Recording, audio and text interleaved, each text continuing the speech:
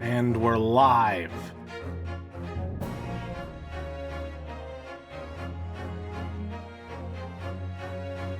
Three rolls out of the way.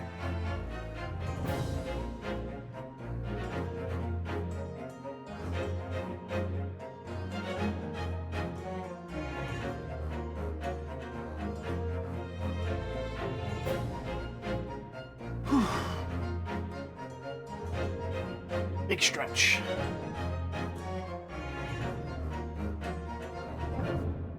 Oh man, I'm so excited to get back into it. Hey, I'm on. Good to see you.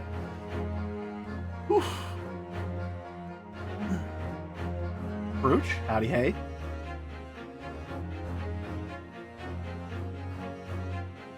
Fancy Prince, hello. With the umbrella badge? That's cool.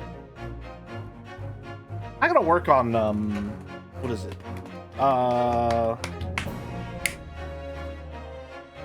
Subscriber badges. That's what I gotta work on. Can't stick around for when you start the game, but I wanted to pop in and say hi at the start. Thank you, Lurf. Good to see you. And thank you once again, everyone. A quick round of applause. Thank you, Lurf, for naming the shiny skitty I caught this morning. I was not expecting to catch a shiny skitty this morning. It was, as a matter of fact, the last thing I expected. The first thing I did upon waking, you did a great job. You did a great job. Everyone, thank you, Lurf, for naming my shiny skitty Petal Shine. She will go far. What is your view on pegging someone else's Barden? I mean, that's not your Barden to peg, is it now? Unless you have permission. I don't know. Hi, Jelly. Thanks for being so damn entertaining and funny. Thank you, Truth. Thank you for being my friend. And of course, for the 13-month sub. That's the first line I hear. Welcome, Merrick. I don't suppose it's any different from the usual fare that you find on this stream, huh? Man. But yeah, I'm not kidding you. The shiny skitty came out of fucking nowhere, man. I was literally saving my 3DS so that I could turn it off. And then as I was walking around in Omega Ruby and Alpha Sapphire, the way that DexNav, there's the DexNav feature, which means that while you're walking around a route, every once in a while, I don't know why I said that with such strange intonation, every once in a while, a random Pokemon will pop up on the radar, and it'll be like, you know, rustling around in the tall grass, so you know exactly what Pokemon it is, and you get extra information, like what stats it has. Well, not what stats it has, but like if it has a special move, what level it is, what ability it has, that sort of stuff. And those Pokemon have increased shiny odds. Well, kind of. There's like a chaining method you can do to increase shiny odds, but also because of the way the search level works in Omega Ruby and Alpha Sapphire, just having a search level at all massively increases your shiny odds. That's not the point. The point is that a skitty popped up literally as I was about to save my game and turn it off, and I was like, well, I mean, there's no harm in checking. Like, it's not gonna be a shiny, but like, you know, I'd be remiss not to at least see, considering that I am looking for a shiny skitty. And wouldn't you fucking know it, first encounter of the goddamn day, wasn't even hunting for it actively, no chain whatsoever, shiny skitty. That's now the third one that I've caught. I have a shiny Linoon now, I have a shiny Wailord, and now I have a shiny skitty. I gotta tell you, getting back into Pokemon has been a lot of fun. Not necessarily because I love the games all that much, although I do like Pokemon quite a bit. It's fun to have an RPG that is like this kind of beginner level of difficulty. Honestly, I don't find difficulty in RPGs to be very engaging, personally. It's not something that really appeals to me all that much. So I like the fact that the Pokemon games are generally easier and don't involve a lot of grinding. And also, I'm a collector. I like doing 100% of things. I like filling out the Pokédex. I like to have a bunch of little guys. And so Pokemon facilitates that quite well. Omega Ruby was the last Pokemon game I finished. I dropped Sun hard after the first island. Yeah. Sun and Moon go quite slow. I remember liking them a lot, but they can be very, very, very slow in a lot of ways. It's been 1,000 years. Hi, Errol. Good to see ya. Talking about Pokemon because I caught a shiny this morning when I wasn't expecting it. What was I saying though? But really, the thing that I kind of like most about Pokemon right now is that I think everyone has like a kind of baseline familiarity with Pokemon, and everyone mostly enjoys Pokemon for a wide variety of different things. And so I like being back into Pokemon because it means that I have a lot of people in my life that I can talk to about this thing that everyone's kind of sort of interested in for a bunch of different reasons. You know? Like my best friend, he does a bunch of shiny hunting, right? So he's got fucking boxes and boxes full of shinies in all the different games. He's done like every single fucking method under the sun.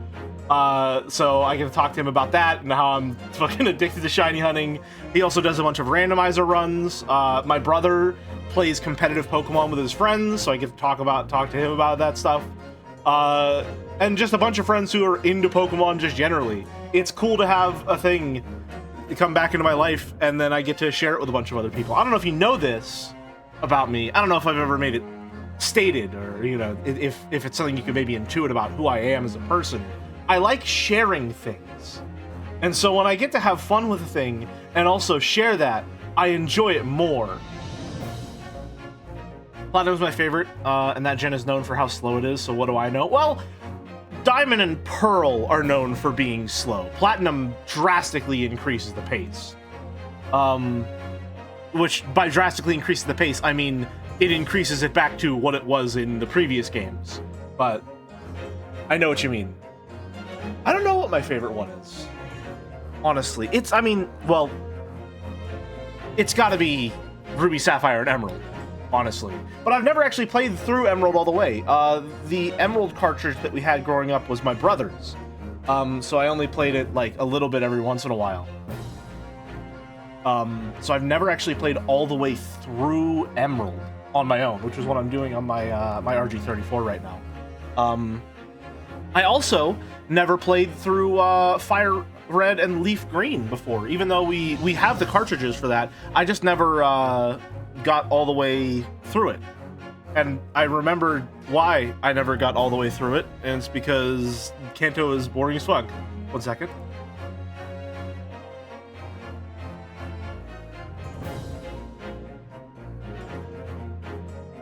Kanto is kind of bland, unfortunately. I gotta go on my phone's gonna die. Have a good stream, Jelly. I hope Petal Shrine has a successful contest career. I hope so too. Kanto is the GOAT. Shut your mouth. I'm sorry, man. It's just not. It's been power crept. It's been power crept. Also, I like poison types. I don't like it when half of the Pokemon in the game are poison types. That's not super fun. Not a big fan of that personally. Can't say that I agree with that design decision. For a Jelly stream time aligning with my schedule, it's going to be a good day, I think. Howdy, Saracen. Good to have you. But that's enough about Pokemon. We have a different game for children to play today. The Great Ace Attorney. It's been a hot minute since we last played this. I think it's been almost 2 months. Almost 2 months since the last time we played Great Ace Attorney. Because we had the Death March, which I absolutely loved. God, the Death March was such a good time. I still want to do a little write-up on that and how much I really enjoyed kind of everything about that, and like how it has largely defined the direction that I want to like guide my streams going forward. But I will simply say that I think everyone was on their absolute best behavior during the Death March, and I loved the way that chat was interacting with all the games we were playing. I loved the way that I could interact with chat. I loved all the games that we were playing. I liked the tone and the atmosphere and the vibes, and everything about the Death March was incredible. So if I can carry that going forward, that would be awesome. Looking forward to the surprise Ace Combat stream in May 1st called May Day. I don't think we have any Ace Combat left. We did Ace Combat 7, and we did, what is it? And we did, Project Wingman as well. We don't have any playing games left, I don't think. Unless you count Zone of the Enders. I'm not an AA head. Is this content pre or post Joe content? This is pre-Joe. Joe, we stopped so that Joe could finish and we wouldn't be doing like cross-posting of streams where he would be raiding me with people who were, you know, ahead of me in the game and might spoil things, which I guess, you know, could still be the case. But now he won't be directly playing the Great Ace Attorney if and when he raids us. I just didn't want to stream it at the same time. Can't wait for the stream of Delivery Must Complete. I remember you did Case 1 back around Christmas. I missed the other two. Thoughts so far? I am loving the Great Ace Attorney. I'm having a fantastic time with it. Thoroughly improved by interacting with a bunch of members of the community. Do you remember the last 3 cases a decent amount, Jelly? Just wondering. The ellipses have me a little scared. But Case 1 introduces us to our primary pair, which is Kazuma and Ryunosuke. Ryunosuke is accused of murder. Oh no, he's the Maya Fey, which of course means that Kazuma is the Mia Fey. No big tits unless you count the C8 fan art, and a bunch of other fan art in Joe's chat, honestly. The culprit in that case is found to be one Giselle Buretto, a woman with a big swan hat who gets off scot-free for some reason, assumedly because there's something going on with the British government and the treaty that they're currently signing between itself and the Japanese government, of which Kazuma is traveling to Great Britain to study to be a lawyer as part of that intercultural exchange. No, he's Irish. That's Case 3. We'll get to that. Hold your horses. The new Armored Core plus Project Wingman mashup indie game, which has the Project Wingman composer working on it. Ooh, that's exciting. Case 2, we are once again blamed for murder, except this time it's on a boat. We get mostly introduced, finally, to probably my 2 favorite characters, Susato and Herlock Sholmes. I just really like Susato. I think she's neat. She's really fun. And I like that she is a driving force in a lot of the investigations and cases. I'm really looking forward to seeing more of her. And of course, Sherlock Holmes, who I believed originally, when I was playing the games myself, was a bit of a bumbling fool posing as a great detective. And then I had the thought while watching Joe's streams, is he rage baiting?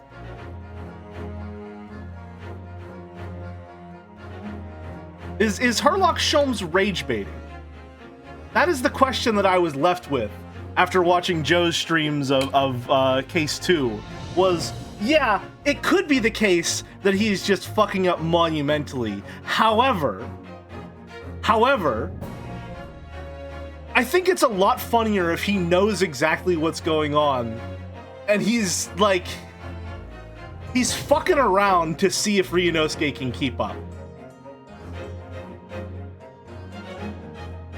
Like, he's deliberately just fucking around and seeing how much nonsense Ryunosuke is willing to tolerate, and whether he can keep up with the deductions that he's doing by getting them, like, just close enough to right while getting some really key details wrong, so that he can guide Ryunosuke to the correct conclusion and kind of, like, force someone else to spell out the logic of the case. And I got really into that interpretation, so I now like Herlock Sholmes even more, because it's really funny to think that during the entirety of Case 2, someone died, and the entire time he's just like, what if I was just like fucking around a little? What if I was just like hanging out on this coat rack and doing random bullshit just to piss people off? So that's what I think. That's what I think is going on. Yeah, Kazuma is dead. He broke his pussy and died.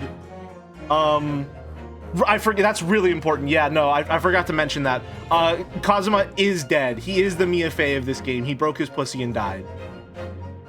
It was really sad, and he didn't deserve it. And also, he didn't, like, the killer didn't really want to kill him either. It was an accident, so it was just a whole mess all around. but he is dead. Yeah, so he's gone. Rest in peace for Kazuma. He's gone forever, for real. Even though he will exist in the memory of pretty much everyone. I assume. AA mentor curse? Naturally, yes. Who knows? Maybe we'll get some spiritual stuff and he'll reappear. He'll manifest not in the same way Mia does, where she breaks shirts, but a headband will just materialize on the people who get possessed and start fluttering in the non-existent wind. Gone but not forgotten. Fridged for Ryu and Sasato's development. So true. All we need is a channeler and he'll be right here with us. Big naturals and all, and a ghost katana. I think just the headband would be really fun. No, wait. Maybe just their hair starts fluttering. That would be a very fun, subtle tell. I think that would be cool. Hair starts fluttering in their voice. Yeah, you get it, Errol. You get it, Errol. And then in case 3, we were assigned to defend someone who was definitely guilty, and did make quite a few breaches of how the legal system should function, because in Ace Attorney, the law is not so much a strict set of rules as it is like a Barbie in a dream house where you're acting out a court case because it's about truth and it's about justice and it's about finding out what really happened. And yeah, we don't really care about perjury here or anything to that effect.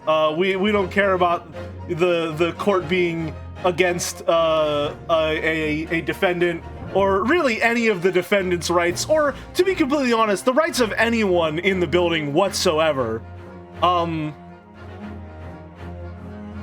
But we definitely defended a guy who did stab a man in broad daylight. However, he got acquitted, so, you know, it's perfectly fine.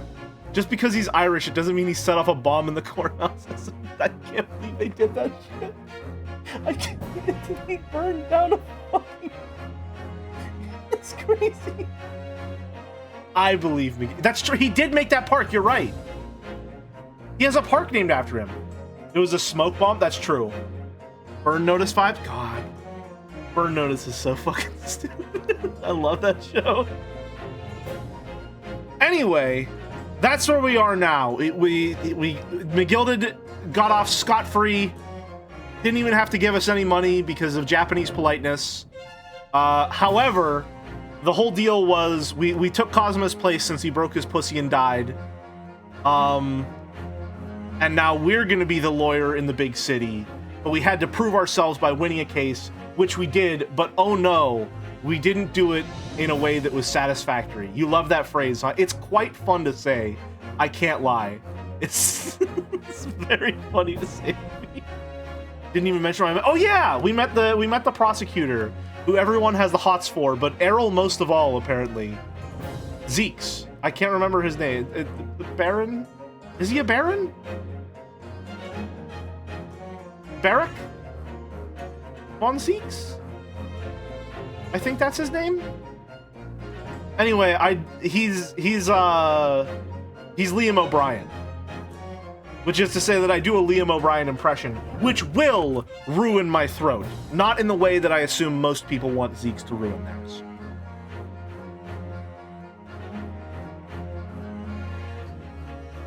So without further ado, let's get back to it, shall we?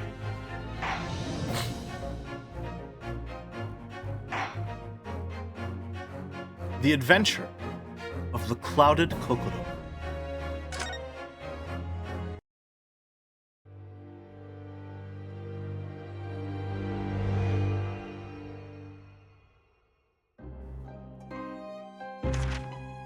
I begin to think, Wilson, said Sholmes, turning his head languidly in my direction, that there is more to this case than that which we have observed. Indeed, that there may be another part to this story that we are yet to discover. His eyes wandered, following the steam rising from his cup of herbal tea, leading him to the distant memory of that snowy evening. To the young lady collapsed on the pavement along Briar Road, and to the knife in her back. Lit in the soft glow of gas lamps, a most extraordinary scene had been set. And under the cover of a light fog, the curtain had risen silently on the insoluble mystery of our invisible killer.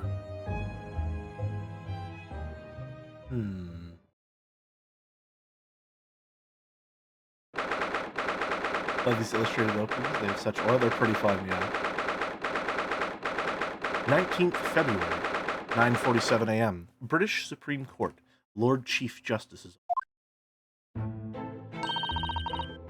Did you sleep last night, Mr. Naruhodo? Oh, not at all. It was an enormous hotel, wasn't it? The rooms were so luxurious. It felt like we were staying in a palace. With all the gaslights twinkling, it was brighter than day even in the middle of the night. With the enormous beds. My time on the SS Buria, I wasn't going to waste a single inch of that space. Spent the entire night rolling from one side of the mattress to the other. Oh yes, it really was the sort of night you can only dream of normally. Except, when I learned that we owed £3 for the rooms, that dream was quickly turned into a nightmare. Oops! Sorry about that. The building was so impressive and the entrance was so inviting, I just wandered in without thinking. In a lodging house in Japan, that sum of money would put a roof over your head for a whole year. What? I did try, but I'm afraid I couldn't help my tears when we were presented with the bill. I really am sorry. Well, never mind. We must find some more affordable lodging straight away, though. If we're not careful, our entire stipend will be used up in 10 days or less. Ugh. London is a scary place. Kawaii. Ah, good morning to you at this early hour. Oh, yes, well... Good morning to you, Lord Chief Justice. We've come to report on the outcome of the trial at the Old Bailey yesterday. Sato-san is amazing. He doesn't bat an eyelid even in the presence of the imposing Lord Strongheart. Yes, I believe you had a very comprehensive initiation into British courtroom practices. Oh, yes, it was very eye-opening. Thank you. And in accordance with your instructions, Lord Strongheart, Mr. Naruhodo performed his duty to the end. Yes, I've already been apprised of this. Conducted a remarkable defense. You may consider the test passed. Oh! No longer are you a student from the Empire of Japan. You may henceforth claim to be a fully fledged lawyer. But we did it! We're a lawyer! We're an ace attorney! The country is delighted to welcome young talent from such a remote eastern island. Thank you very much. So, I'm a lawyer now. I'm a lawyer! Now, in view of your new appointment, I have a fresh case in mind for you. I'd like you to take it on at once. I trust that it won't be a problem. Another case? Already? Nothing trains a lawyer better than practical experience. Sure. I don't sense dissatisfaction, do I? It's just that yesterday's trial ended unusually. I haven't quite come to terms with it. What's to come to terms with? The man was clear. What more were you hoping for?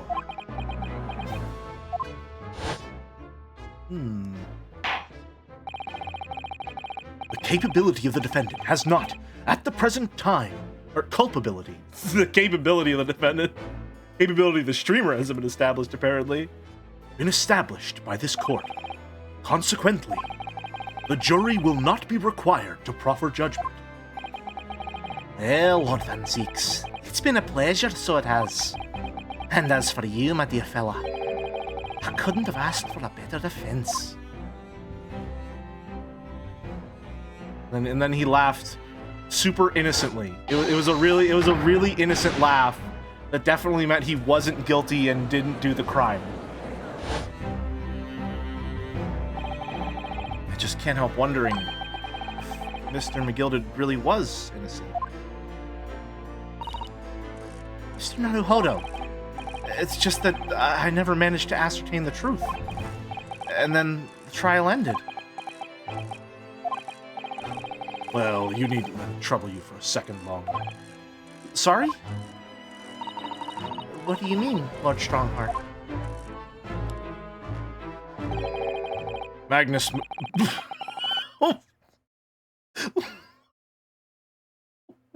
What the fuck? Excuse me? I assume he faked his death. I assume he faked his death. Magnus McGilded passed away immediately following the trial. No! What? Mr. McGilded is dead? The fuck?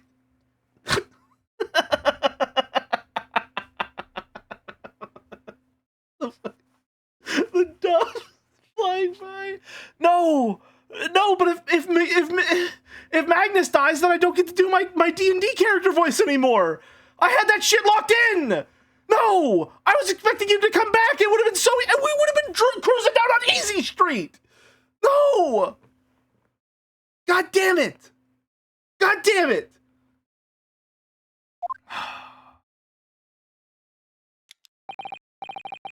I have 19 minutes and 41 seconds until my next engagement. Not your Azor from Stormlight Archives voice? That's not at all what it is. That's not at all what it is. It's a D&D character. I don't even know who Azor was yet. Also, I think Azor might be from, what's it called? The other Sanderson book about metal. Just reuse it for the next Irish-looking person. You know, you're so right. I'll keep that in mind. Time enough to talk.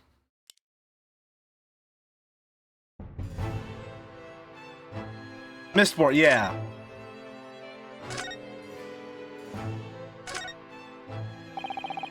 These are the scales of justice. They're a symbol of the defense, aren't they? Yes, that's right. Scales are a symbol of fairness, show that all are treated equally in the eyes of the law. And they're a warning to those who enter the courtroom without an impartial mind. But if they're the marks of the defense, it would be more auspicious if they were weighing more heavily on the not guilty side, I think. Very impartial, I'm sure. Is it? Yeah, it's Kazuma's. The lawyer's name is embroidered on the inside here. Look, Kazuma Asugi. This was his band, of course. He had his heart set on this study tour in Great Britain. I'm sure he would have found the truth he longed for here. He lost his life before he had the chance to see the place. Such a strong sense of his hopes and dreams when I look at this armband, though. Hopes and dreams, he's Undertale reference? Let us converse. McGilded's death. I don't understand. What happened? How could he be dead? After the trial concluded yesterday, there was a great commotion in the Old Bailey. As you'll presumably recall, an omnibus had been wheeled into the courtroom. I remember. Yes, of course. That was the scene of the crime which Mr. McGilded had been accused of. Precisely. Well, while the bailiff's attention was diverted by some other matter, the omnibus went up in flames.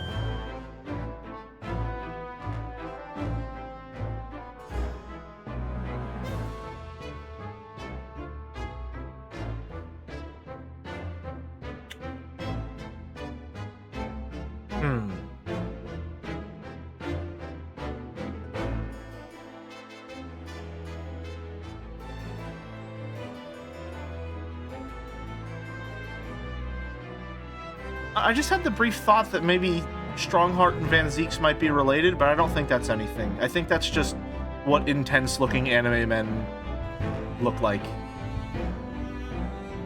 They don't have the same hair color, although I'm unsure if his hair is, like, white because of age or white because of anime. I don't think I'm cooking. Ignore that. No. How could such a thing have happened? It is being investigated as we speak. But already... Police have identified a corpse found inside the charged shell of the carriage as that of McGilded. Sadly, I can't stay long, but I hope you have a wonderful stream tonight. Thanks, Errol. Always good to see you. Have a good one. It's awful. The man must have slipped inside whilst the bailiff's attention was elsewhere. Bailiff really needs to pay more attention. How could that have happened?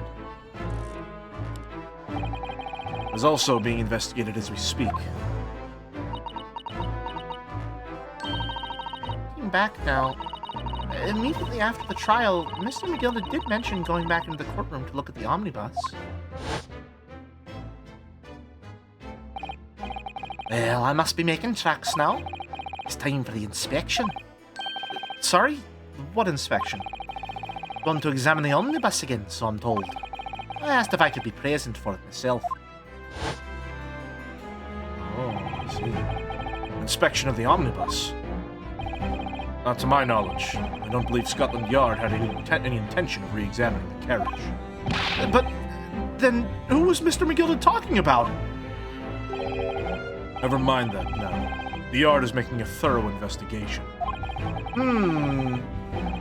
Matter is no longer any concern of yours. Leave it to the police. Oh no. Okay. So this situation is like quadruple fucked now. This situation is quadruple fucked.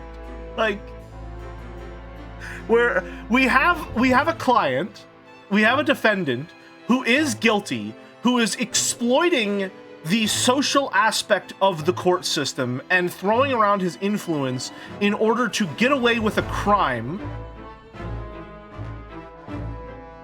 And then assumedly, the justice system, who was dead set on finding him guilty anyway, which he was, just sort of, like, fucking kills him. Accidentally, oops, oh no, and does away with him, so that it's extrajudicial justice, even if he got away with it.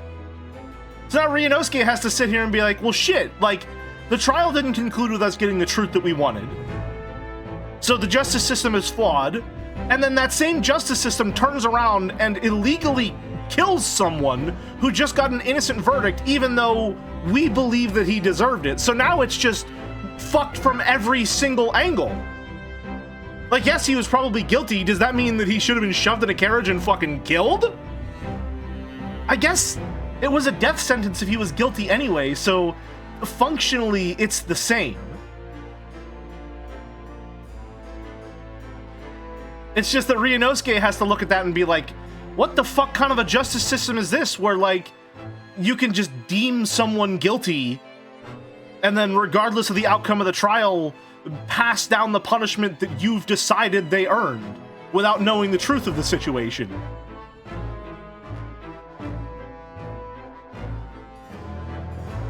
I think that's what's gonna happen. Fuck, that's really cool.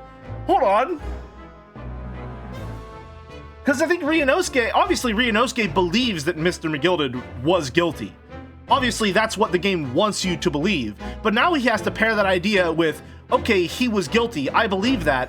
Does that mean that he deserved to be killed? Because it was a death sentence if he was found guilty. And I think the conclusion that Ryunosuke is basically going to come to is like, well, yeah, I think he was guilty, but we don't know. And we don't have the truth of the case, so we don't have the authority or like the moral grounding to pass any judgment, innocent or guilty, until we have all of the facts. Like, everything that just happened was technically in his favor. He got the verdict he needed to continue working as a lawyer, and the person he believes is guilty got punished, but neither of those are going to leave him satisfied. Because all of it goes against his moral grounding and his, like, belief in truth as a guiding ideal. That's really cool. Poor Mr. McGilda. Poor Jelly. I don't get to do that voice anymore. Well, unless we get another flashback. The weeb fell in love with their own fanfiction. So, how did you find your first taste of our country's Supreme Court? Oh, well, I don't know. I mean, it was... wow! Mr. Naruhodo means that the whole experience was steeped in the solemnity of Great Britain's long history. Oh, wow. It's really a world apart from our own judicial system in Japan, which is only a few short decades old. Fucking masterful public speaker right here. Goddamn. Wow, Susato-san has such a way with words. And you seem to have a way of failing to find the right ones. Oh my god! Fucking read his ass.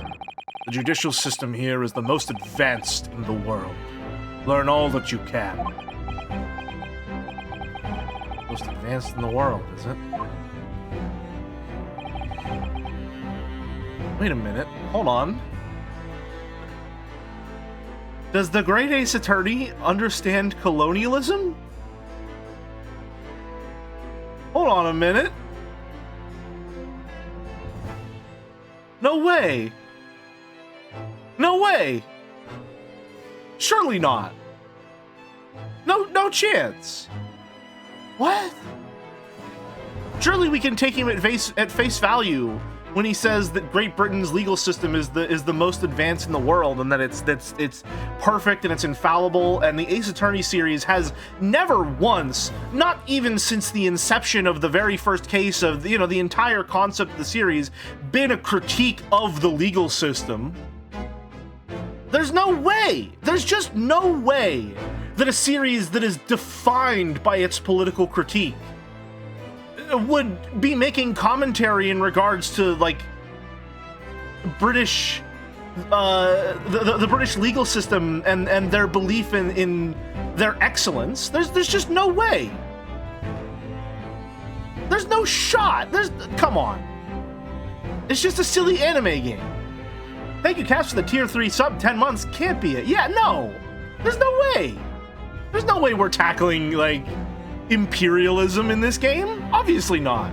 It's just a silly courtroom game. Kangaroo court. Confetti court. Gonna cross-examine a parrot. It was fortunate. Your very first trial was a simple affair. Simple? That was simple?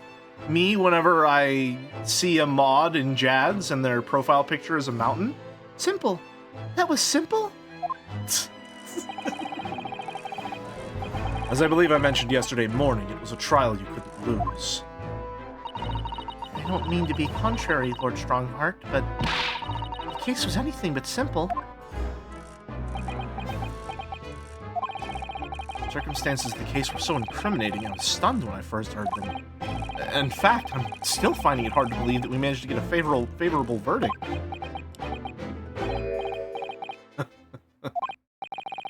Is something funny?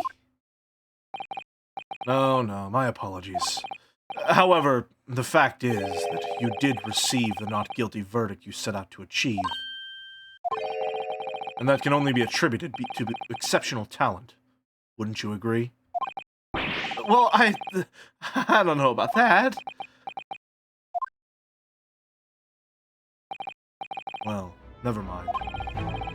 You exceeded my expectations, I freely admit. That much at least is undeniable truth.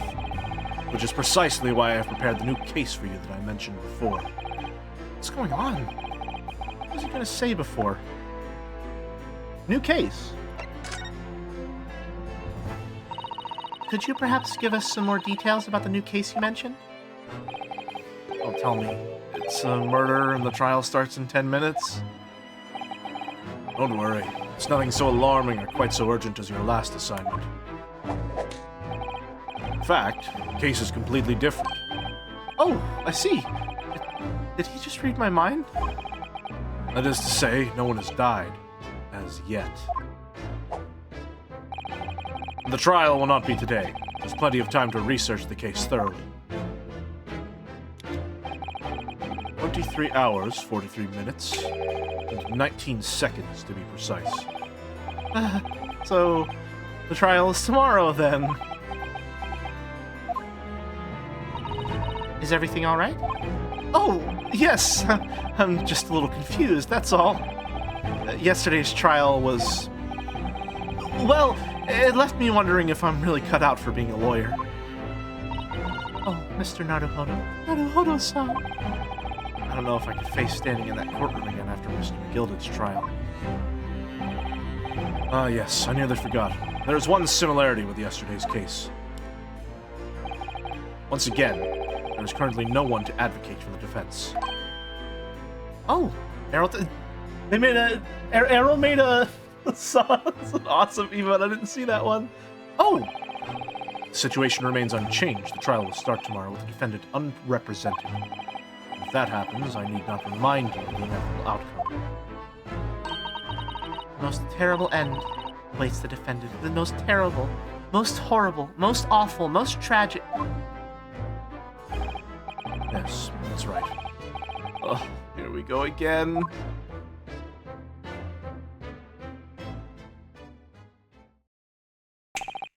Your time is up.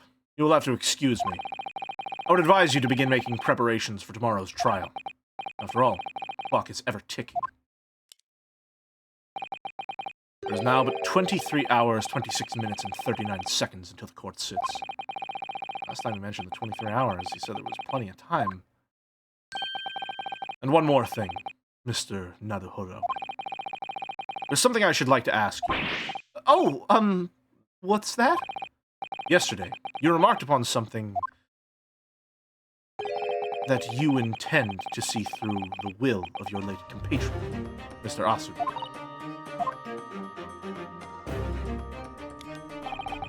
I would be interested to hear what exactly you mean by that. Inside 34 seconds. Oh, well, Cosmo always used to say, you see, that he wanted to learn how the greatest justice system in the world worked so he could change ours in Japan. Now that he's gone, I'd like to work towards that myself. And there's another thing. Oh! Another thing? Continue. On the way here, on the steamship, he said something to me. Something very important that I have to do. Something very important. Or something very important. And what exactly would that be? He never had the chance to tell me. I suppose he would have done if he'd made it. You're out of time. Well, thank you for an enlightening discussion. Mr. Naruhodo, what's all this about? Mr. Asugi never once mentioned anything of the sort to me. I urge you to both focus your attention on the matters at hand. I've taken the liberty of summoning the police inspector in charge of the case. Sorry, is he holding? I thought that was like a handkerchief at first. Is that a... Are those potato wedges?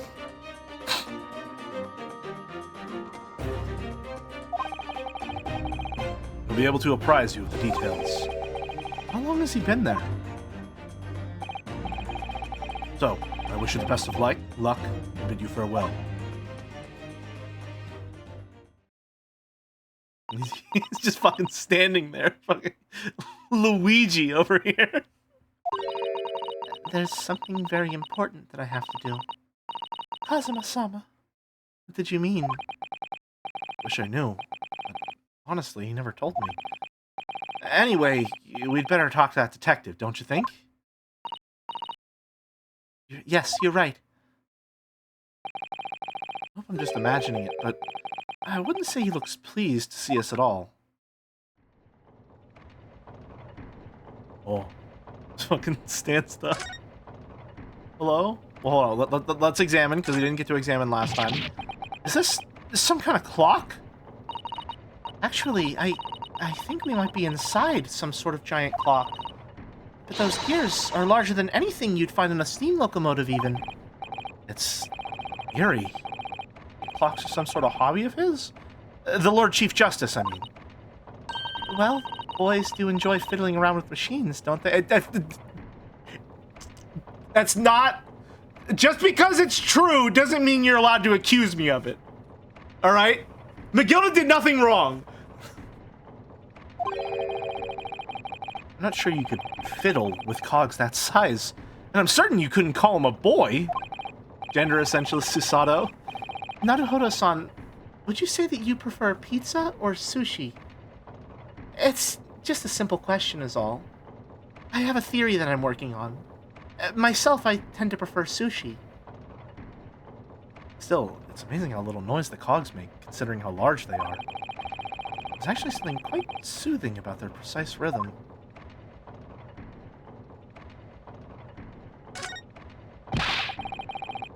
These menacing metal giants facing each other across the room.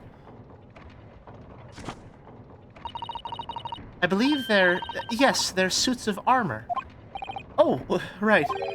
I thought maybe they were like the lion dogs we have in Japan guarding shrine gates. No, not at all. In fact, in Europe, suits of armor like these are always possessed by evil spirits, you know? And they roam around in the middle of the night. Really? Is there nothing you don't know, Miss Susato? This book tells me everything I need to know about everything. If you're ever unsure, just ask. Where did she get that incredible tome? Let's see. He blinks very forcefully. Look at his entire brow shifts. Is this something to investigate? Just look at all the naughty books packed together on these shelves. Naughty? Naughty? What? Go from floor to ceiling. And they're all books that you couldn't hope to come by in Japan. It's like a dream. Yes, a very bad dream. They're not all about British law, either. There are books about the judicial systems of other Western nations. France, Germany, Spain, Holland. What about Russia? Why do you ask? I was wondering about asking the Lord Chief Justice how you say wardrobe in Russian. What do you think? I think perhaps it's a thought best abandoned. Ooh. The throne. This must be the Lord Chief Justice's desk. I believe it's made of marble. Looks more like an over-the-top tombstone than toppled over to me. I think that's your fanciful imagination at work again, Mr. Naruhodo. Feels like everything that's normally made of wood and paper at home is made of bricks and stone here. No, that's why this place feels so overbearing, I'm sure. Right. Hello there, sir. Like he's eating a fucking ice cream cone? Holy shit, he's fucking housing that. Goddamn. Could we trouble you? What do you think? Lovely weather, isn't it? What's the weather got to do with anything? Listen to me, you young Japanese upstart. Some frippery about the weather doesn't get every English gent eaten out of your hand, you know? But Susato-san told me it was foolproof. I'm a busy man, a very busy man! There's a crime scene to investigate, but I'm here to get the likes of you a talking to! Oh, I'm ever so sorry. Can you imagine what the other officers there will be saying? Haven't seen Gregson anywhere, have you? No, he's too busy with the bigwigs these days. And all because of some bumpkin who's hearing a jolt from a country I've never even heard of. Hear that ripping sound? That's my reputation at the yard going to tatters. There's no need to rip us apart as well. Credit Joe's stream, it's like this version of AA has a whole extra character. I don't believe we've been introduced. This is Mr. Ryunosuke Naruhodo, a defense lawyer. Eh? It's a pleasure to make your acquaintance. I'm Mr. Naruhodo's judicial assistant. So Gregson is one of the gumfucks in... I'm sorry, his name is Gregson? His name is fucking Gregson? So... Eh? It's lovely weather we're having today, isn't it?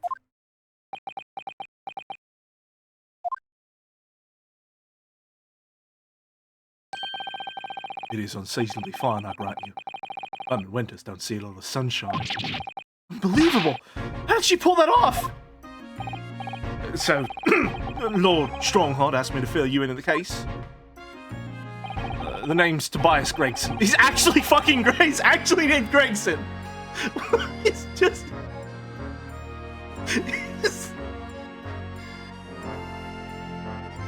I'm sorry, Pup, do you mean to say that there's a character in the Sherlock Holmes books who's just called Gregson? That's his actual name in the books. Gregson? Yeah. The fuck kind of a name is Gregson? Son of Greg. I see. Tobias, son of Greg. Good old Toby Gregg.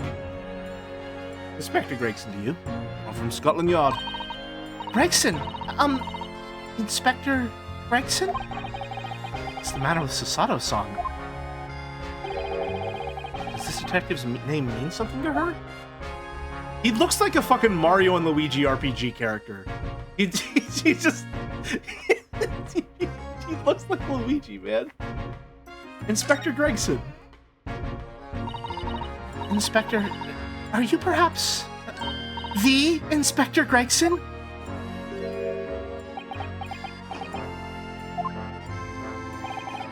You're acting like you know this man, Susato, but he's a London detective. Oh, I do know him! Very well, in fact. Very well? Yes, he features prominently in The Adventures of Sherlock Sholmes. Oh, in that publication. What's it called again? Ranced Magazine? That's right! Inspector Gregson and Mr. Sholmes enjoy a wonderfully friendly rivalry. Really? You rival the great Mr. Sholmes? That's incredible! Well, I don't know about that. Mr. Sholmes isn't a professional like myself, of course, but he does come up with the goods from time to time. Mr. Sholmes is equally complimentary about you, Inspector, isn't he?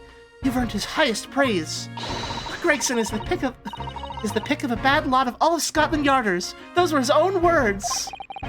That's his highest praise? Well, Mr. Sholmes isn't particularly known for giving compliments, you see. And he is not! And thanks to the magazine, my name's known all over London town now. That's great, isn't it? Hi, Toby. Good to see ya. Lestrada's the more prominent gumfuck of Holmes canon, but I guess she's a small Cockney child in this game. I see. I have to admit that to start with, I was a little, well, flattered by all the attention.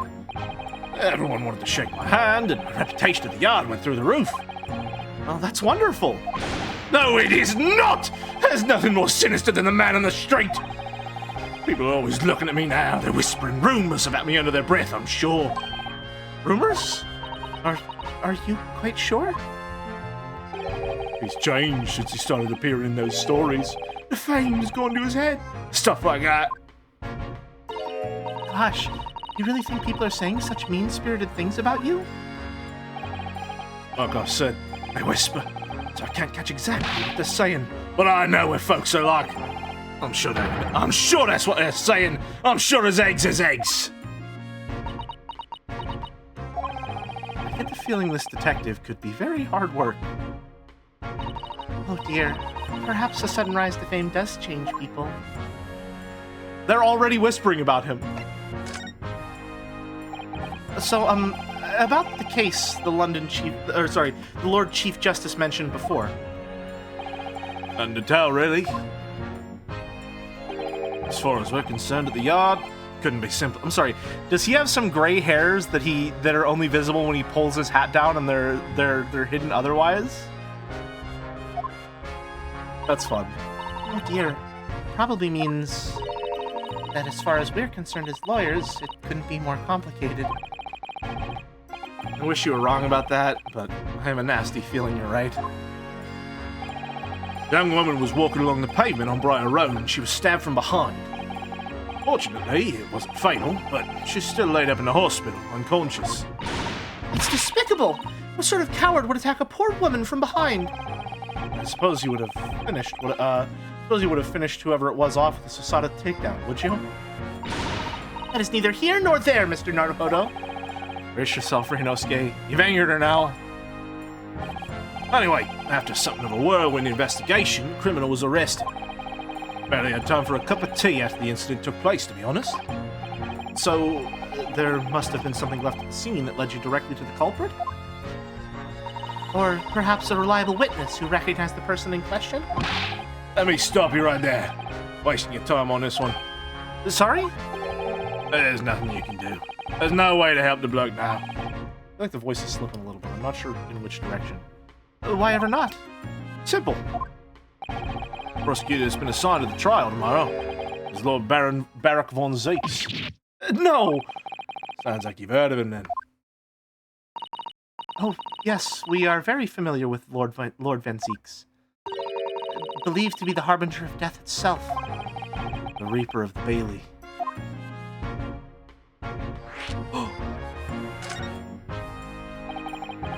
Lord Barak von Zeeks, who we faced in court only yesterday. Lord Barak von Zeeks? Mr. McGillicuddy told us about him before the trial, didn't he? Van Zeeks stands for the prosecution. Oh, sorry. Van Zeeks stands for the prosecution. They call the accused his sacrificial lambs. And in every single trial in which he's been the prosecutor, the accused has been damned. I think that was probably not McGilded, but oh well. Reaper of the Bailey nickname. This Reaper of the Bailey nickname. I suppose he's earned that because every defendant he advocates against is found guilty. Is that it? No, not quite. Not quite. Well, if that's the case, we should inform you, Inspector, that in yesterday's trial against Lord Van Zeeks, Mr. Naruhodo secured a verdict of not guilty.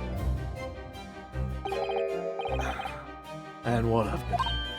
Oh, well, I think that means that even against the Reaper of the Bailey, it's not impossible to save the defendant. No, you really don't have a clue, do you? What do you mean? What happened to that bloke in the end, eh? He's dead. Magnus McGilded came a cropper in that omnibus when it went up in flames.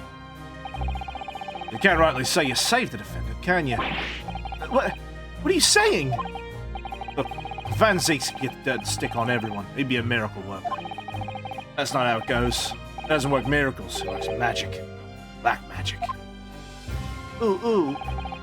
I'd have a good long think about that if I were you. Are we really supposed to believe that? He's just fucking munching over there. Oh, well, I've filled you in as requested, and I'm very nearly out of chips. So I'll be heading back to the crime scene now. They're still carrying out a few investigations there. I like that they give him the gumshoe coat. That's very fun. It was Briar Road, you said, didn't you? Where the incident took place. That's correct, ma'am. And if you head over to the holding cells, you can meet the criminal himself. You've branded him a criminal already. He's as good as. Shaking like a leaf in his cell he is. He'll give you a chuckle if nothing else. Gregson would have an insane Scran streak. It's true. He understands the heart of a true Scranatier, I think. By embodying the chip lifestyle. He's MA-53. Speak to the jailer and he'll show you the way. Inmate 53. Thank you.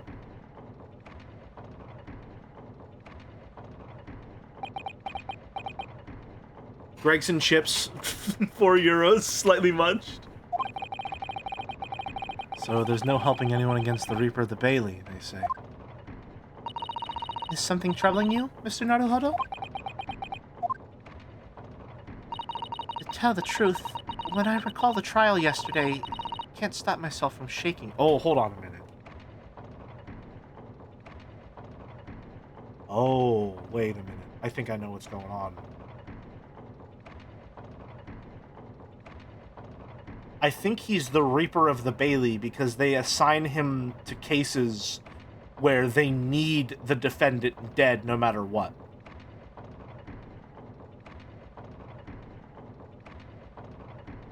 So he takes the hit to his reputation on that one.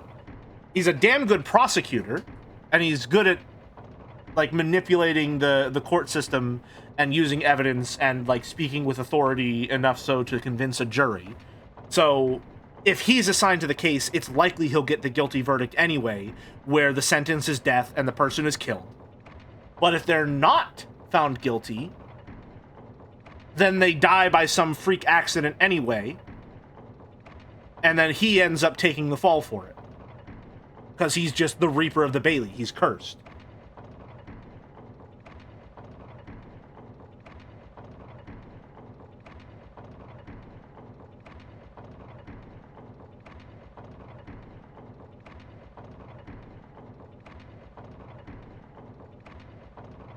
Huh.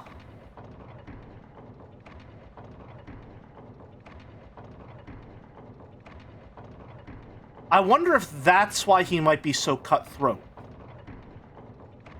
He's just resigned himself to the idea that every single defendant that he's put up against is going to die anyway. And so, almost like as a mercy, he tries to just finish the trial and get them killed as quickly as possible.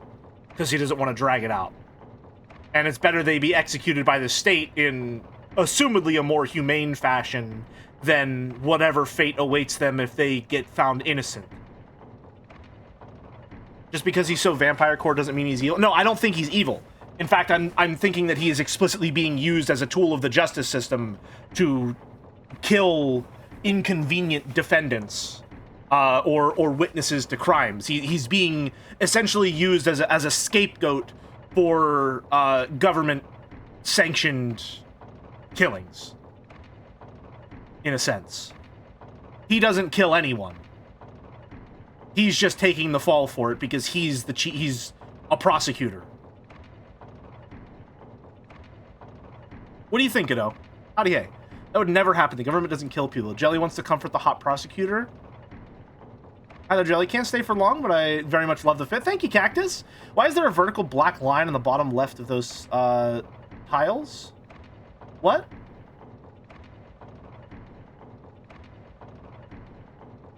What? Hi, Clear! Why is there a vertical black line on the bottom left of the screen on those tiles? Oh, what the fuck? What is that? Black line, Chan?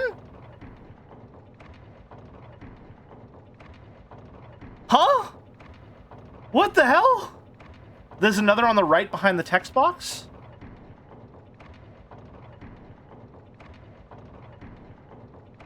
Where? I don't see that one.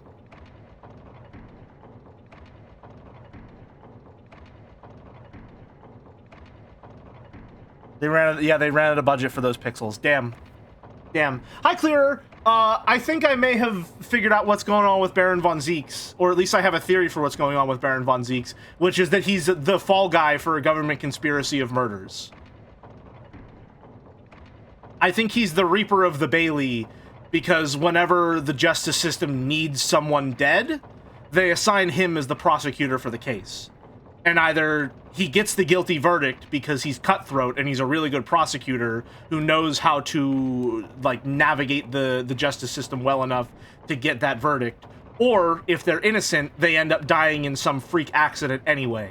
And it's just based on him being the Reaper of the Bailey. He's just cursed, where whoever goes against him, they die, and it's just accepted as this magical superstition that he's blamed for, when in reality, the justice system is specifically saying, we need this defendant dead, we put the Reaper on there.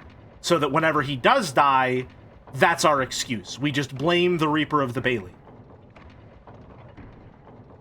I think that's interesting. And so, my thinking is that the reason he's so resigned and cutthroat about getting that guilty verdict is because he's sort of just become numb to the fact that anyone who is against him dies.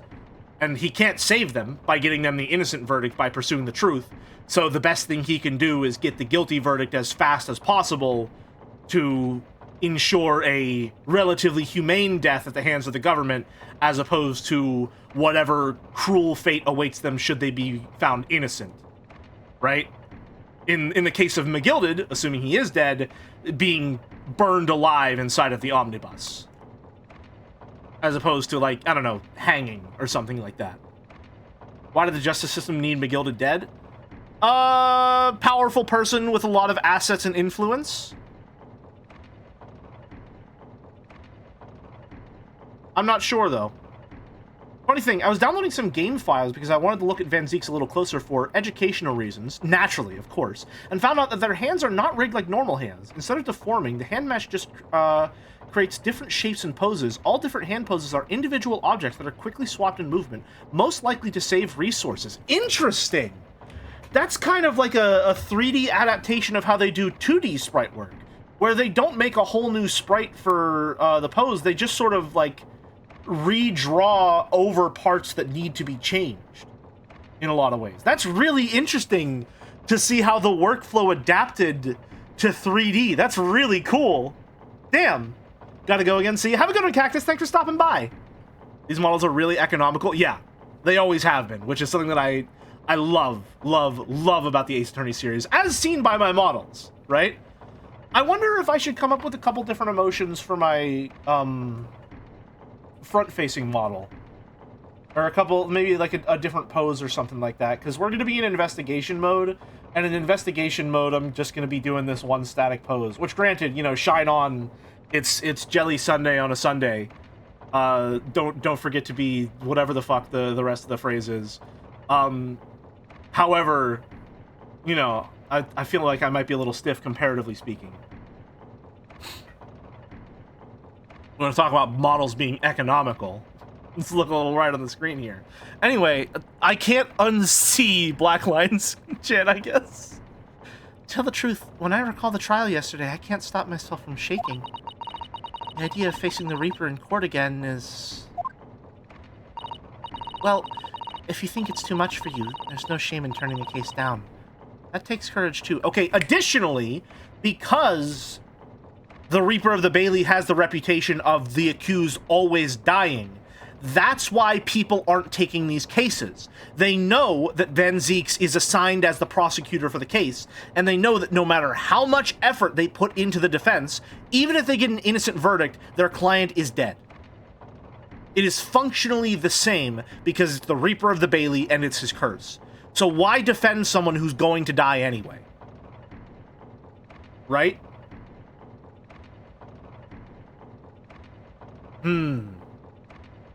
Bear, seek, lest. Let's see. But if the man they've arrested is innocent, you could well imagine he would be shaking like a leaf in his cell. And I, for one, wouldn't find the sight of that funny.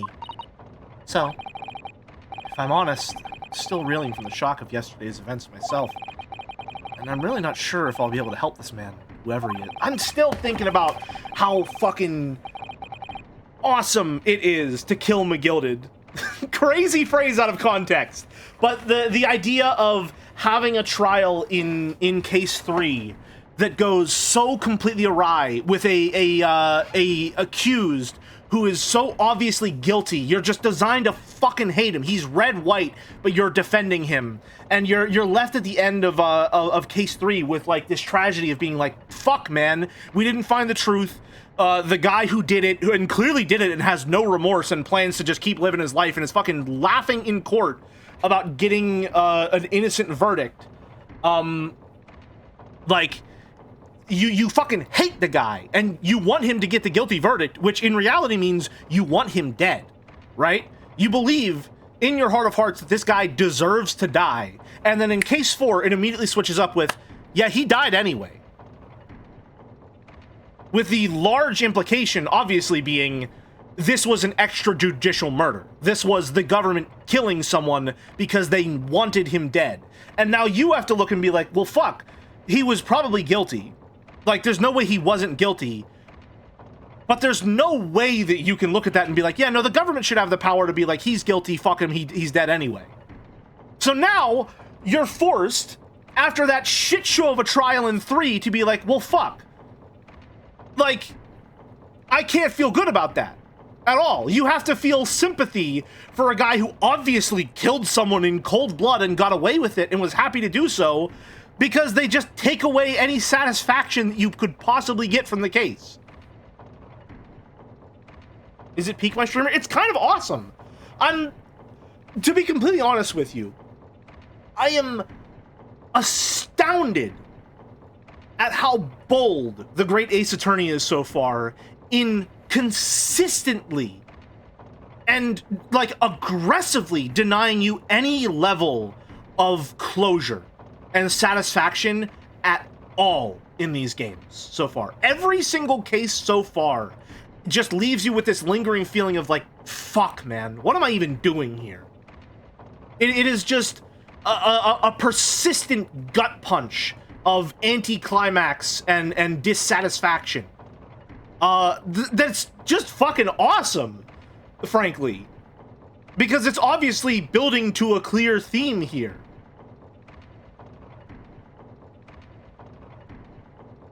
Is McGilded supposed to sound like guilty? I think well, maybe a little bit, but like gilded like gold like gilded.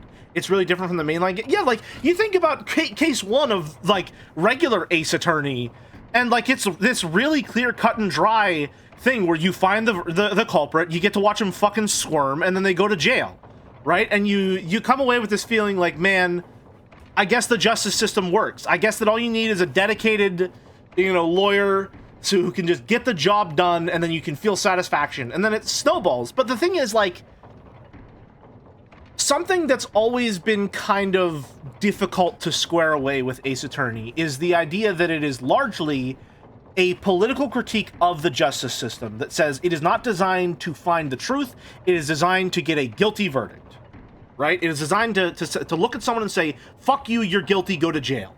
And it doesn't matter who that is. Any means necessary. It is about victory, not justice, right? And one of the things that's a little difficult to square away with the critique that Ace Attorney offers is that, like,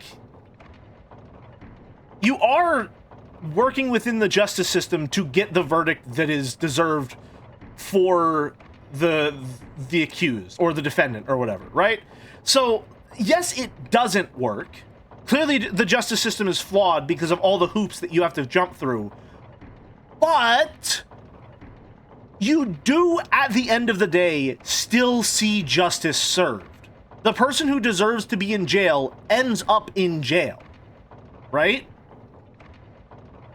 And so what I find so fascinating about the Great Ace Attorney so far is that there's no resolution to any of these cases yet. In the first case, you find the person who's guilty, and for some reason, some government manipulation that you're not privy to, she just gets ferried away, and she's found guilty, but the court doesn't find her guilty. She's just gone, and she gets off scot-free.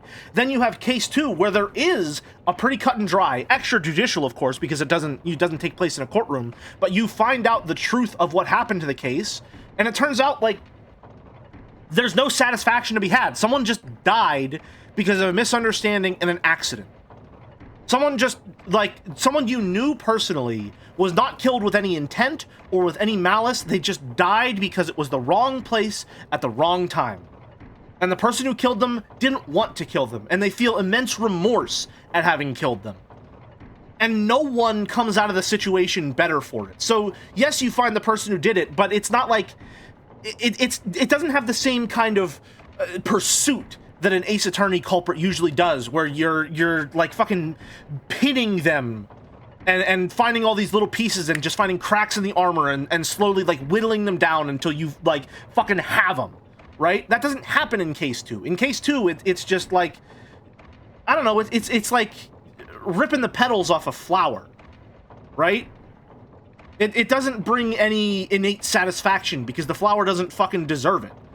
You just feel like shit by the end of it. Because it's like, yeah, you found it, you solved the mystery, you were able to solve the case of who killed Kazuma, but like, no one wanted Kazuma to die at all. There was no like intent behind the murder. It was just something bad happened, and unfortunately someone else was responsible for it, even though they didn't want to be. And then you get to case 3, where the entire justice system is just completely fucked. Everything is fucked, and someone who's clearly guilty gets off innocent, and then immediately after, they're killed extrajudicially, and that feels like shit too. Like, I'm kind of astounded at the fucking balls on Capcom to have an Ace Attorney game where I'm halfway through it and I haven't gotten any goddamn satisfaction yet. It's just consistent in how it does not want me to feel good about anything that happens. Ryunosuke has not gotten a single fucking W. Every W he gets is like 2 L's. You take one, you mirror it, and you combine them in the middle, right?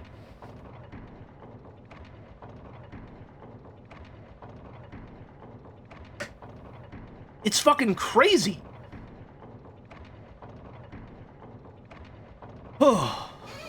2 L's in a trench coat. I'm interested to see where this is going, but I have little faith this will end in a reasonable manner to me personally.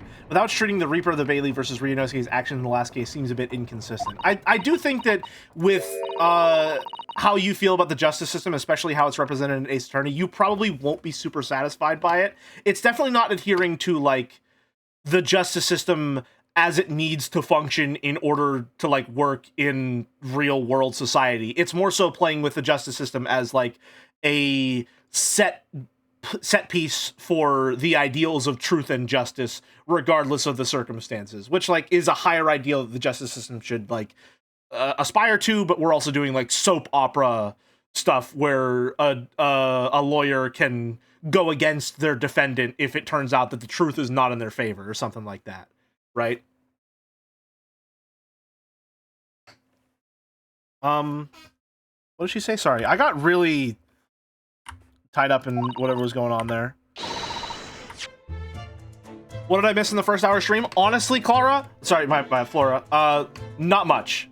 Not much at all, to be completely honest with you. I fucking mixed up Candy and Flora. Fuck. Sorry. What is it? We have not done anything. I've been yapping hardcore. Magnus is dead. Magnus McGilded, the client last time, he's dead. He died in a fire. New chatter, yeah, new chatter just dropped. I'm fucking making names up, just putting words together. What is it? Yeah, Magnus is dead. He's just dead now. He died in an omnibus fire. That's about it, honestly. We gotta find a new case. Streets just saying that TGAA 2 is Peem, but it's one I know nothing about. I see.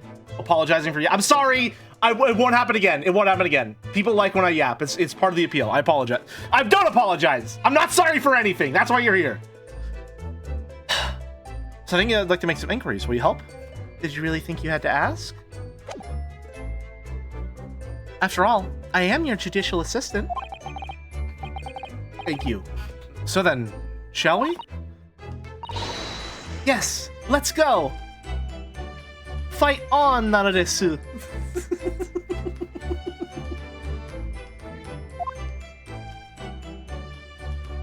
That one's, I think, just for clearer. Maybe? Ikuze? The scene of the crime. Okay, let's go to prison first.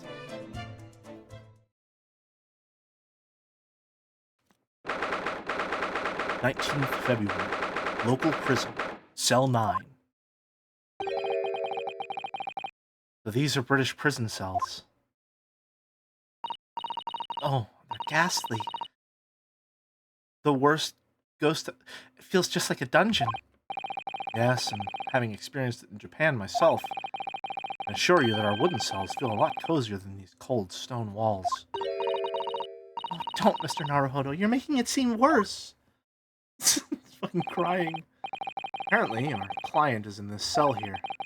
It's so dark in the back there, I can't make him out. I wonder what he's like. Inmate 53, your legal representative is... Sorry, your legal representative is here to see you. Stop by in the back of the cell and show your face at once. Am I a cat? As yet with no name? Calling me by a number. It's utterly, unbelievably, unjustly unreasonable. I refuse to answer. I'm sorry, Von Karma? Mr. Naruhodo, what do you think is going on here? No idea, but wasn't just hearing things, was I? That tirade of complaints was in Japanese. Is it fucking Hosonaga? Okay, never mind. I thought it might be Hosonaga. What is going on with your fucking eyes, dude? What the hell? Did you fucking draw your eyebrows on with charcoal? Hosonaga would have been it would have been fucking awesome. Why is this Edgar Allan Poe? Excuse me. Shh, quiet! The fuck is your problem, man? Are you okay? We're all around, hiding. I know they are. They're watching, listening. Even now, I can sense it.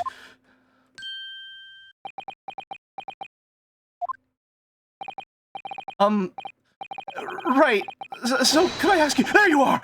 You've cursed me, haven't you? Don't try to hide it! You're a ghost! A ghost?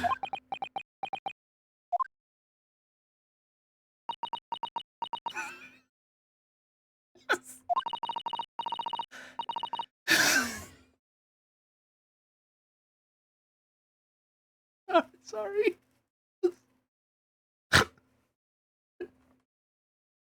Prisoner son.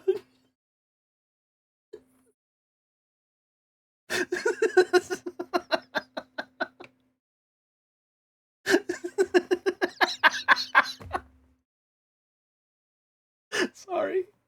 So it just caught me off guard. I was looking at the way he was animating, and like in my mind, I was imagining what it might have looked like in an older Ace Attorney game. And I won't lie, in my head, it was a little more charming having him like rapidly snap between poses rather than like fluidly moving from one to the other. However, I got blindsided by, "We mean you no harm, prisoner-san. Are you Japanese by any chance?" Oh, he's normal again. This is beyond my wildest dreams!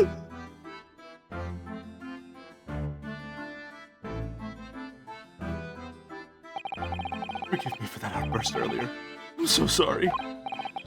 Oh, it's fine. We were just a little surprised, that's all. Jelly snapped into it like that. Listen, I'm fucking on it, man! It's the one thing I got going for me. Imagine it! It's been 12 long months since I left my hometown, and here I am in a frightful fix of a foreign land! So, hearing the sweet sentimental tones of a compatriot's voice here in this damp, dark hellhole was a most monumentally moving moment! I see. For no reason at all, there is an option to turn off screen flashing. I see. Who could have guessed this new client Lord Strongheart assigned to us? You're defending Okabe Steins Gate? Oh god, no! Oh no! Turn out to be a fellow Japanese. What compassion my fellow countrymen show. To dispatch a first-class lawyer all the way from Japan to defend a mere foreign student. Noble, nurturing, never-failing Nippon! A first-class lawyer? Oh dear, I think there's been something of a misunderstanding here. I wonder, Kana, would you be so kind as to tell us what's happened? Why you've been detained as a suspect, for example. Yes, I can! I will! Shan't stay sullen and silent! I'm not quite sure I understand what he means, but he seems happy. Yes, he does. I just hope he actually has a good reason to be. Thank you for your cooperation. Sorry, thank you for your cooperation. I am a lawyer, as you said. My name is Ryunosuke Naruhodo. You wanted him to pop around frames, and he did it. He did do it, it's true. And I am Naruhodo-san's judicial assistant, Susato Mikotoba. I am a visiting student, sent here by our government. Notoriously named Natsume. Soseki Natsume. Show him the armband. I am a lawyer. Yes! The symbol of one of our great empire's first-rate lawyers! Which means, of course, he'll stand by my side! He'll defend me! Oh, no, sorry, that wasn't why I was showing it to you. Then why else would you show me that? I'm surprised you don't know who Soseki Natsume is already. The name sounds really familiar, but I can't place it. Oops. In hindsight, that probably wasn't the best idea. Famous author? I see. Soseki Natsume was a real Japanese author known for the novel I Am a Cat. Is that why they had... Hold on. Word.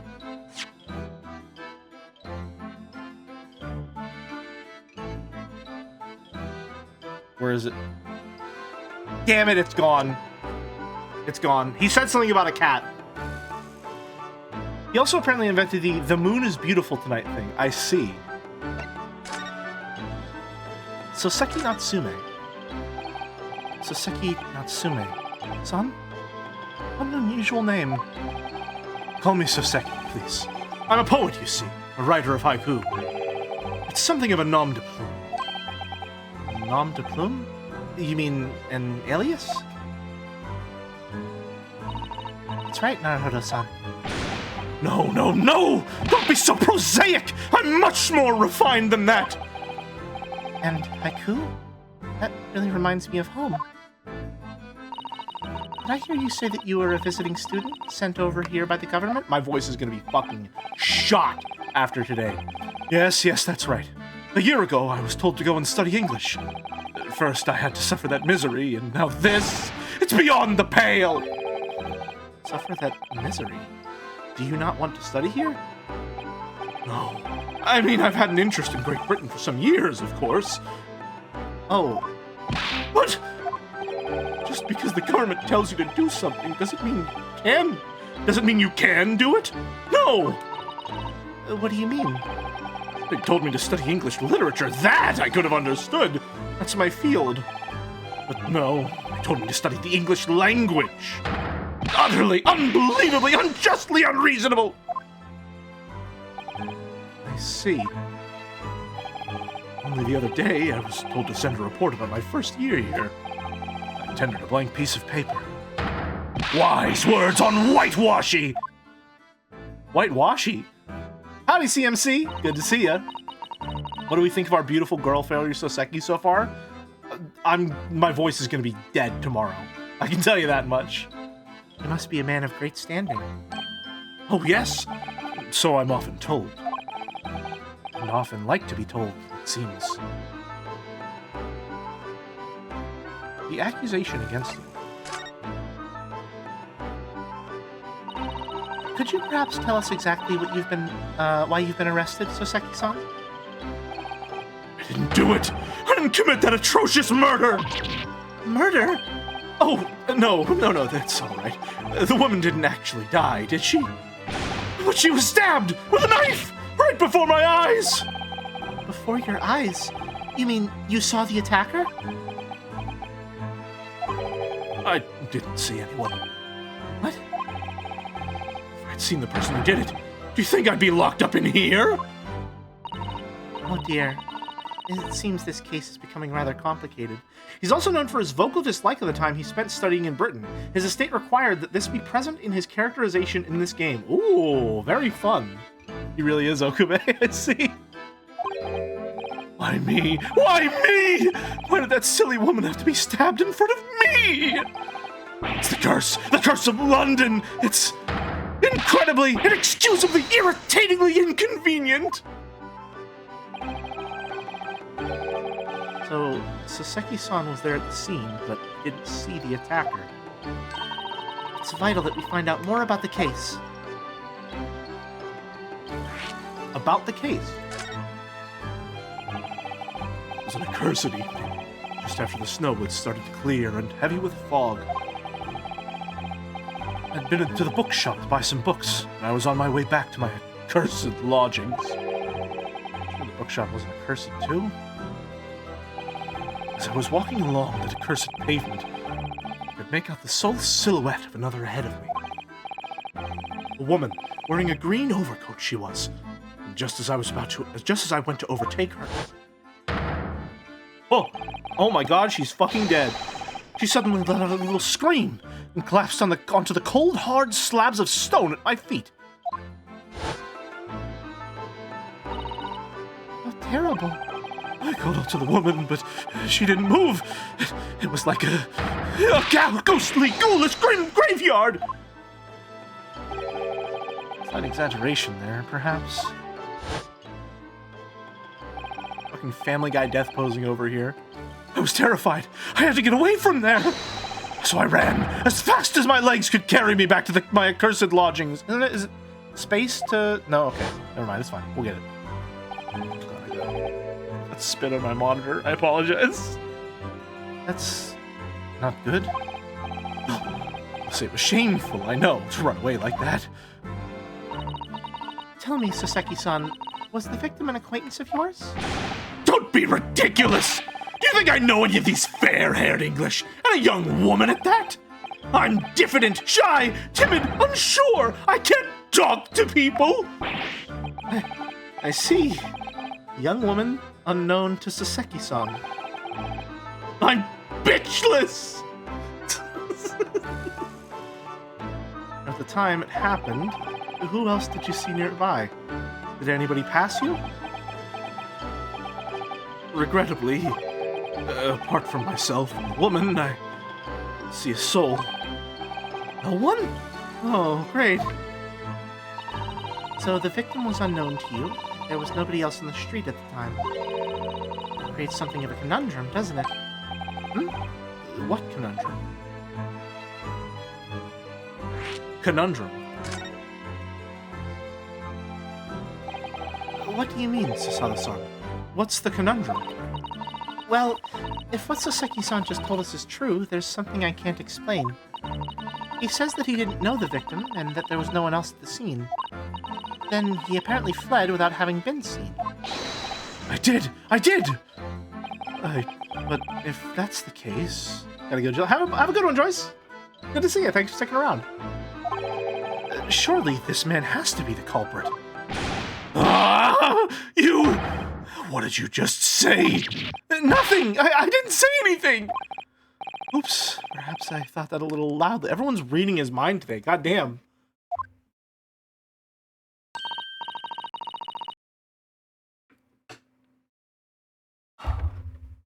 Actually, that's not what was troubling me. But what I was thinking was, how did Saseki-san actually come to be arrested? Sorry? He didn't touch the victim, and there was nobody at the scene to see him. So how did the police ever discover that he was there in the first place? Oh, yes! She's right. It was him. That accursed great detective. He led the police to me! Of all the bad luck! Accursed great detective? Could it be?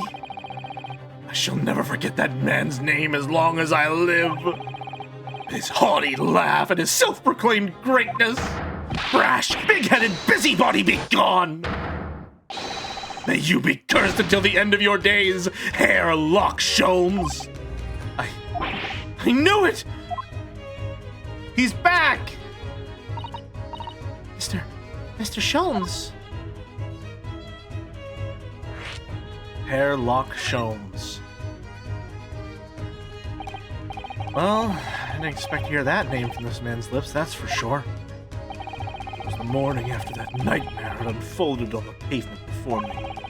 Catboy on Catboy PvP!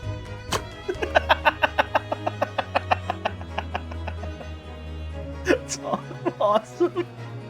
I was gnawing on a sliver of hard cheese when some men suddenly burst in through the door. They started shouting at me! This is the police! Put the weapon down! Yes, it was a thin silver, and yes, it was hard, but I wasn't eating a weapon! And Sliver, disgusting dietary discrimination devils! Well, I'm a little lightheaded myself. You clearly had a trying morning yesterday. It was in the middle of all the policemen, grinning like a Cheshire cat. Hairlock Sholmes! It's actually Herlock Sholmes. He's English. I've since found out that he's a famous name in detection here in London. Yes, the great detective is really very well known.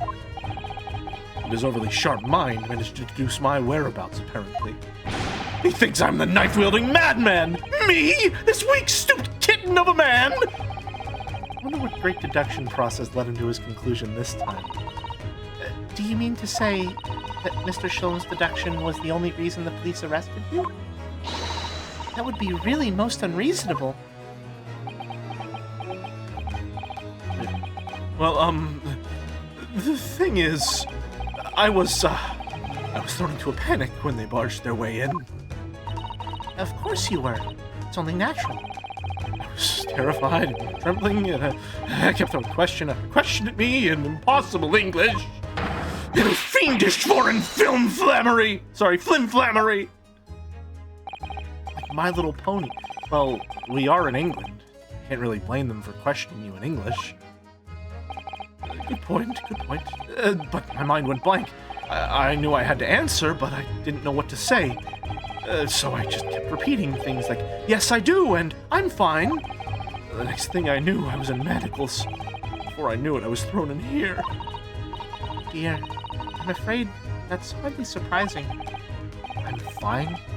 Not fine now. Mr. Naruhodo Esquire! Oh, you can just call me Naruhodo. And when we're speaking English, a simple mister is more than enough. Oh, yes, all right, yes, they've really got to me. This country is poisoning my mind. But please, I beg you to defend me in court tomorrow. You can tell them what really happened. You'll do it, won't you? Well, Why? Why? Why is it so hard to say yes to me? Well, the thing is, I'm just a student like yourself on a study tour. Student?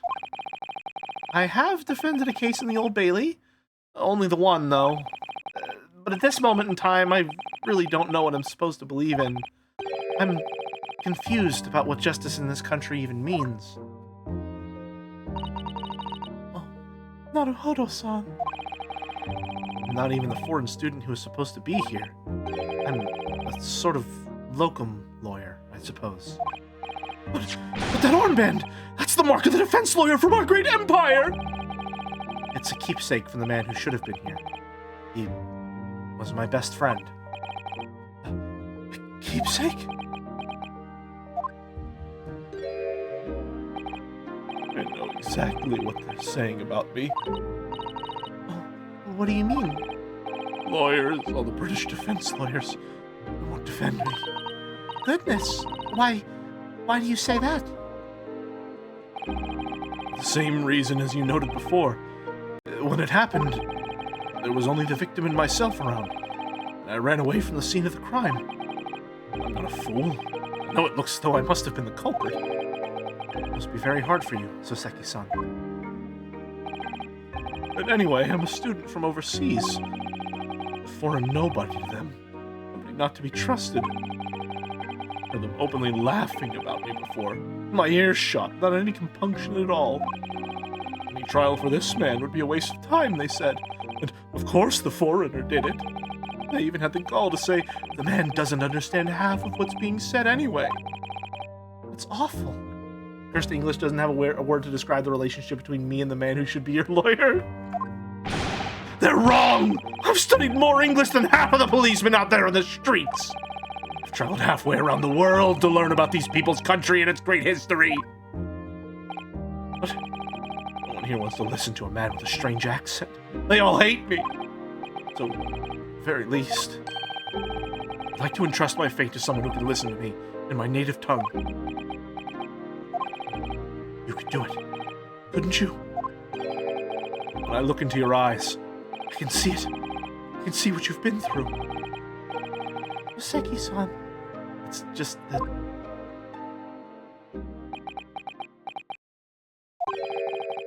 Give me a little time, please. I'll do what I can, for the time being. What do you mean? We shall investigate the case as thoroughly as possible. We can find some clues. It will give us a much better chance, I'm sure. Yes, thank you. I'll be here, all alone, waiting for you, locum student Mr. Naruhodo Esquire. We should be going then, Naruhodo-san. We have a case to prepare for. Anything left to talk about? Nope, we're good. All right. Oh my god. My throat is shot, man. I'm gonna be dead. I'm gonna be dead after this week. I'm fucked. I'm so fucked. The things I do for love. Briar Road. Oh, look at this little snowman. Stan Street. Why'd you pick the guy who talks so much? I didn't pick the guy! The voice picked him! Great work, Jelly. You gave so much life to my beautiful Soseki. Thank you. It's physically draining mine. It's sort of like a life tap sort of thing. This is where it happened. Briar Road. Look, Mr. Naruhodo. Look at that regulation metal helmet. It's unmistakable. The men of Scotland Yard are here. They're investigating as we speak. That is their job, you know? Mr. Naruhodo, to see one with my own eyes. They're often depicted in the adventures of Sherlock Sholmes, but I never dreamt I'd ever come this close. To a real Bobby's helmet. What? The helmet? Of course. I have to try one on one day. Oh, I love her. She's awesome. I love her. Well, I hope your Hattie dream comes true.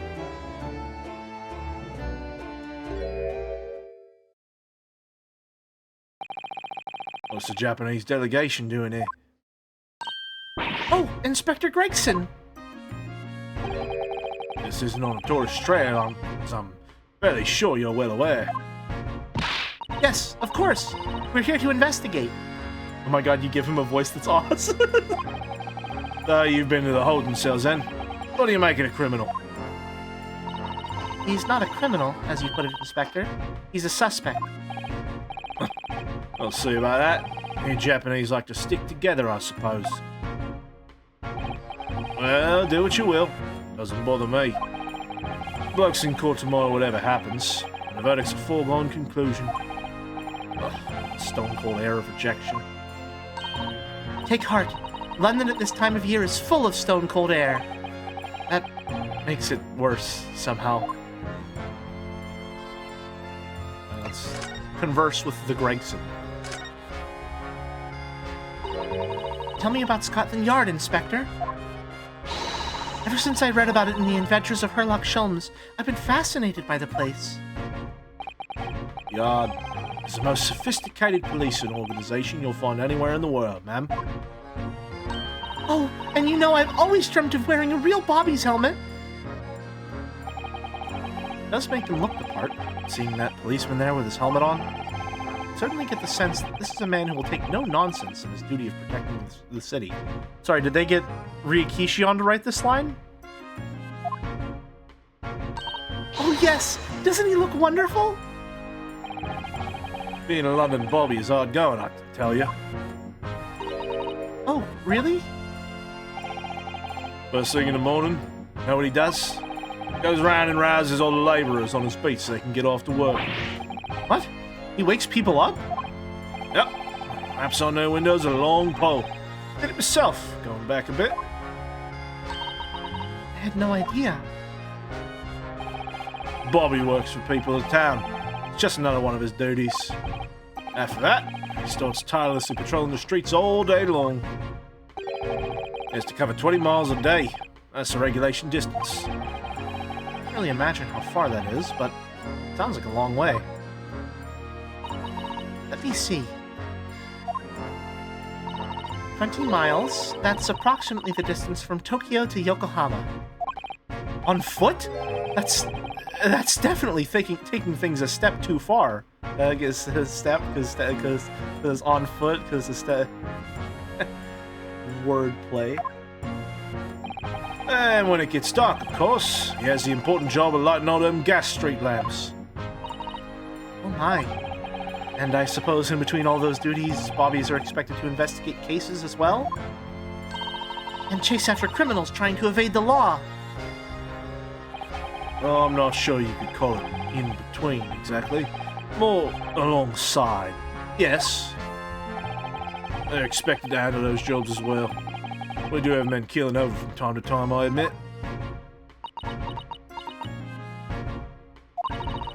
Ryunosuke thinks that they should only patrol 105,499 feet. Of course. Anything more would be a step too far.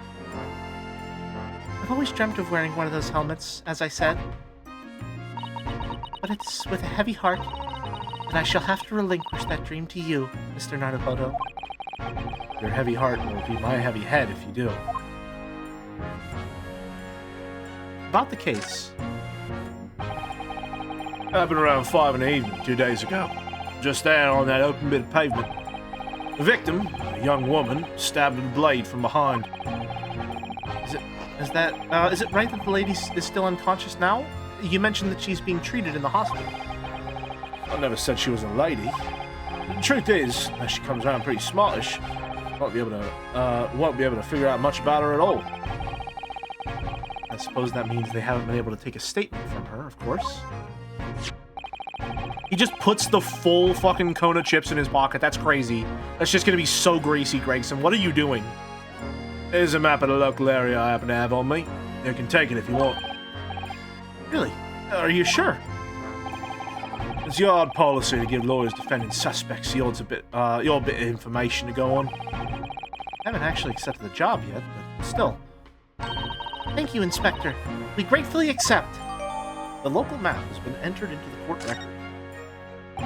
Old Greasy Gregson, they call him. They're whispering it on the streets as he wanders by. Oh, he's changed since he's been in the novels. He's just not the same since he met Sherlock Holmes. Anyway, as far as we know, there's no one else in the scene other than the victim and your fair countryman. So, who did it, you think? How much of a head-scratcher is it? Well, I know Mr. Natsume is also claiming not to have seen anyone else around, but... Just because he didn't see anyone doesn't mean we can be sure that nobody else was present. I'm sorry to have to tell you, but we most certainly can be sure. How? Because, ma'am, the precise moment of the stabbing didn't go unnoticed. What? We have 2 very reliable witnesses, no less. It was a typical foggy London day, and your client obviously didn't see him. Witnesses now? Witnesses? Who are these witnesses, Inspector? Fellow and his wife. And the man's one of the most reliable and respected citizens in all of London. He's a copper from Scotland Yard. A policeman? That might change things. And this policeman just happened to be there at the exact moment the woman was attacked? Nothing peculiar about that, ma'am. Part and parcel of being a bobby. Catching them banging in the act and all that. Do you think it might be possible for us to ask that policeman a few questions? You're my guest. You can ask him what you like. In court tomorrow. Oh, No doubt he'll be summoned as a witness. So I'll give you something to look forward to. so that's that then. He's got no intention of letting us meet the man beforehand, it seems. Policeman witnessed the incident. As your judicial assistant, I must warn you that this could make our job very difficult indeed. Yes, as a non-judicial assistant, I could have warned me of that too. Alright, fuck off, Rena. Come on. She's helping! Mean to her! For no reason! Oh, yes, one more thing, Inspector. What? The person who led you to the suspect. I hear that was Mr. Sherlock Holmes. What are you bringing him up for? Was it something I said? Colors drained from his cheeks. Mr. Holmes. Who did you hear that name from? It was Mr. Natsume who mentioned it. He said that Mr. Holmes was with the police when they entered his lodgings. I'm sure it was the result of one of Mr. Holmes' inspirational great deductions. Fiddle faddle! Huh? That man's an amateur, and I'm getting sick and tired of him showing his mug everywhere. Oh, I don't know where he gets his information from, but he turns up at the scene of the crime, wanders around spouting incomprehensible rubbish, and before you know it, he claims to have solved the case. yes, he's quite astounding, isn't he? He is a great help to Scotland Yard, though, isn't he? Gibble gabble! Ah! Ever seen this before? Oh, yes, that's Ranced Magazine.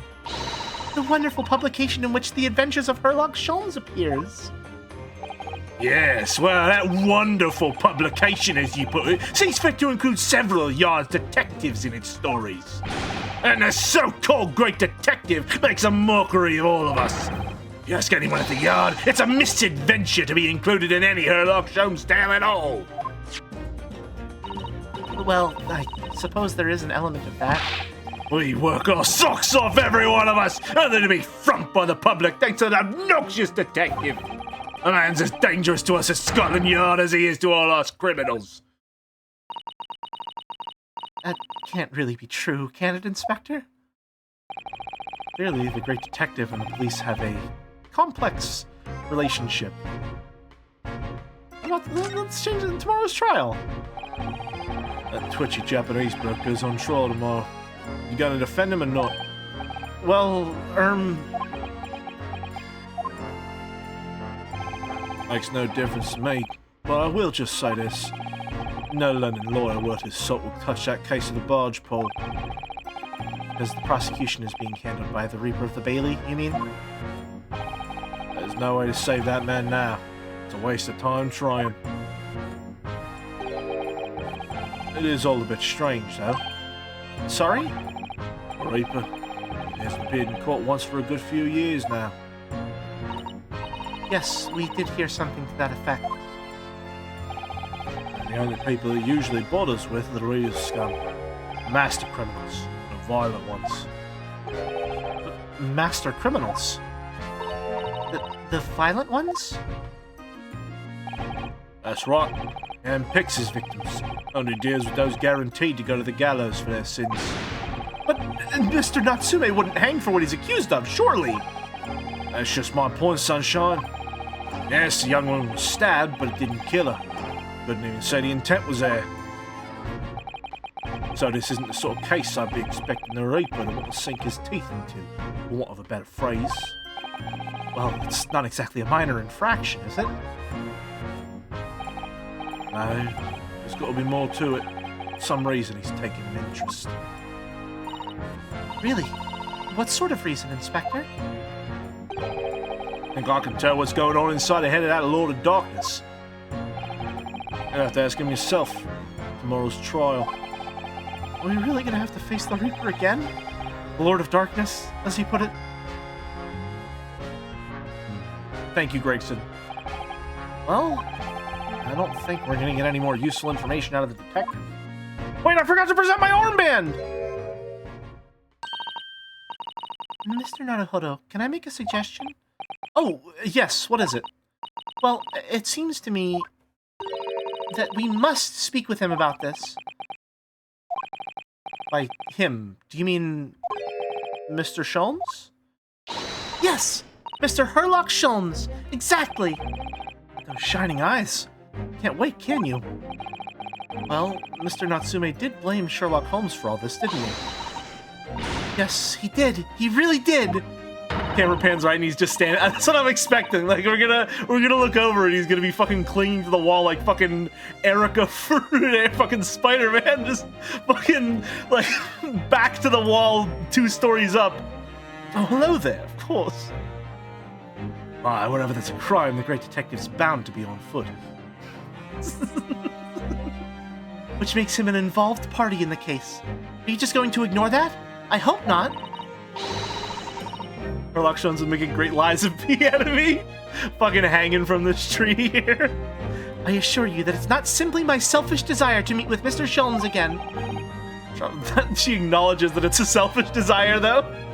The trouble is, we have no idea of the man's address, even. It's Baker Street! How do you know that? It's in the stories, of course. 221B Baker Street, the most famous address in the world. Oh, I see. Well, there's nothing to stop us from going, I suppose. Better try to find our way there before Sasada-san gets any more excited and unpredictable. Hurrah! I'll summon the carriage! So we're to have a reunion already. Great detective, Mr. Sherlock Holmes. Gregson, what do you think of this? Inspector Gregson, could I show you this? I was supposed to know what that is. Never seen that insignia before. It's worn by defense lawyers in the Empire of Japan. as a symbol of their profession. In other words, Sumori, it's a worthless trinket here in Great Britain. Oh no, it's very important to me. It shows my spirit. English gentleman keeps things like his spirit very much to himself, I'll have you know. Oh. Don't give up, Mr. Naruhodo. It's too late. He's crushed my spirit already. What about the local map? Yes, I see. X marks the spot, as they say. Thank you again for this. Don't mention it. I had someone at the yard fishing it out for me. In the end, I didn't need it. Oh? Well, the case could hardly be simpler, couldn't it? Don't need a map to work out what happened. You can throw it away when you're done with it. Hold. Alright, we're off. Music's going kind of hard, which I like. Let's see. Sholmes is sweet. Can we really visit, do you think? Oh, pinch me. I'm sure I must be dreaming. She's kind of Rena, a little.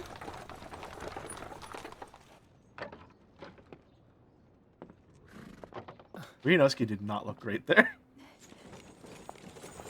Oh. Thank you very much. It's just up there overlooking the street. Good day. Thanks again. He's so pleasant.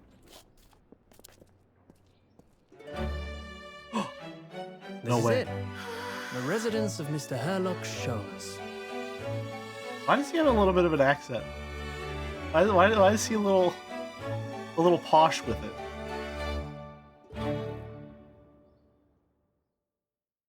Two birdhouses?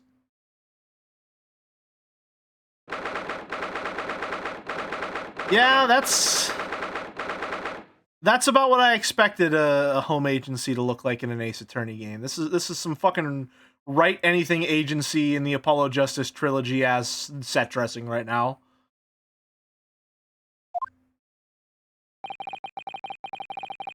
So this is where the great detective makes his living. Feels surreal to be here somehow. The fuck is that thing? What is this? This is like Monster Hunter, like fucking DLC download music right now. Kind of love it. Is it as described in the stories, Miss Susato? Susato-san? Susato-san! Many famous cases have been solved here in this very room. Susato, I see you trying not to laugh, dude. That's mad disrespectful, bro.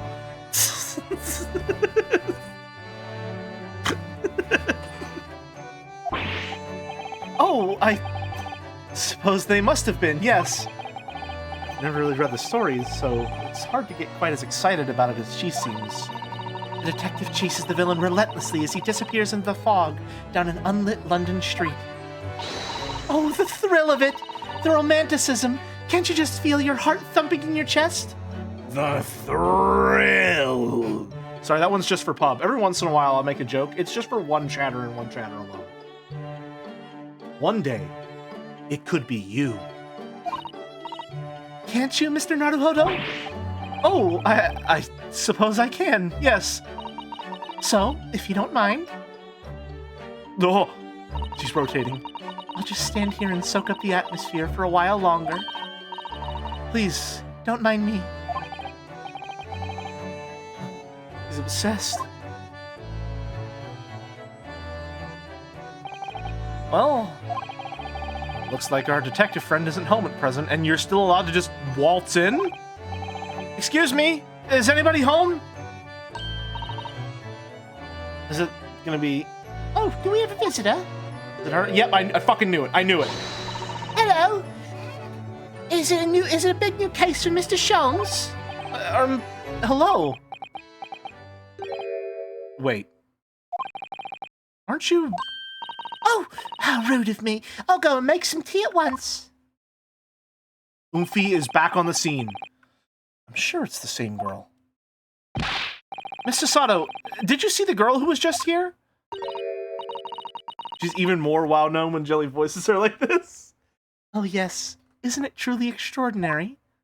I think the King of Bohemia came to this very room to ask Mr. Sholmes to take on his case. Sorry, fucking Irene Adler? What? The King of Bowaria? King Wilhelm Gottschalk Sigismund von Ormstein, of course.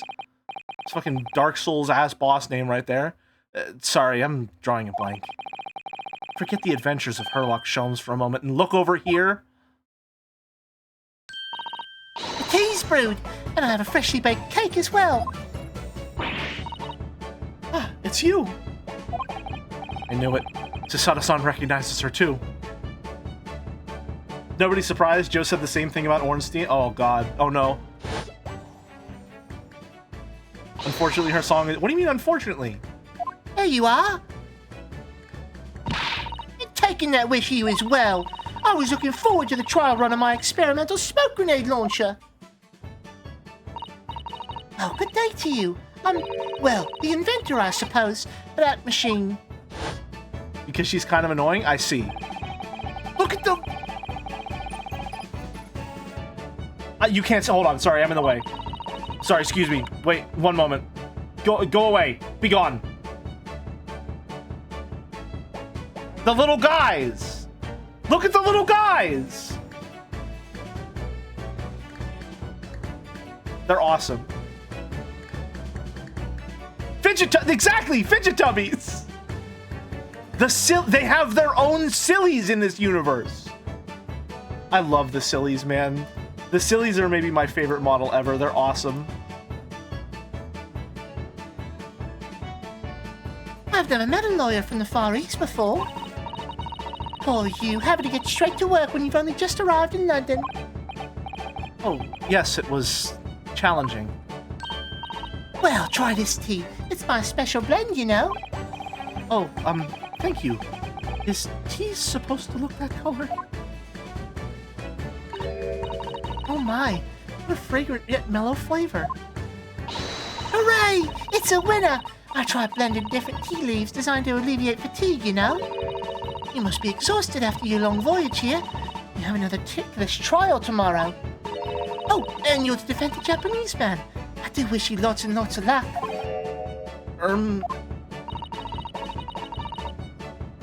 I'll be completely honest. Ryunosuke has better romantic chemistry with Tsundere Gina than proper Japanese Lady Susato.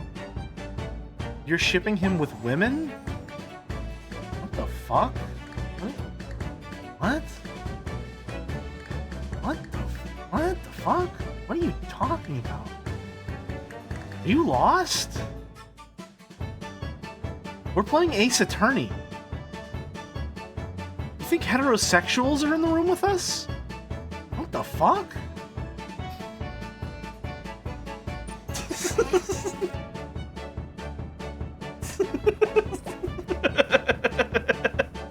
Unfortunately, I'm straight. No, I am as well. It just shocks me. I don't know. I wasn't prepared for it. Did Mr. Sholmes tell us about you by any chance? Oh, you know Hurley, do you? Hurley? Because you want to fucking yak when you see him?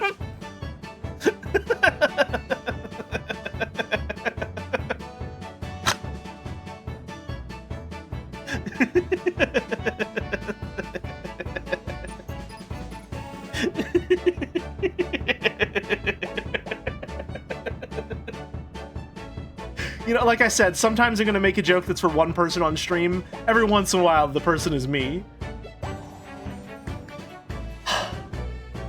Hurley because he throws around expert deductions. +2? +2? Hurley?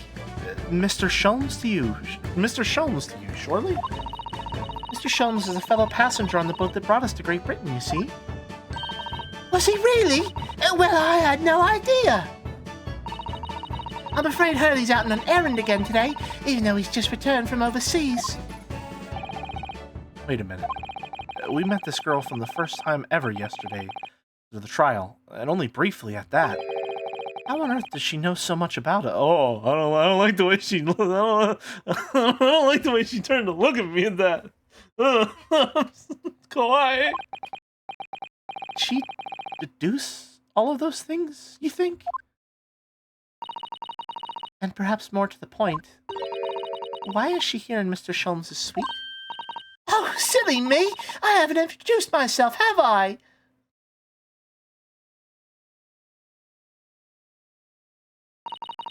It's a great pleasure to meet you both. My name is Iris Wilson. I live here together with Hurley. Like all Oomphy Boomfies, only evil lies in their eyes. Oh. Scary. But why? Ah, Iris, is it? What a lovely name. What? What's the matter? No, wait. This can't be. Did you say that your name is Wilson? What's the matter with Susato-san? She's so flustered all of a sudden. Yes, that's right. And what are your names? Oh, I'm Ryunosuke Naruhodo, a lawyer from Japan. Oh, sorry. I'm Mr. Naruhodo's judicial assistant, Susato Mikotoba. It's wonderful to meet you. Lovely! Susie and Bruno, got it! Susie? And Bruno?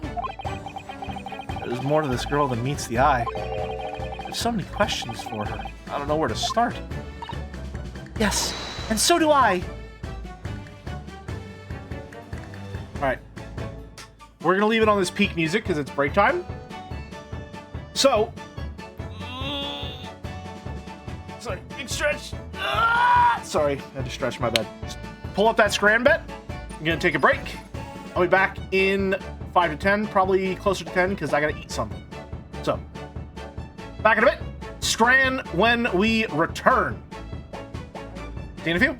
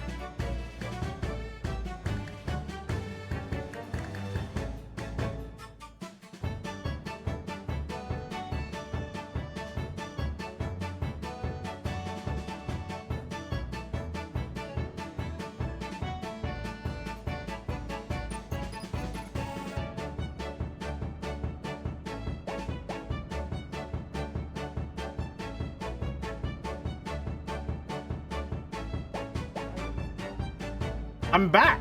Hello. Hi, everyone.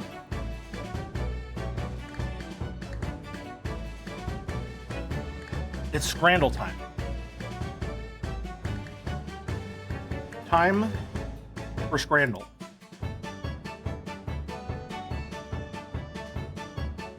In honor of Gregson, I horfed down a delightful breakfast of 2 hash brown patties. Is there a more perfect breakfast food than the hash brown patty? Does there exist a more sublime culinary creation?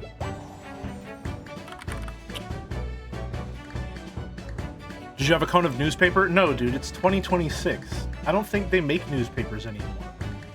I could put it on my phone next time, though. Bagels with cream cheese? I gotta try a bagel with cream cheese sometime, man. I gotta try a bagel with cream cheese. I'm amazed I've never had a bagel with cream cheese. I gotta try one.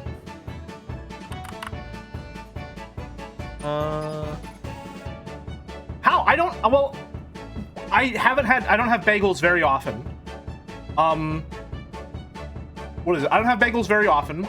And around the time when I was younger, when we did have a lot more bagels when I was like growing up and stuff like that, I didn't like cream cheese. So I just never put it on. I always did, you know, I ate a bagel like you would eat toast, you know, toast it and butter it and stuff like that. Cream cheese would go so hard on that though, damn. Oh, that'd be so good right now. I am still very hungry. That was not enough food for me. They make newspapers specifically to use for fish and chips? I see. All right, first and foremost, gotta get Chandel out of the way. The main event, really.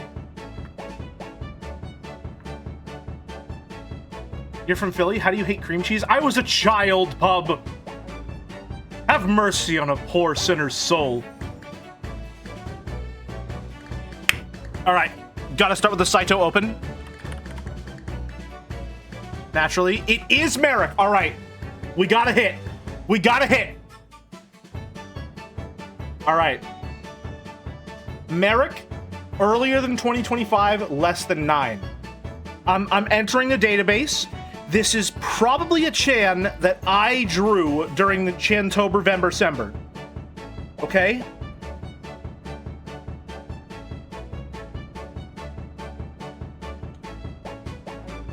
Less than 9, Saito. Undo is a good open. I think Undo gets us to the other end of the spectrum. Not Undo. Less than 5, later than 2019. Okay, so somewhere in the middle there, less than 5. Okay. Hold on. Not Slayer Gate.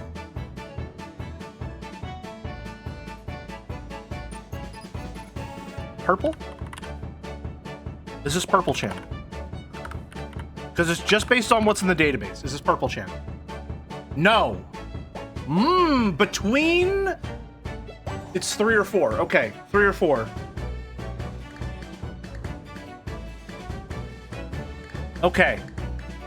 So 2020 or 2021, 3 or 4 in the database. So it's a 2020 Chan. Lock in. Okay, hold on.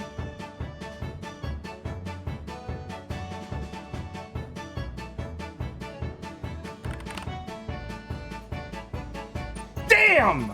Oh, that one felt like it was it for sure. Shit!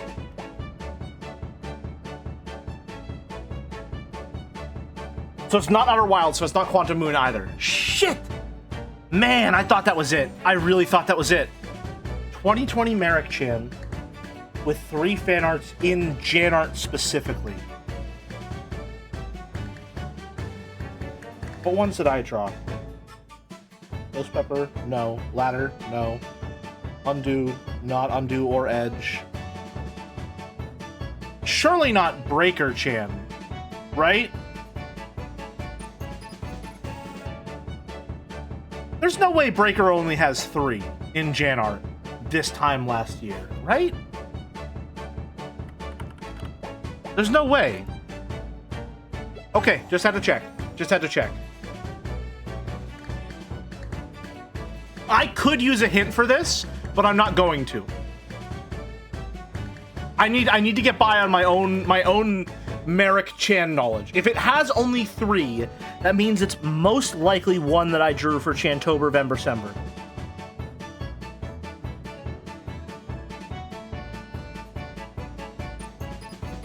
What game would it be from?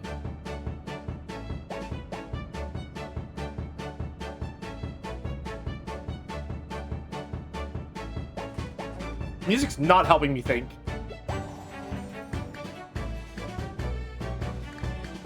Huh. Persona 4, maybe? I don't think Merrick made any Chans during Persona 4.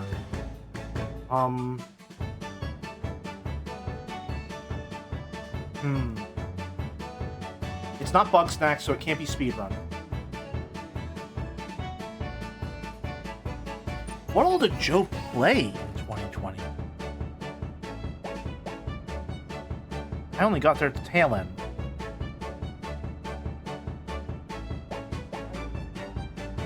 I feel like Fido, but Fido has more than 34. Yeah, no, absolutely. It's not Fido. There's no way it's Loot Chan, but what if? I figured. Damn! 3 to 4 is crazy.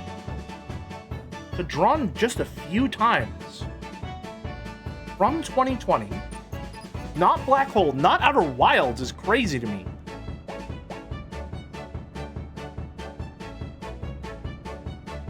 What did Joe play in 2020? Yakuza 0? Merrick only made Fido in Yakuza 0. So it's not Yakuza 0. As far as I know, Merrick only made Fido. Chan's in the database 3 to 4 times. Not Slayergate. Not Ladder. Not Edge. Not Undo. Let me look at Chantober, Vembersember, actually. Hold on. What all did I draw for that? Where's the phone? I don't think Merrick made any for Ace Attorney. No. Chantober, Vembersember was in 2024. I'm pretty sure.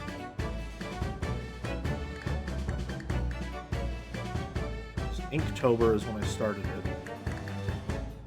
Yep. Okay, so it was 2024. I think. Unless it was earlier or later than that. Collections, maybe? Nope. Albums? There it is. Chantober, Vembersember. Let's see. Not Breaker. Not Undo. Not Insatiable Despo. Martian Bunny Girl, perhaps? Damn! 3, though. Okay. Jesus, man. I have no idea who this is. Any Disco Elysium? I don't think Disco Elysium was 2020. Okay, I'm gonna take a hint. Yakuza 0. There's no way. Merrick, you made another Chan in Yakuza 0? Who the fuck? Who?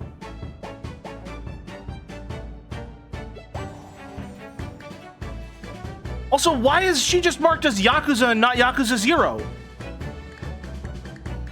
What?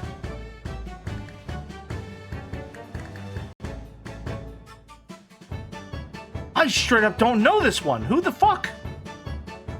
What? I have no idea. Kiryu-chan? The second letter is an A, apparently. What?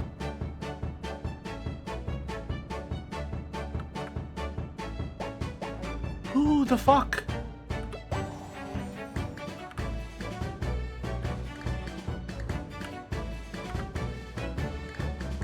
Fido. Oh, these aren't alphabetical.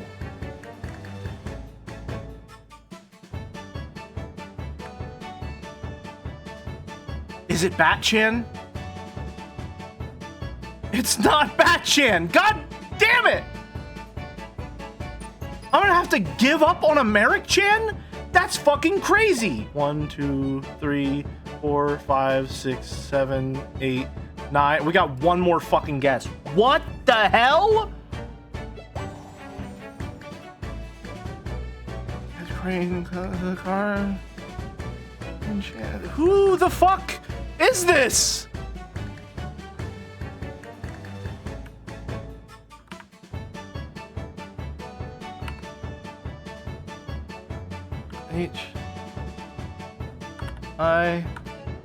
I swear to God, if this one is just labeled incorrectly, I'm gonna lose my fucking mind. Lemonade was a fucking banger by Oko.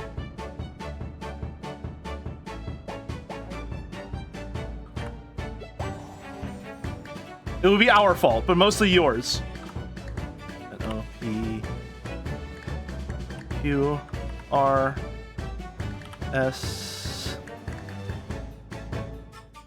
Not Sam Reich, no. Main story Chan was not Merrick. Main story Chan was Vixit. Please don't be labeled incorrectly. Please don't be labeled incorrectly. That's not a Merrick Chan! That's Vixit!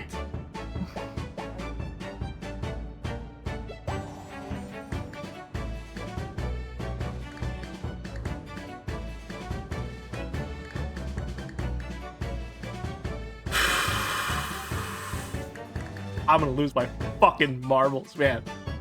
I'm gonna lose my fucking marbles. I'm gonna lose my fucking marbles. That's not a Merrick Chan. Vixit made her.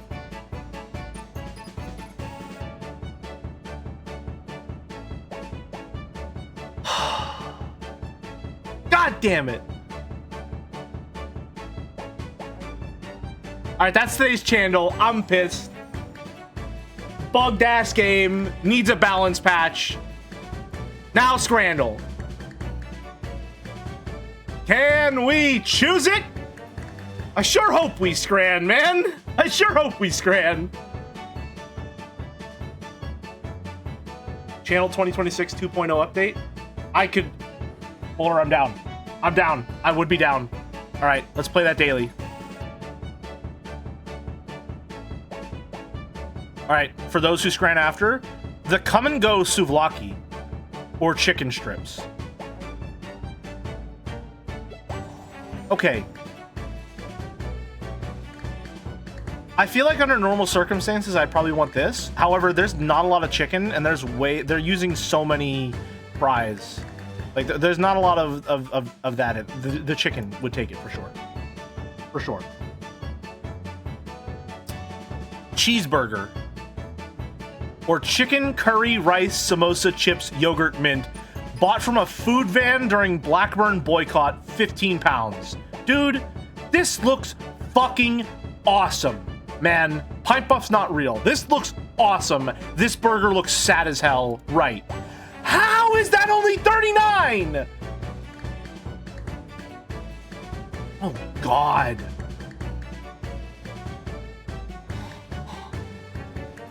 Fuck.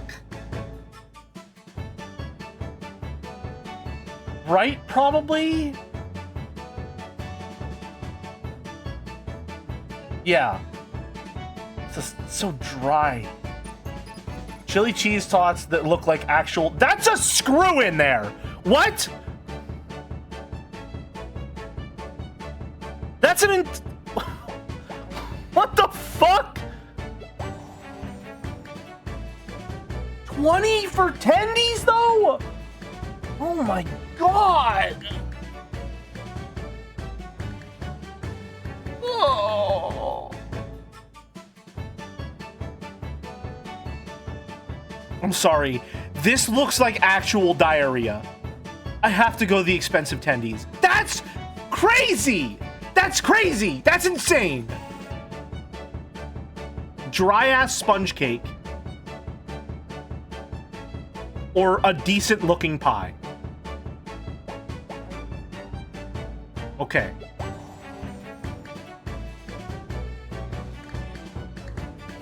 Tenders. Tenders, for sure. Okay. Ham and cheese panini. bucket of pickle chips. Dude, I'm not gonna lie to you. That ham and cheese panini looks divine.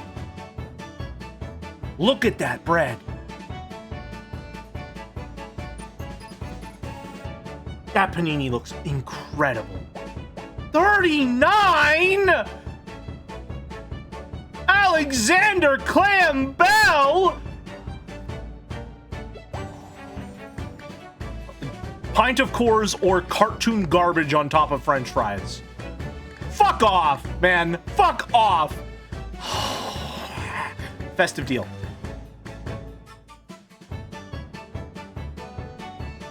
The motion blur pie or ice cream sandwich. Always bet against the Scottish pie. Fuck.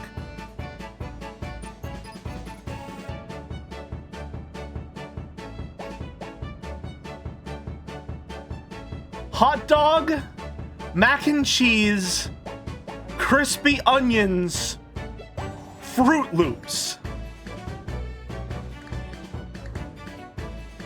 Hot dog, mac and cheese, crispy onions, and Fruit Loops.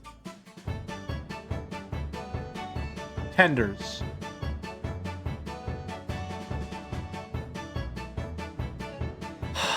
Seven out of 10. I'm gonna be honest with you, I should have gone with my heart. I should have gone with my heart. I should have gone with my heart on this one because until I saw the screw, I was still gonna vote for the tots. Because yeah, it does look a little bit like diarrhea. However, chili cheese things look like that. They look the same going in as they come out. It's just how it is. It's just what chili cheese items look like.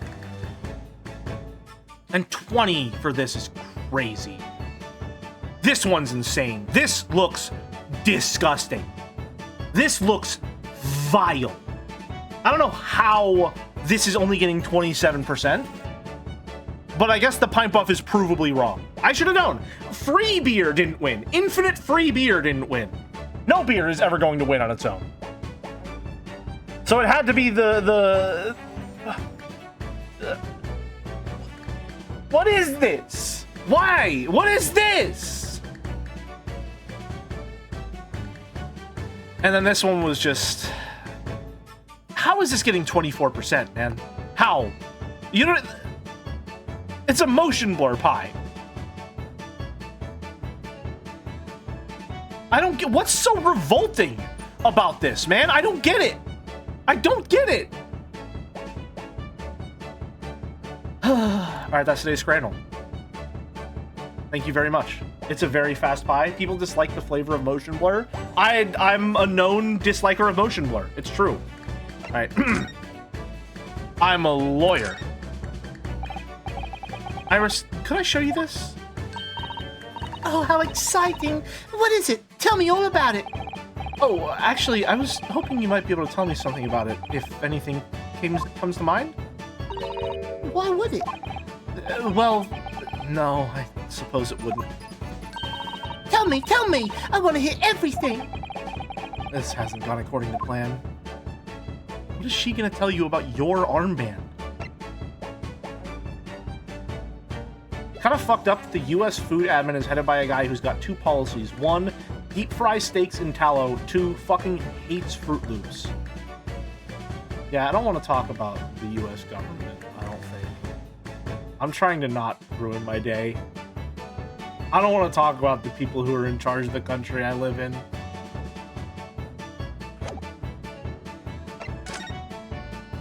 Hi, Iris. It was you that we ran into yesterday, wasn't it? Mouse got out, by the way. I know. Good for her. Good for her, man. Good for her. It sucks that she won't be able to monetize streams anymore, but that's a small price to pay for getting the fuck out of here. She's out. She will be. Yes, that's right. You were ever so helpful. Thank you so much. Oh, no. Not at all. I'm sorry we couldn't have been more welcoming. Oh, at the time, we did have a rather large gun pointed at us. Oh! Like this? Sorry. There we go. That's more accurate Foley work. thinking back now, you left with Miss Lestrade in tow, didn't you? Oh, yes, that awkward witness, Gina Lestrade. Oh, Ginny? Yes, she's a professional pickpocket. So we found out. It was very naughty of her to pinch my invention like that. Are you referring to that trial-disrupting gun-like contraption? Exactly! So I followed her, you see, to get it back. Perhaps I should think about fitting a self-destruct mechanism in my inventions. This girl is dangerous. Anyway, I brought Jean back here after that, so she could apologize to my trusty technician. Sorry, you're a technician? Hurley, of course, silly. Hurley? Hurley? Yes, Herlock Sholmes. We live here together. I had no idea the great detective had such an interesting young daughter. Daughter? Not likely.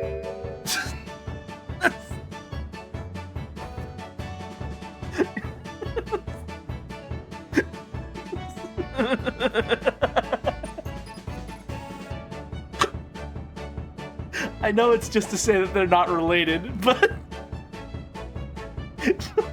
However...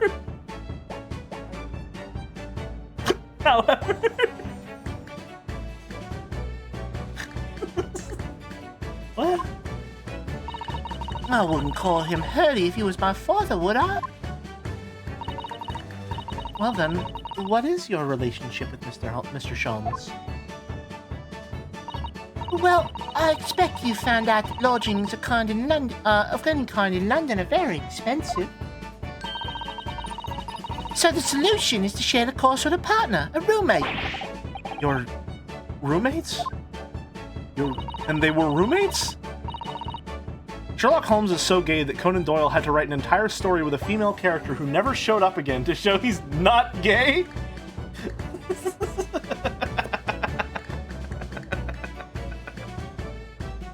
Of course. I hope you don't mind me asking, Iris, but how old are you?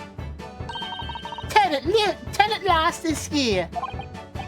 Well, what of your mother and father? Oh no, they're not around. Oh, I see. I wonder what the story is there. Okay, good. Oh yes, there's something I must ask you. Of course. Go ahead, Susie. I am a very great fan of The Adventures of Sherlock Holmes, and... Oh, you have a copy of Rand's magazine! Yes, I read every issue. It's delivered all the way to Japan on a ship. Oh, this is so exciting! My stories are being read on the other side of the world! Oh, I see. Oh, fucking...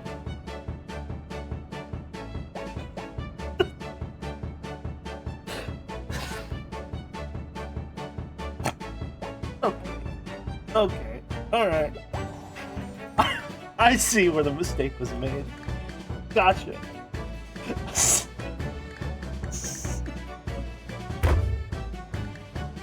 God damn it! Oh, I'm so wrong. Oh god, I'm so wrong. No, my yaoi is falling to shambles. Fuck. There's nothing there anymore. It's all gone. It's wrong. There's no yearning. Sholmes didn't lose anyone. He didn't even fucking know the guy.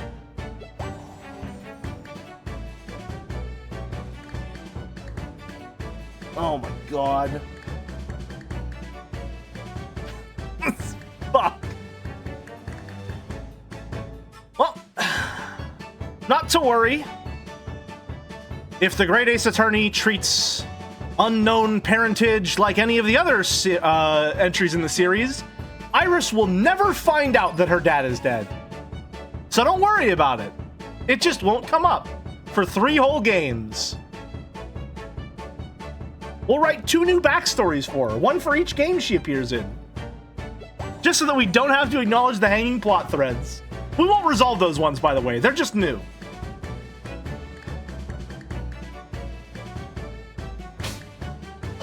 You think that guy was her father and not just some random guy? Well, they do have the same last name, so it's possible.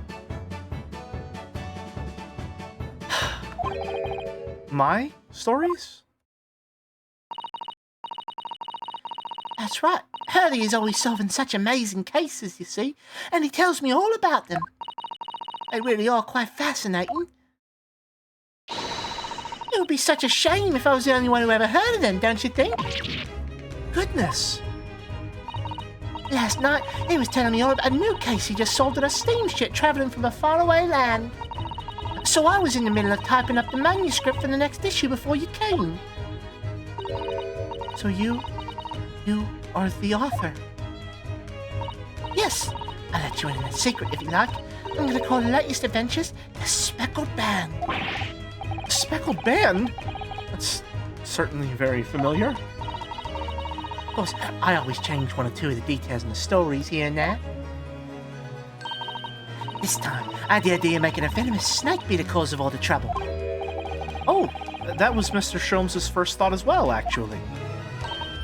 Yes, and of course I know that a snake might not be a credible fit for the facts of the case exactly, but it's a story! Some poetic license is justified to make it more thrilling, I think. Don't you? Okay, so we're continuing to dunk on Arthur Conan Doyle by in case 2 being like, no, snakes can't do that, dude. That's not possible at all. That's not even fucking true. There's literally zero chance that the snake could be responsible for this murder whatsoever. That's just not how snakes work. And then 2 episodes later, we're going, oh, also, this was some shit a child made up. A little girl, a 10-year-old came up with your solution for the mystery. That's the in-universe explanation for the Speckled Band. A fucking 10-year-old wrote that. Get fucked, Arthur. Dumbass. It's not how snakes work.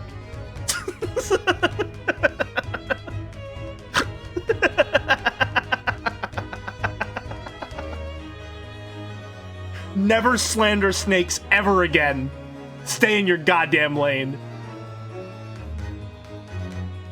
Oh my god. So, do you mean to say, are the stories about Mr. Sholmes that are published in Ranced Magazine all written by me? Yes, on my wonderful and very modern typewriter. But all the stories I've ever read are written by a doctor of medicine, by Dr. John H. Wilson. Desada-san's getting more and more worked up. Ah, yes, that's me. I mean, my name really is Wilson. But what about the doctor of medicine part?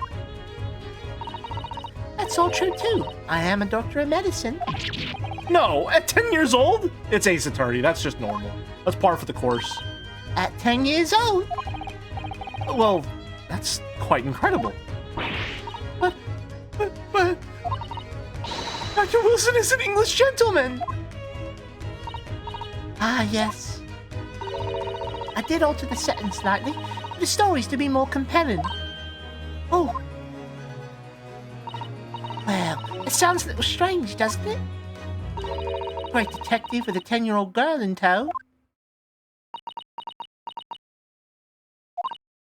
I suppose it does, yes. Where's Sato-san? She looks like her whole world is just falling apart. Right back to the fucking clown rodeo.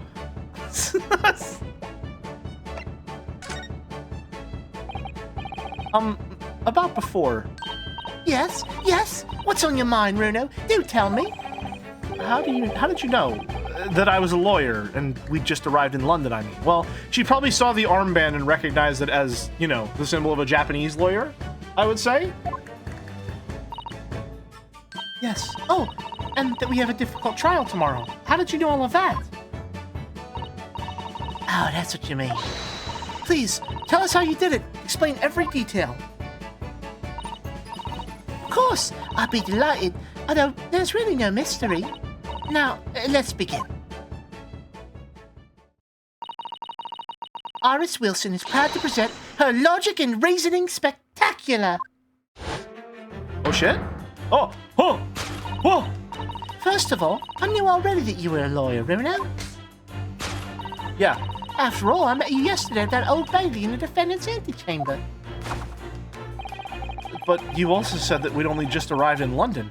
How did you know that? It's so weird to have this perspective on it. This is like, it's tripping me up. It's crazy. You also said we'd only just arrived in London. How did you know that? I observed the passport and travel ticket protruding from your breast pocket. Oh. So I was reasonably confident you must have only just arrived in the country. And on top of that, you accepted a case against that particular prosecutor, telling me you were unaware of London's court affairs. Reaper of the Bailey? Walked right into that one, didn't I? Then I noticed a red ink stamp on the back of Susie's head. Hasn't been there? You were given that when you visited a local prison to meet with a suspect, weren't you? Earlier today. Ah. I used those stamps to keep a close eye on comings and goings, you see. I didn't realize. And a red stamp is only used for people visiting foreign inmates. So, that told me even though you had only yesterday concluded the trial of Magnus McGilded, two of you had already had cause to visit a foreign inmate in a local prison. However, neither of you was wearing a particularly sad expression on your face. So I concluded that the prisoner was likely to be a friend, or was unlikely to be a friend or a relative. That led me to believe that you must have accepted a new case. I see. How could you have known that the trial is tomorrow? Well, having barely been home for a few hours yesterday, I already solved yet another case. It obviously amused him. He told me that he caught a Japanese man who was boiling and trembling. What the fuck is wrong with you, dude? What's wrong with you? Get a job! Go leave him alone! Japanese man? Well, clearly that must have been Mr. Natsume. Nah, Runa has that fancy Japanese sword. But I think your outfit is called a kimono, isn't it, Susie? Well, anyway, it was clear to me that you both came from Japan yourselves. I'm close to Herlock's age and it's scary. What do you mean it's scary? What? So I put two and two together and decided you must be defending a Japanese man who they caught. And there was only one conclusion those facts could lead me to. You both came here to ask Hurley about the case. Damn, she's good. There's a note on the mantelpiece that says a man's trial will be tomorrow. Hurley is always stabbing his nose with a knife, you see. He's so silly. He's always stabbing his nose with a knife, you see. He is silly. My left-hand arm. My right-hand arm. My silly rabbit. And that's all there was to it, really. Thank you for listening. I'm Iris Wilson, and that was one of my great deductions.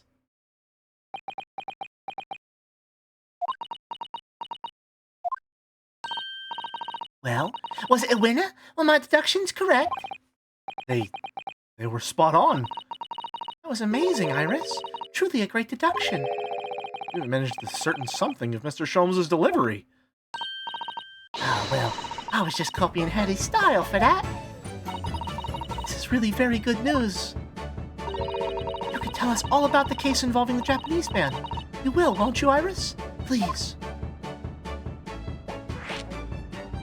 And we're off. On that note, Rev3, I was watching Lurf play, I think Justice for All is the third one, the other day. And I realized that Edgeworth is 26 years old. I'm the same age as Miles fucking Edgeworth now.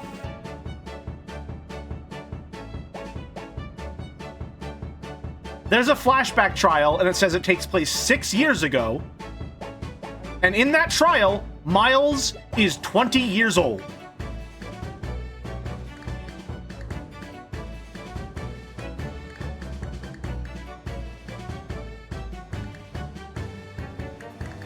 I'm the same age as Miles Edgeworth.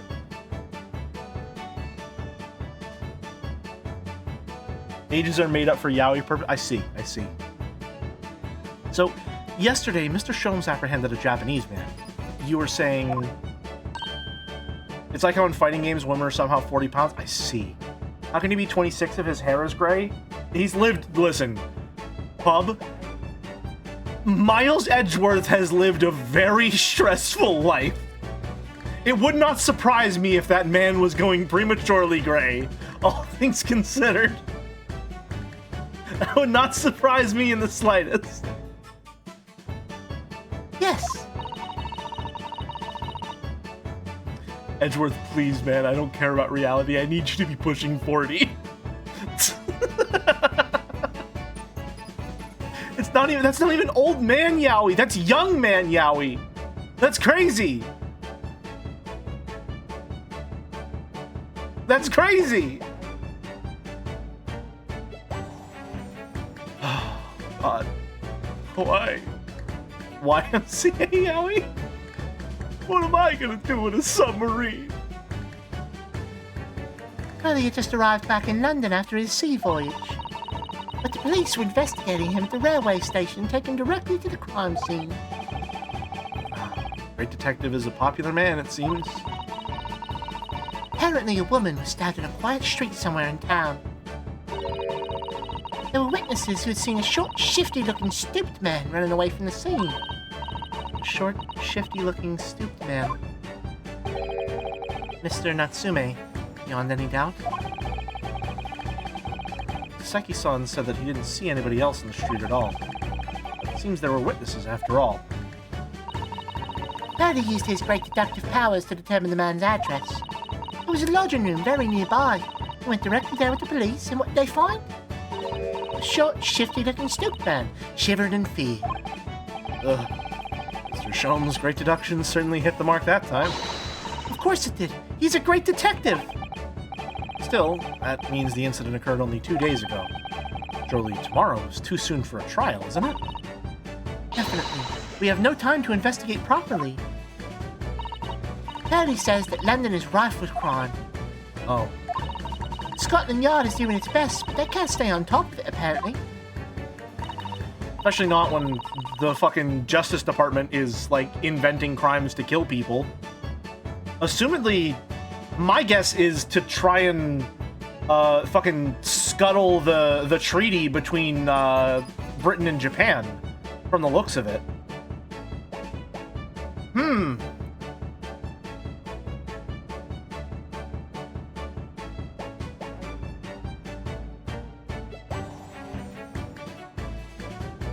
Huh.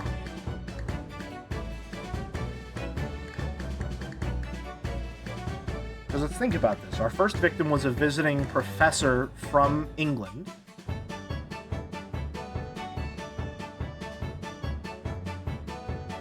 Second one would be Kazuma, who's a visiting student from Japan. I'm not sure how the third case ties into this, all things considered.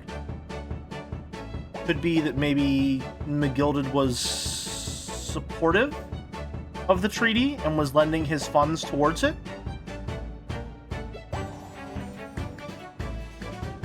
And then, of course, now we have a Japanese student who's going to be convicted of, well, murder, assumedly, and then killed.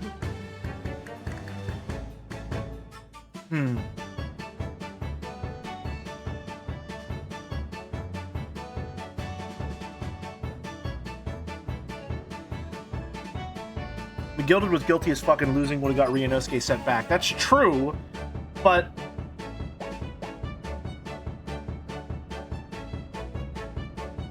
then I would have to assume that his financial influence was more pressing than the idea of Ryunosuke, who isn't even a lawyer, actually. So there must be a reason they want Ryunosuke to keep practicing law.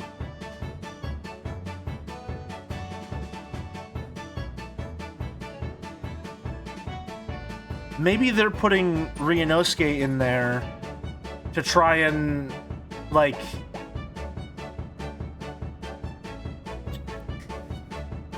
Are they assigning Ryunosuke to these cases because it's sort of a win-win for them in terms of the outcome of the case? Because they know that because they have the Reaper of the Bailey on there, because they have Van Zieks as the prosecutor, that person is marked to die anyway.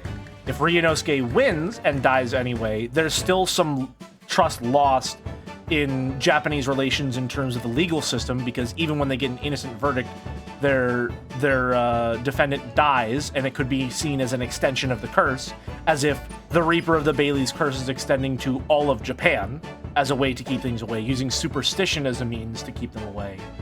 Or if he's inadequate, then he just gets sent home.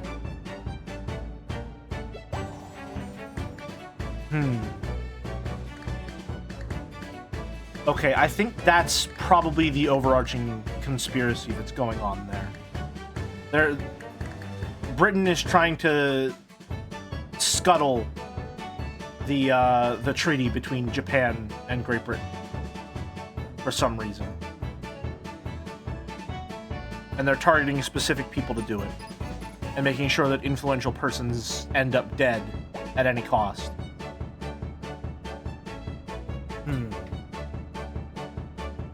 I'm still very interested in knowing if Van Zieks is a real serial killer or if we'll hand-wave it. I definitely think he's being framed. I am 100% locked in on the idea that he is being essentially used as, like, the fall guy for whenever the government needs to kill people. I think that he got a reputation as a very strong prosecutor. And it might have been the case they used him in places where they needed someone to get a guilty verdict, because he was really good at his job. And then it might be the case then that he got such a reputation that it didn't matter, like, if you were up against Van Zieks, then he would get a guilty verdict, which means your client would die. And then maybe he lost the case, someone got the innocent verdict, and they killed the guy anyway, and it grew into, or sort of was molded into, the superstition of the Reaper of the Bailey, where even if you win against him, your client still dies.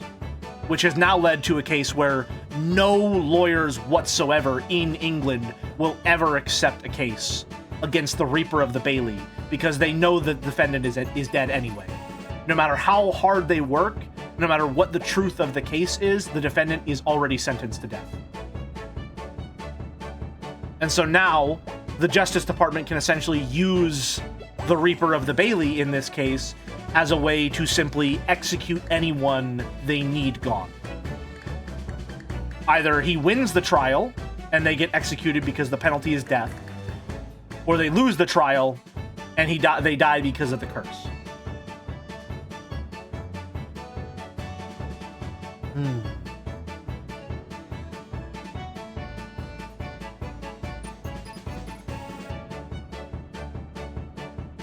I think I'm cooking. I think I'm fucking cooking right now.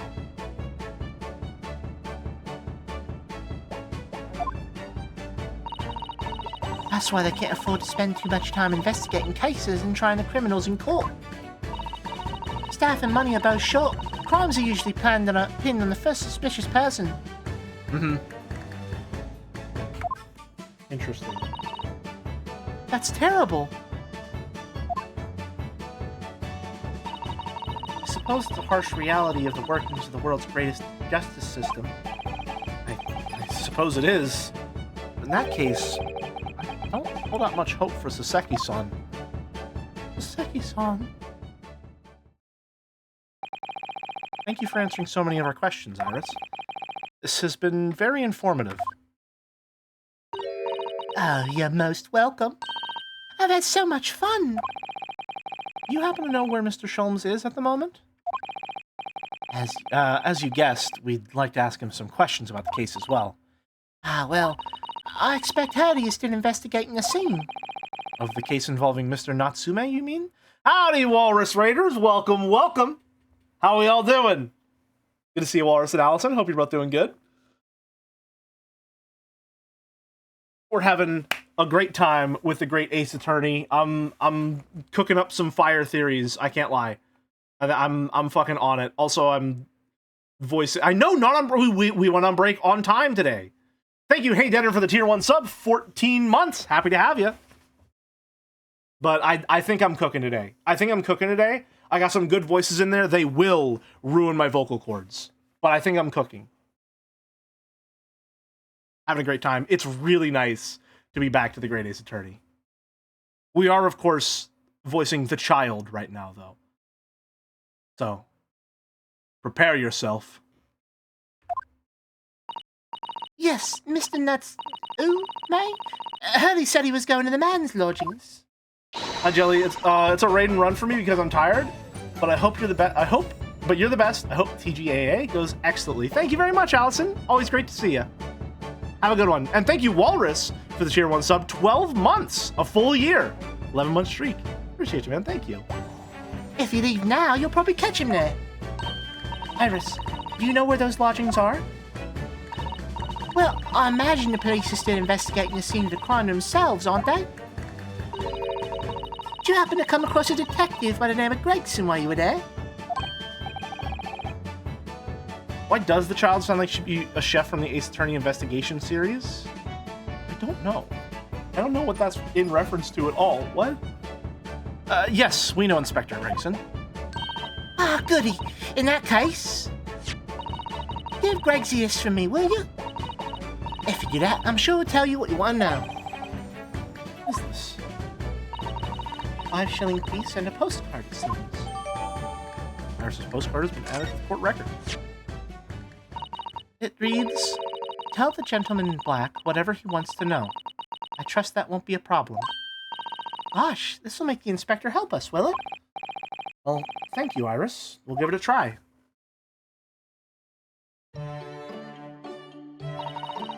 Good luck, then. I'm going to return to write my manuscript, The Speckled Band. And I'll be making more special blends of tea, so come back again soon. We'd be delighted. Thank you so much, Iris. 5 shillings is a fourth of a pound. Hope this helps. Wow. 3 whole ounces, huh? Well, Mr. Naruhodo, it's back to the scene of the crime. So, somewhat dubious that they would exert any influence over the men of Scotland Yard at all, we headed back to the scene of Iris's curious note and one of the world's heaviest silver coins in hand.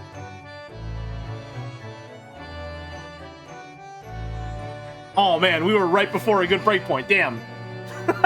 Oh well. Alas.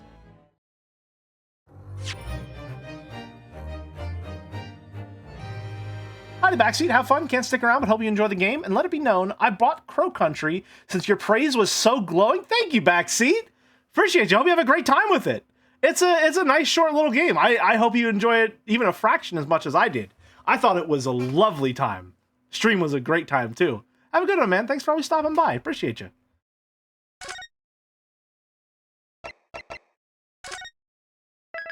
Next save slot. And we're off.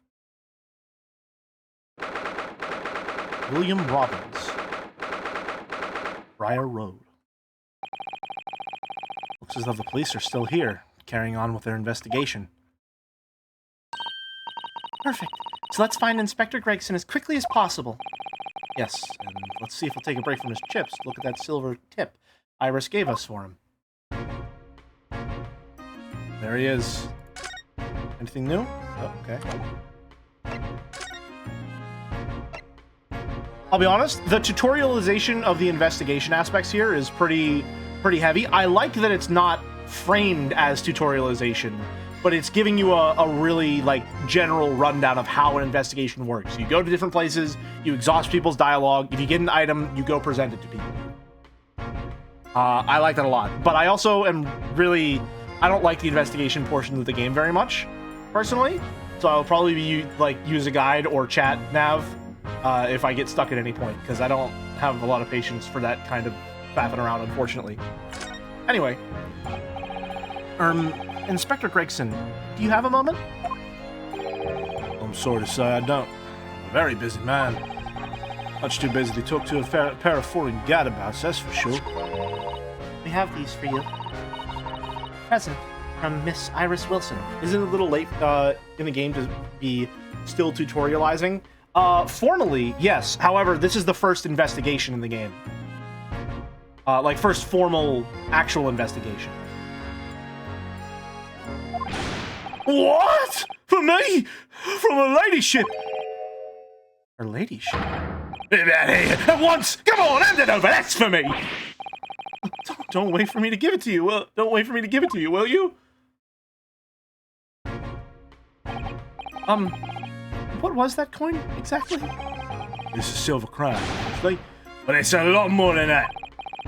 Well, it's an appearance fee, that's what it is. An appearance fee? Oh, I see. You mean...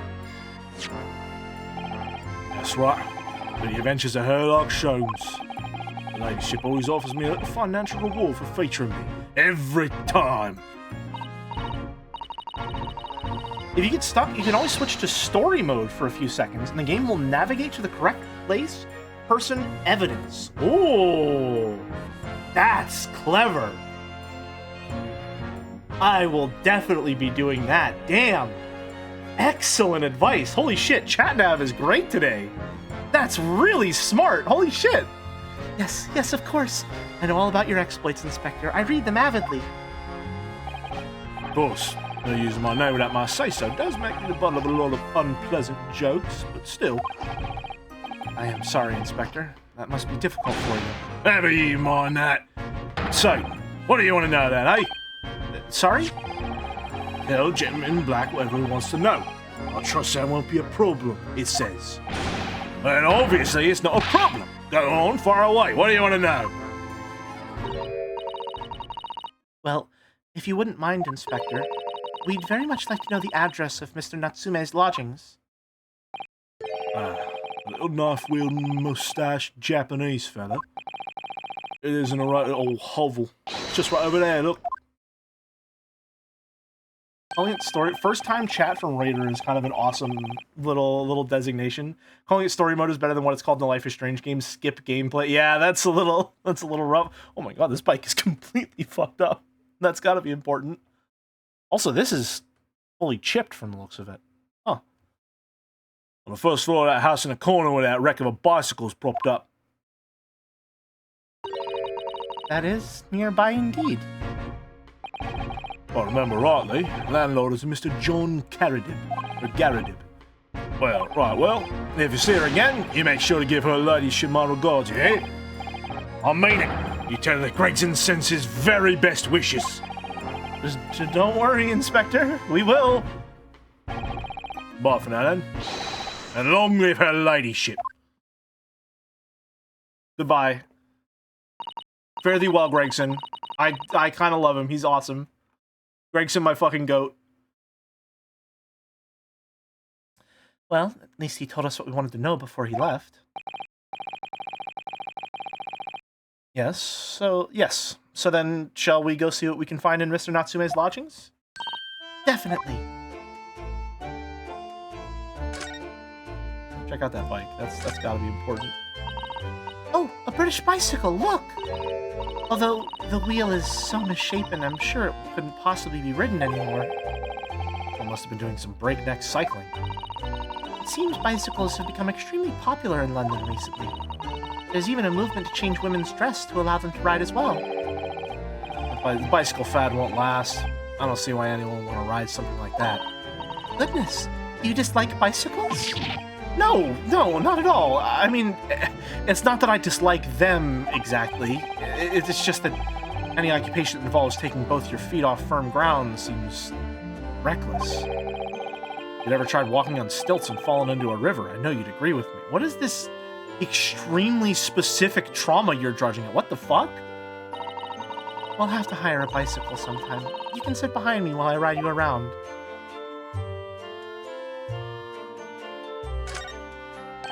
Do you know about the guy who came up with vehicular bicycling, who thought that if you can't cycle at 30 miles per hour, you don't deserve to be called a cyclist?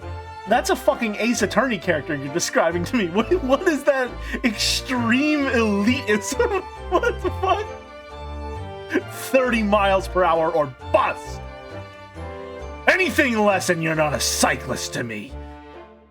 You don't deserve to ride those two wheels. You might as well walk. Look at the windows of that building there. Are you sure they're windows? Yes, but they're filled in with bricks. Oh, you're right. I wonder why. Perhaps it's an empty property where nobody lives at the moment. There's smoke coming from the chimneys, though. They, like, brick over the windows during the winter or something? Brits in chat, is this something that you do because you don't have air conditioning? You're not allowed to regulate the heat of your home, so you just sort of put bricks in there? Is that what happens? Is this historically accurate?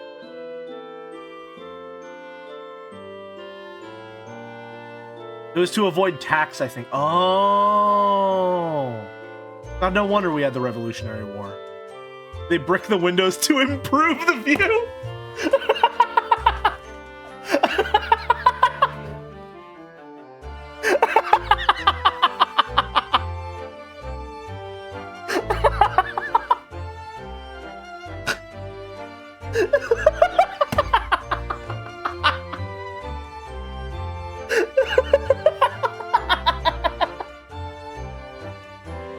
Holy shit. It's awesome.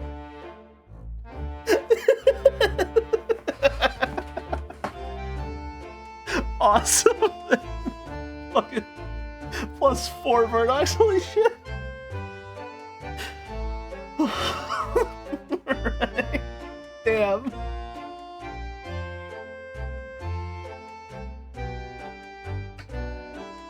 Okay. Oh dear, everything still feels very foreign. So much we have to learn about this place.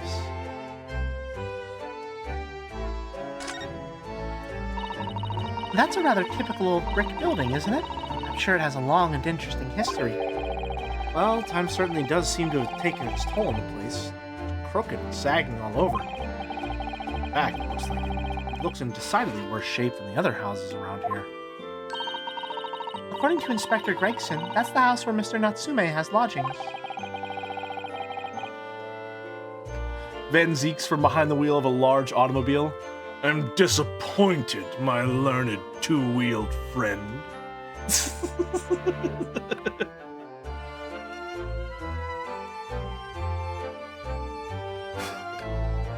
You see, this wouldn't be a problem if we simply added an additional lane to the highway. But unfortunately, those in city planning don't appear to understand my point of view. One more lane would be all it would take to solve such an issue. One more paltry lane. Must be awful for Saseki-san, getting caught up in something like this in a foreign land. Popular myth is that the phrase daylight robbery came from the window tax. Not true, but people did use that phrase back then for the phenomenon. Huh! Interesting. Oh. Clouds look so big and heavy in the sky, don't they? Cannot believe they force us to share the road with such rabble. The road should be for cars. Get these two-wheeled abominations out of here. Something like that. Okay, so I drive a car now, which means that I have experienced cyclists. Specifically, I was running late because of rush hour traffic to go get Mouse whenever we were getting sushi the other week, and I was behind 2 cyclists, all right? And the problem is that the bike lane and the driving lane were the same lane, okay? And I don't think you can reasonably expect a cyclist to go 25 miles per hour, even. Like, that's crazy to ask of them. So, like, I'm running late behind these 2 people, and I can't go around them, because that's dangerous for both of us. And they can't really speed up or get out of the way, because there's no sidewalk, and the only lane they have is the lane where the cars are at. Like, it's just a monumental fuck-up on all sides. other parts of the neighborhood did have bike lanes, where here's the road, and next to it, there's a bike lane. I don't know why they decided to merge it there. It's less dangerous to go around them in most cases, I think. I see. I would probably still never do it. It's true. Can't expect cyclists to go 25 miles per hour because real cyclists are going 30. 30 at least. Van Zeek's advocating for drunk driving, but he never takes a sip. He just keeps holding the wine glass. So fucking stupid. Clouds look so big and heavy in the sky, don't they? The sky is blue. So am I. Dense fog as well. Everything looks hazy. Well, it is known as Foggy London Town. Just make out some sort of spire through the fog. Looks like it's still being built, though. Aha! Yes! That must be the Crystal Tower, being built for the great exhibition that's to open in 6 months' time. I found the quote. Every facility for promoting cycling should be designed for 30 miles per hour, 48 kilometers per hour. Every facility for promoting cycling should be designed for 30 miles per hour. If it is not, it will not attract the serious cyclist, and hence it will not be part of an effective. It will not be an effective part of the transportation system. A facility that is designed only for childlike and incompetent cyclists encourages the toy bicycle attitude and discourages cycling transportation. You can't really drive with such an abominably low blood alcohol percentage. Everyone knows you need a certain buzz to really push your machine to its limits. What is this fucked up drunk biker fancies that we're making right now?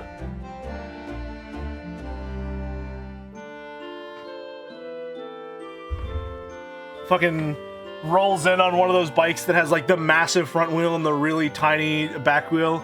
I see you still have much to learn in the ways of locomotion, my learned Japanese friend.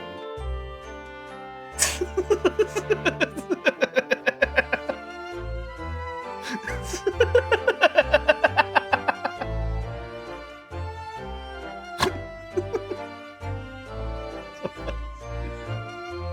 is a fucked up composite character we're cooking up here. Apparently it's going to be very striking, glazed on all sides, and the symbolic centerpiece of the exhibition. It's to be the largest exposition in history, is it? Can't even begin to imagine. The street. Piles of snow on the pavement here and there, but the road itself is covered in carriage tracks. It seems carriages often travel down Briar Road. It soon disperses all the snow. I slipped over when I was walking down the pavement earlier. Seems like it would have been safer to walk on the road instead. True, true! Genuinely true, it's still like this in Pittsburgh. Nobody salts their fucking sidewalk. Oh, but you're rather small, Naruhodo, and dressed all in black. I worry coachmen might not see you, and you could be flattened by horses. Oh, thank you for the rather small concern. He loves cars, he loves wine, he hates pretend cyclists. He's sorry. He hates the idea of a bike lane, not because he doesn't think that like bikes shouldn't be allowed to share the road, but because he believes that most people are not qualified enough to share the road with cars on their bikes. Like, he has no problem with a cyclist being on the road, but he's such an elitist about, like, who he considers a cyclist. Love me car, love me wife, love cycling 30 miles per hour, simple as, don't like it, he's a door. So fucking stupid. Extreme cycling elitist, Barrack von Zeeks. What a delightful snowman. Omochikairi? I didn't realize the English had a tradition of making snowmen as well. Looks a little creepy, though. Oh, it has a scarf, look! You need one if you're out in this freezing cold all the time. I wish I had one. You really need to watch the Not Just Bikes video about the IRL guy that actually unironically believed that. But we can make Van Zeek's one his legacy too. I'm afraid our budget is somewhat frozen at the moment, too. We certainly can't afford a scarf. Really, the snowman here wouldn't miss it. That's what I'm saying! But the person who made the snowman certainly would. Everyone can just read his mind today. What the fuck? Yes, I know, you're right. Anyway, even if I borrowed it, it wouldn't do much to warm my neck, would it? Covered in snow. It'd be fine. It's one of the officers from Scotland Yard. He's for making sure the crime scene is undisturbed. I have a feeling that if we wander too close, we'll be clapped in irons. I think perhaps you're being a little overcautious. We've done nothing wrong, so we have no cause for concern. Oh, Susato, honey. Oh, look at you. You think the police need a reason to arrest you? They can make one up, honey. I'm so sorry. They just invent those. Oh, you poor thing. Oh no, I'm not getting caught out again. Twice is enough. Twice I found myself in handcuffs despite not knowing a thing about what was going on. Yes, you've had some dreadful experiences. I'm sure it's that wide-eyed look of panic you're so prone to. It does you no favors at all. Ugh. Fucking catching a stray, goddamn. Oh, that's a Scotland Yard carriage! They use vehicles like that to rush to crime scenes and cart away criminals. You're very well informed, aren't you? It's long been a dream of mine to ride in one of those through the streets of London. Oh, just pick up a stone and throw it through one of the windows then. But that would mean being arrested in order to ride it. Wouldn't it? Still, if it's the only way, help me find a good stone. No, I wasn't serious! Of course. Alright, that's everything then. Investigated thoroughly, but can't find anything out of place. No, there we go. I think that's everything? Yep. Yeah, we already did that one. Sato, you're in an Ace Attorney game. It's shocking you haven't been arrested yet, especially when she's our Maya. But really, I think that we might be Maya and she's Phoenix. To be completely honest with you, I think she might be Phoenix. Kofi Con Leche, that's an awesome name. You are Maya? Yeah, for sure. It's going great. I'm having a fantastic time playing this game. Still haven't been here yet. Even then, if she's our Phoenix, that it's still surprising that she hasn't been arrested. 19th of February, Mr. Natsume's lodgings. I'm sorry, aren't... May I help you? Yes. Would this be the residence of Mr. John Garrideb? Indeed it would be, sir. And who may I say is calling? My name is Ryunosuke Naruhodo. Mr. Naruhodo is representing Mr. Soseki Natsume. I believe he takes lodgings here? Oh. We would very much like to ask him some questions about our client. One moment, please. I shall convey the message to Mr. Garrideb. You see that, Mr. Sato? That was a real-life English maid. No. As I understand it, anyone of standing in English society employs a number of household staff. That is the first time I've ever seen one in the flesh. Oh, this day keeps getting better. Oh, she's a Westaboo. Oh no. She's a fucking Teaboo. It feels like we've really arrived now, doesn't it? We need only to meet a butler, and the experience will be complete. Hosonaga sitting right off screen, undercover for his next investigation. Well, I'm not sure if I'd go that far, but I understand the sentiment. Thank you for waiting. Mr. Garrideb will see you now. This way. Excuse me? I'm sorry, is it fucking Mac tonight? What the fuck? What the hell? Fucking Lunatone over here.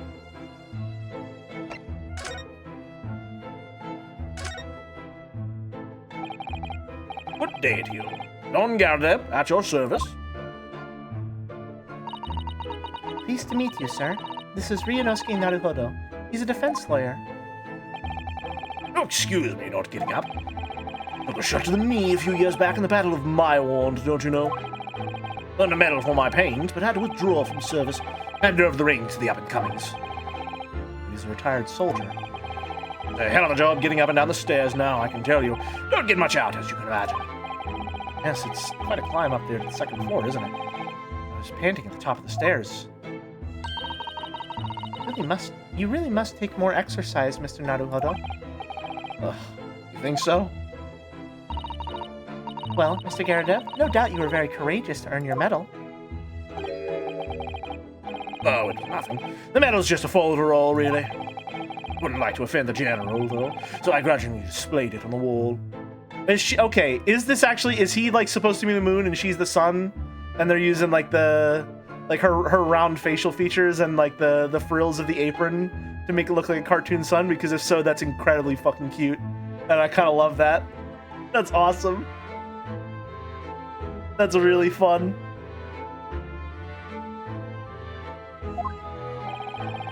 Why don't you fetch it down, Joan? Joan? Oh yeah, Joan. And these good people see it properly. Oh, fetch the... Ah! Dash it, old woman, be careful! Oh, hearing me. I do beg your pardon, sir. You jolly near took the skin off my hands. I should be more careful, sir. So anyway, there you have it. Living a quiet life now. Yes, I see.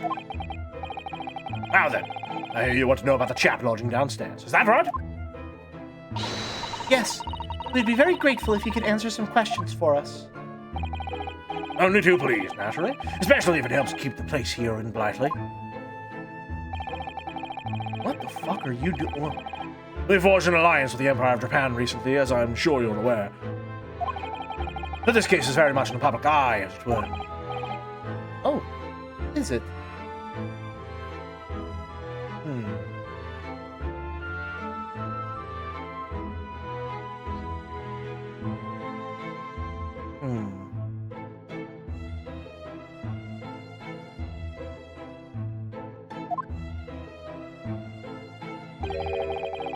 Even had some famous detective poking about, you know.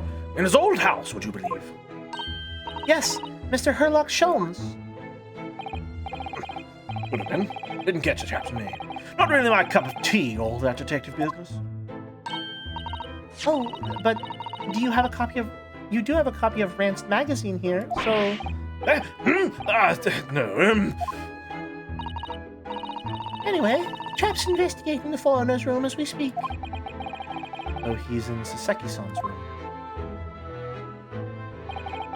It's a bawling nuisance, is what it is. Whole neighborhood's twitching his curtains now. I don't like all the fuss. It's jolly unsettling. About Mr. Natsume. About Mr. Natsume then, Mr. Garadev. Please, do tell us. Ah, yes, the Japanese chap. Only been lodging here for a week. Oh, just 1 week. So we moved in very recently then. I have 2 lodges most of the time. One on the ground floor and one just below us. First floor room became available a week ago, you see. There'd been... Ah! Dash it all, Joan! Do be careful! Oh, my goodness. I'm terribly sorry, sir. If you want to know my opinion. I thought he was a shady sort from the moment I set eyes on him. Oh, she's really cute. Holy shit. Oh? Why? He seemed to have a most nervous disposition, always shaking and looking over his shoulder. The man had shady written across his sweat-soaked brow, if you ask me. I said to myself, Joan, that man is trouble. Sooner or later he's going to do something untoward. And I'm rarely wrong about anything. Calling this maid as a witness, that's for sure. Oh. I do believe we will. Was there anything else that struck you as suspicious about the man at all? Yes, oh yes, indeed there was. She's dying to tell us. The shady lodger. Have you noticed anything else at all about your lodger? Of course we won't be calling her as a witness. She'll be in the jury after, naturally. Funny contrast of reaction because Joe really hit. What? What? Why? Look at her, she's adorable. Have you noticed anything else about your lodger, Mr. Natsume? Oh my word, yes. Man was shadier than an orchard. Could you elaborate? Well, take the man's room. Absolutely stuffed full of books it is, more than anyone could ever read. And he never so much as passes the time of day with another living soul. I haven't seen a single visitor call. He just trots off to that old bookshop every single day, comes back to 5 to light the gas fire. And the funny little man is up long past the time everyone else in the house has gone to bed too. Oh, I see. The gentleman on the ground floor goes to bed at around 9 each night. But I've never known that Japanese fellow to retire any earlier than 2 in the morning. Huh. Could you clarify something, I wonder, Kana? What, pray? How did you know so much about Mr. Natsume's routine? I understood that neither of the lodgers live on this floor of the house. Is that correct? That's right, yes. Both below us, on the first floor and street level. Then how is it that you know so much about the lives of your lodgers?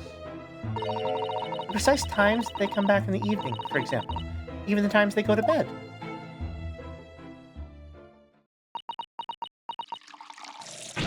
Ah! Good grief, Joan! Be more careful, woman! Oh my goodness, sir, I'm terribly sorry, sir. Something doesn't add up here. Incident 2 days ago. It seems that the incident took place around 5 in the evening. Did you happen to look out the window around that time? The window? Yes, we noticed that the window out there looks over Briar Road. The incident took place on the pavement just on the far side of the street. Was there anyone suspicious loitering nearby? 5 o'clock is dinner in the Garadeb household. I'm afraid I don't remember seeing anything. How about you, Joan? No, sir. It would have been dusk outside already. Would have been dusk outside already at that hour. But if the fog is well, I should think it would have been quite impossible to see the other side of the road. Oh, I see. Did you notice anything out of the ordinary then? Such as? Anything at all, even if it seems unrelated. Well, Yes? Was there something then? well, it's nothing particularly significant. But at around that sort of time in here, for the love of God, Joan, watch what you're doing! Oh, dearie me, what have I done? I'm awfully sorry, sir. I'm slipping into Iris for her. Do be more careful, woman! Of course, sir. If I may, Mr. Narrow Hollow. Fucking narrow, goddamn. Oh, yes? I have an exceedingly good memory, and as far as I remember, nothing of any significance took place here at that hour. Nothing at all. Oh, really? Mr. Garrett? The way you were talking before, it sounded rather like there might have been something. Oh, well, as I was saying, it was just a trifling matter, really. Nothing of...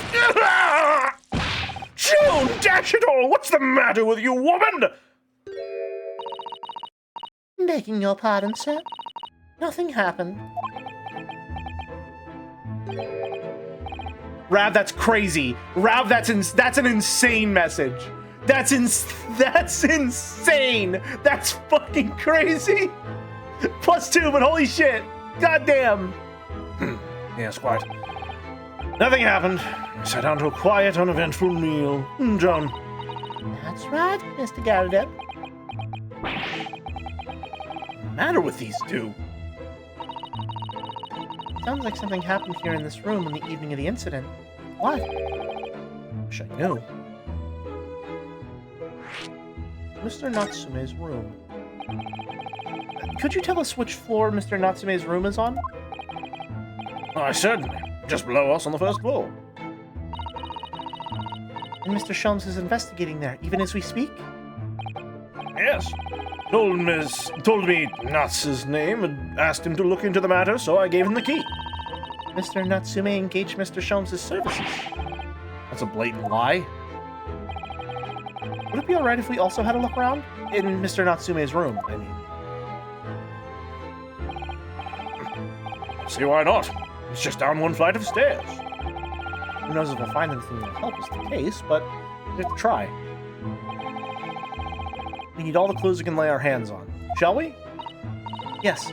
And while we're there, we can speak with Mr. Sholmes again. Perhaps he'll be able to tell us more. In the meantime,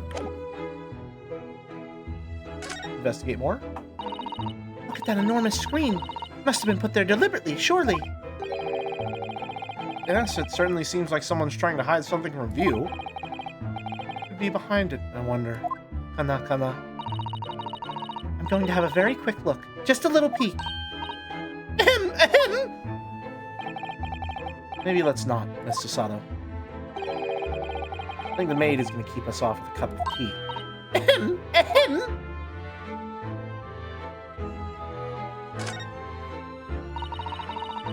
Looks like a Medal of Honor. And it's showcased on a very grand banner. Yes, it's displayed with some pride, I would say. Although it bothers me that it's not straight.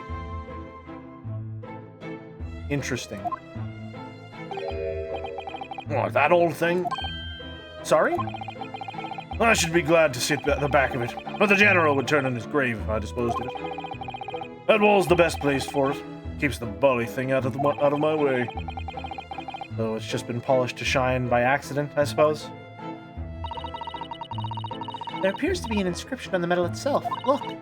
Let me see. It says, "For distinguished participation." Sounds like the kind of honors even I could be in line for.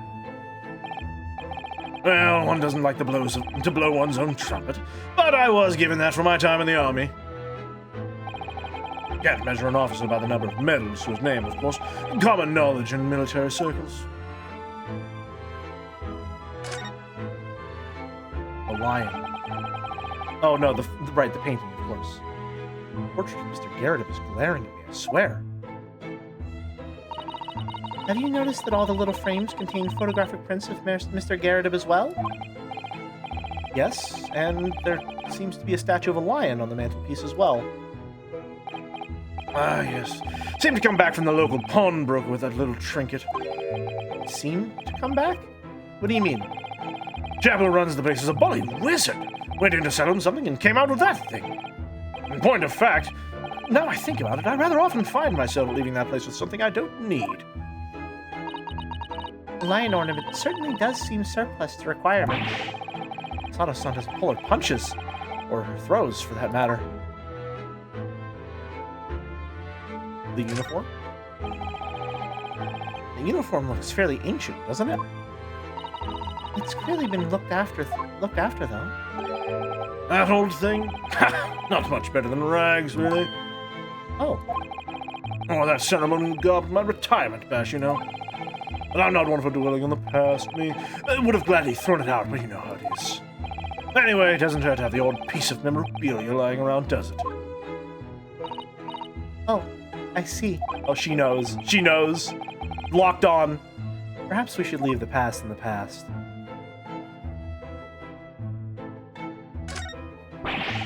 It's a full-sized cannon! What's it doing in here? Oh my, it's real. I thought it might be a replica. That old thing. That's a little more than a toy. Sorry? The army was selling it off when I retired, so I decided to give it a new home. Never know when the enemy might attack next. Jolly useful to have a cannon about the house. Really? It isn't overkill? Be prepared, I always say. You never know what this twisted world's going to throw at you next, boy. Do you think there may be trouble brewing, Mr. Garrett? Always is. Take Joan here. Never fails to have a clean apron in reserve. Dries them over the barrel, you see. They dry very well in the cannon there, Joan tells me, which rather proves my point, I feel. It's been reduced to a drying rack. No wonder the huge cannon looks like it's hanging its head in shame. I notice you have a pile of books here, Mr. Garrideb. Do you enjoy reading? Ever experienced a London winter, boy? The nights are long. No better way to pass the time than in front of the fire with a jolly good book. Oh, there's a copy of Ranced magazine here, see? Here I see. No doubt Mr. Garrideb enjoys the adventures of Herlock Sholmes, too. The great detective has a great many followers, it would seem. What was that? I don't think you investigated thoroughly enough, Naruto boy. I don't know if you did.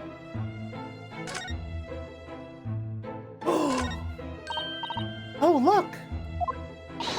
What a wonderful collection of cakes lined up on that gleaming silver cake stand. Lined up. More like someone has half demolished them to me. Afternoon tea is a time of indulgence, you know. It's quite the English way. It is Mr. Garrideb's custom to take 2 cakes with his tea. That sounds delightful. Oh, wait a minute, though. There are at least 10 cakes on this cake stand. Well, naturally. And it would never do to waste the leftovers. Whatever Mr. Garrideb doesn't eat, I say to myself, Joan, you shall have to tidy up. How magnanimous of you. I was wondering when the fat jokes would start. This crockery on display here. It's rather unusual, isn't it? Oh my, a genuine London dresser. Isn't it delightful? Fucking Susato thing, London, hogging. Although the shelves seem to be broken and the crockery is, oh dear, it's in pieces. It really is. It really is. Word cracked wouldn't do that chinaware justice. Ah, I wonder.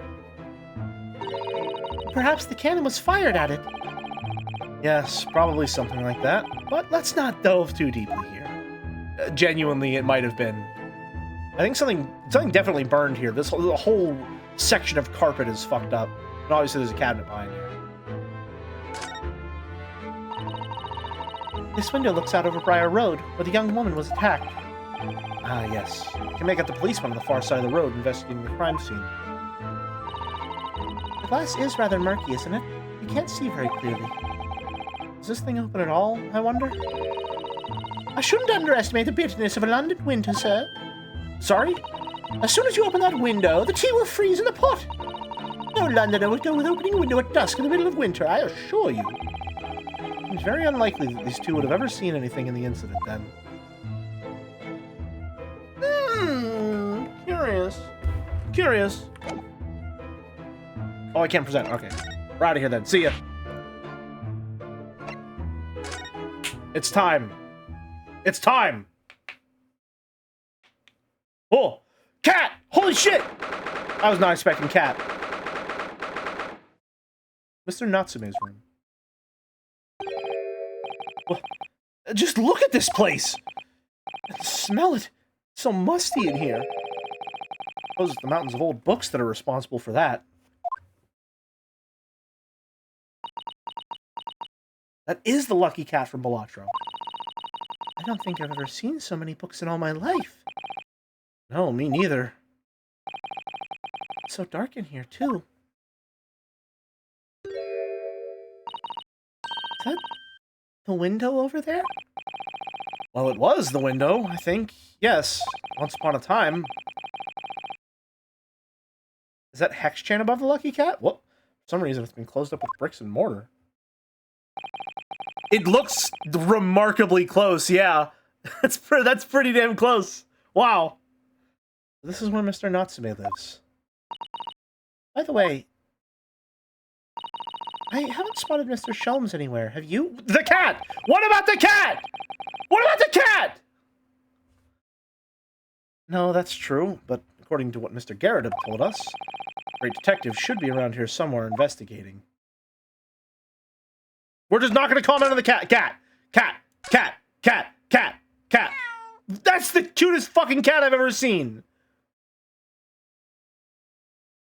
It's gone. No! Oh my, what an adorable little cat. Perhaps he's looking after all the books while his master is away. I don't know about that. He disappeared into that pile of books as quick as a flash. It was a tricolor Mickey, wasn't it? Do they even have that sort of cat here in Great Britain? Perhaps Mr. Natsume brought the little creature with him from Japan. It's made me feel homesick now. Already? You've only been in the country for 2 days. Lucky cat. Oh look! It's a beckoning cat from home! A bit big and bulky, isn't it? Surely Mr. Natsume didn't bring that, Maneki Neko all the way from Japan with him. I hardly think you're in a position to comment, Mr. Naruhodo. Are you forgetting the enormous Daruma doll that you brought in your luggage? Well, it can be dangerous traveling abroad. I wanted a lucky charm. Well, I imagine Mr. Natsume wanted the same, and this cat is sure to beckon good luck to him. Not doing a very good job so far, is it? You mustn't say such things. I didn't say a word! Why are my eyes such a big giveaway? Why are we Keiichi this chapter? What's happening? Okay. We can look to the right. I swear to God, if we look to the right and he's just fucking in there, laying on a pile of books or some shit, I know he's gonna fucking be there. I know he's gonna be there. He has to be there. Did you even call this a window? I think it was a window at one time, after all. Although all that remains is the frame around some bricks now. So, really, it's just a wall then, isn't it? Why would anyone deliberately brick it up like that? I'm afraid I have no idea. Ah! Perhaps Mr. Natsume painted the brick design on in a fit of whimsy. That's alarmingly feasible. Anyway, whatever the reason, the lack of ventilation in here makes this place very oppressive. It does. I imagine being cooped up in a room like this would be extremely trying.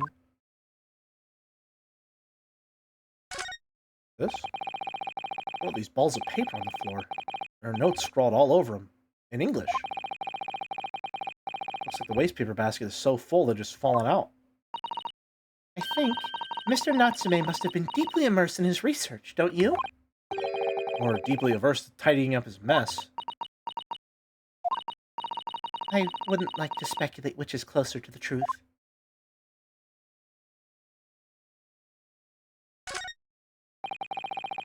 I'm gonna be out here accidentally fucking voice training myself, just do voices during stream. Like, I feel like through streaming, I have gained access to, like, a softer, higher register that did not exist before.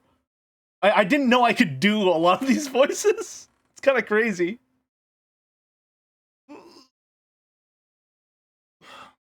are those books stacked up there? They almost reached the ceiling. They're all works of English literature, and they all smell so musty. This volume of books to hand, you'd never be short of reading material, would you? No, what a dreamy idea. Bad dream, maybe.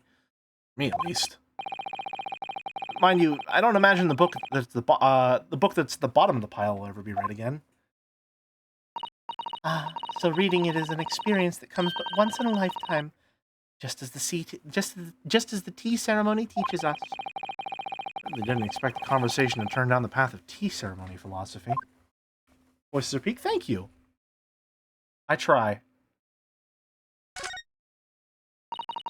That desk seems to be wedged into a crevasse? Yeah, crevasse between the mountains of books on either side. I suppose Mr. Natsume would sit there and read while stroking his cat. But surrounded on all sides by these towering, dusty old tomes. Surely he dreamt of books every night as well. Yes, he must have done, mustn't he? That's a weird way to phrase that. Oh, what's this? It's a receipt from a second-hand bookshop. Your books. Ah, yes. Mr. Natsume's name is on it. Look, the date of purchase, 2 days ago, at 4:45 p.m. It's the day of the incident. That's just a short while before he was embroiled in the terrible attack. Everyone say hi to Ruby. I don't know if you can hear her. Maybe when I'm talking, you can hear her in the background. He must have been on his way back from buying some old books. We got it. Locked in.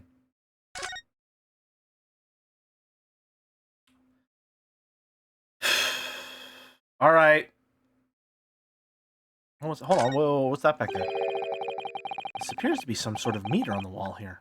Looks very robust. I wonder what it's for.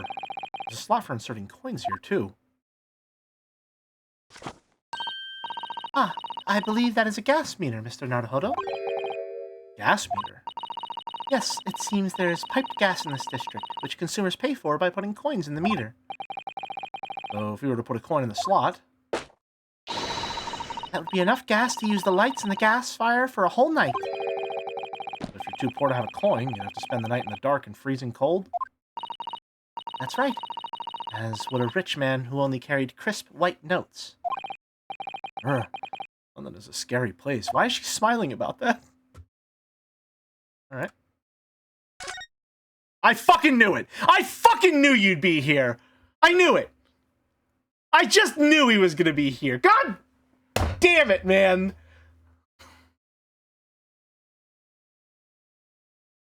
I fucking knew he was gonna be there. I fucking knew he was gonna be here. Do it. I fucking woke up this morning. I knew you were gonna pull some horse piss like this.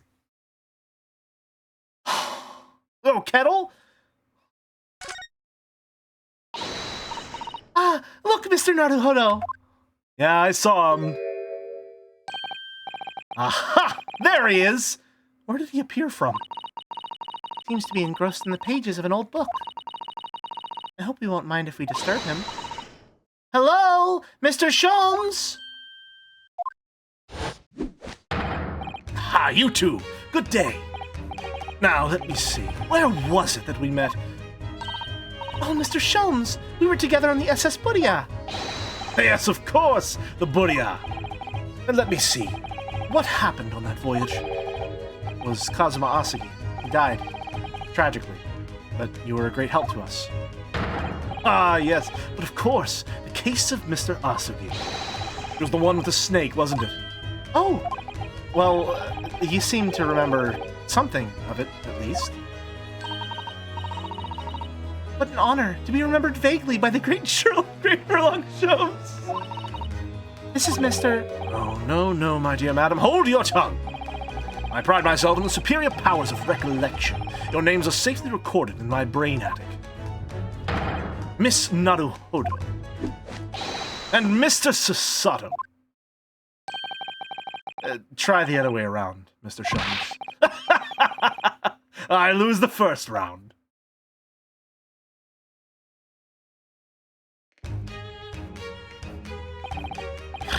Oh wow, I did not mean to snort there. My apologies. Weird. In truth, I had hoped to invite both of you to my Baker Street suite the day we arrived in London. But some Scotland Yardist ambushed me at the railway station and whisked me away to the scene of a crime. It was an entirely trivial case, of course. I solved the matter in no more than 30 minutes. Really apprehended Sasaki-san in that short of an amount of time? I'm afraid the pursuance of the new case has dulled my recollection of past involvements a little. A little. It is a mistake to think that one's brain attic has elastic walls and can distend to any extent. I do my best to forget useless facts, lest they should elbow out of the useful ones. Yes, those are my own words of inimitable wisdom, you know, from an adventure titled A Study in Scarlet. Please, there's no need to quote yourself. I don't always remember my pearls of wisdom, but fortunately my associate pens them beautifully.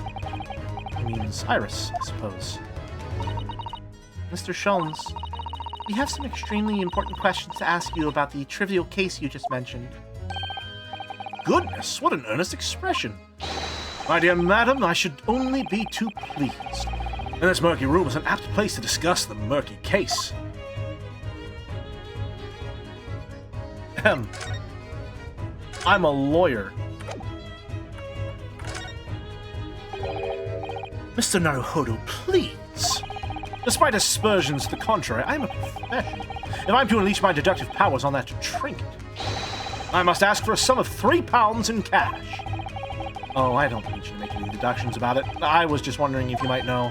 Mr. Naruhodo, as a professional, I insist that if I'm to offer my opinion on that trinket, I must ask for a sum of £3 in cash. I believe Mr. Sholmes has his eye on an expensive copy of the complete works of Shakespeare. Yes, to stand on the stage amid rapturous applause, it has long been a dream of mine, as you know. I literally had no idea. He's so fucking mad. He's so fucking mad. He fucking hates him so much. We know this to be the lodgings of a Japanese foreign student by the name of Soseki Natsume. It seems that you assisted in his arrest, Mr. Sholmes. The stabbing of a young woman outside here on Briar Road. Natsume.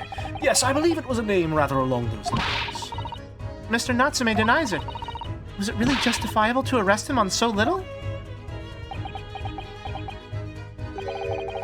I'm sorry, Miss Sasato, but I have not the slightest idea what you mean. What? I can't believe he was looking Sasato-san squarely in the eyes while feigning ignorance. I assure you, I'm not merely feigning ignorance. It would appear as if the pair of you are under some misapprehension. Oh? How? I assure you I have no recollection of accusing your astute compatriot of crime. But that doesn't make sense. The detectives of Scotland Yard made the following request of me, and I quote verbatim. We need you to ascertain the identity and whereabouts of a man seen fleeing the crime scene. Ah, a man seen fleeing. There were a number of books scattered on the pavement of the scene. On the book plates, I was quickly able to determine the bookshop from which they had been purchased. On speaking with the proprietor, I was immediately led to this address. Elementary, wouldn't you say? I believe there was a receipt around here somewhere from the establishment in question. So you don't think Mr. Natsume is the culprit, then? That I could not tell you. But it was aggravating my faculties, hence why I returned here. However, this place is such a trove of fascinating books, I found myself quite lost in bibliography. I don't think that's what he said. Hold on, let me... Bibliophily. That is... what the fuck? Do not be deceived into believing that I am a man of leisure. No, no, no! Oh dear. Mr. Garrett, the landlord. Tell me. Oh no. Oops. Sorry, not crashing out. Have you encountered the landlord of these lodgings? Yes, Mr. Garrett, a retired military man. It's the first time I've ever met a soldier from the Great British Institution that is, excuse me, the services. It's the first time I've ever met a maid from the Great British Institution that is service. Alright, +2 on that one. I didn't think it was that funny. I do apologize. As you may well be aware, many households in London employ a maid. Yes, I read as much in my Great Britain primer. And so, conversely, whether or not a household employs a maid has come to betoken the social standing of those dwelling therein. Betoken their standing? Sorry? Put simply, my dear fellow, those who employ at least a single maid are considered middle class. Those who do not are beneath that. In the upper echelons of society, of course, households employ enough staff to constitute a large family. Goodness, how extraordinary. As you can appreciate, for those of precarious boundary between the middle and lower classes, being able to afford just one maid is the first importance. I had no idea. And it is for precisely that reason that I find great stimulation in the situation upstairs. Specifically in the retired army veteran, Mr. John Garrett. Oh? Affable as he is, the fellow is hiding something. Whether or not it imposes on the circumstances of this case, I am yet unable to ascertain. I'm thoroughly lost on what he means to say. I love having Herlock around. He's very fun to voice. This room is thoroughly suffocating the soul, my dear fellow. I assure you, any man whose lot is to dwell in a place such as this will stab somebody sooner or later. Mr. Natsume stabbed no one. Ah, but sooner or later, as I said. don't believe that's the issue here. About this dark little room, Mr. Sholmes. Why is there no longer a window? Do you have any idea? Your Herlock voice is perfect. Thank you. Thank you. No window? Well, I mean, I can clearly see that there is a window of sorts. But it's been completely blocked with bricks. Ah, I see. The answer to that question is quite simple. Window tax.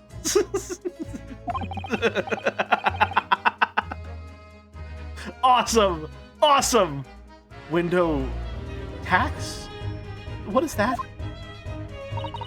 Surely not a tax on windows. Precisely that. Oh my goodness! Until relatively recently, a tax was levied on households in this country by the number of their windows. To a lesser, those of lesser means, having inherited a sizable and costly family home perhaps, rapidly closed windows up. While the rich opened windows here, there, and everywhere. In an effort to curry favor with those in power by furnishing them with large sums of tax money. Real tax, the British are able to conjure the most terrifying of things. No wonder the fucking no wonder America exists if this is the kind of shit they tax you for. Are you kidding me? You're getting taxed for having windows? What the fuck? What do you mean there's a window tax? Oh, sorry, you got too many windows. That's gonna be an extra 5 pence. Well, what are you talking about? What do you mean? Window tax? How awful and unjust, forcing people to live in rooms devoid of light. Indeed, disease was rife as a result. So some 40 years ago, or thereabouts, the window tax was abolished. But its legacy remains, as you can see, in squalid lodgings such as these, for example. I suppose Mr. Natsume's stipend for living here in London isn't very generous, perhaps. It would appear so. I've done a little digging and discovered that these lodgings were offered at an extraordinarily low price. Because the room is so awful, I should think. Apparently, Mr. Natsume only moved in here about 1 week ago. Well, yes, that's correct. However, I don't believe the low rent is explained by the shabby nature of the accommodation. Oh? Still, that is of little relevance here. A matter not worthy of further attention. You sure? I'm curious now.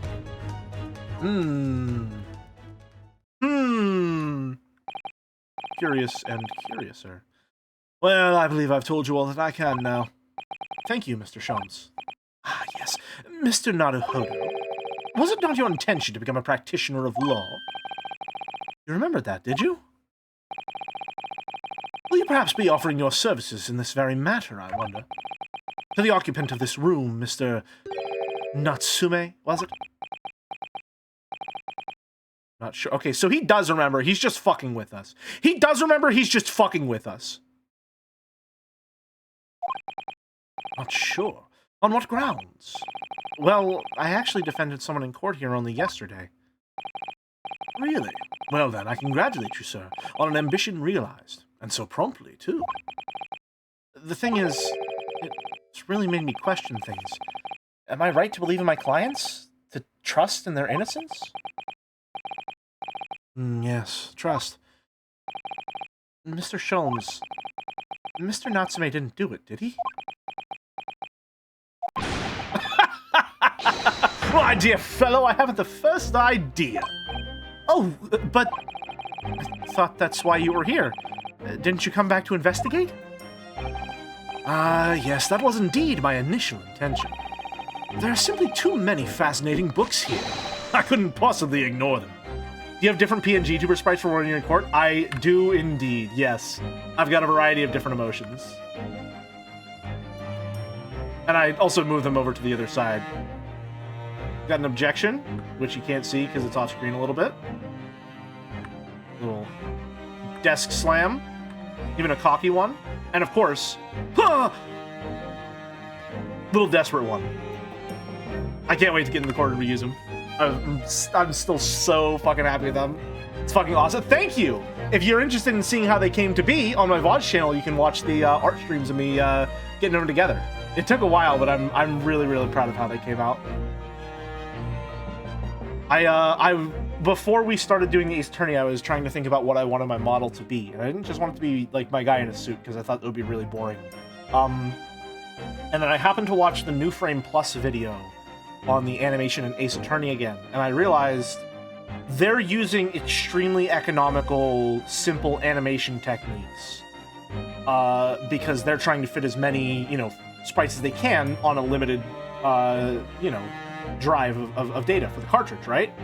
And I thought, well, if they're using really limited, simple techniques, and I'm not much of an animator myself in that I don't animate, would it be possible maybe for me to emulate those techniques because they're simple? And the answer is yes, actually. It's remarkably, like, not easy, I'll say, but like,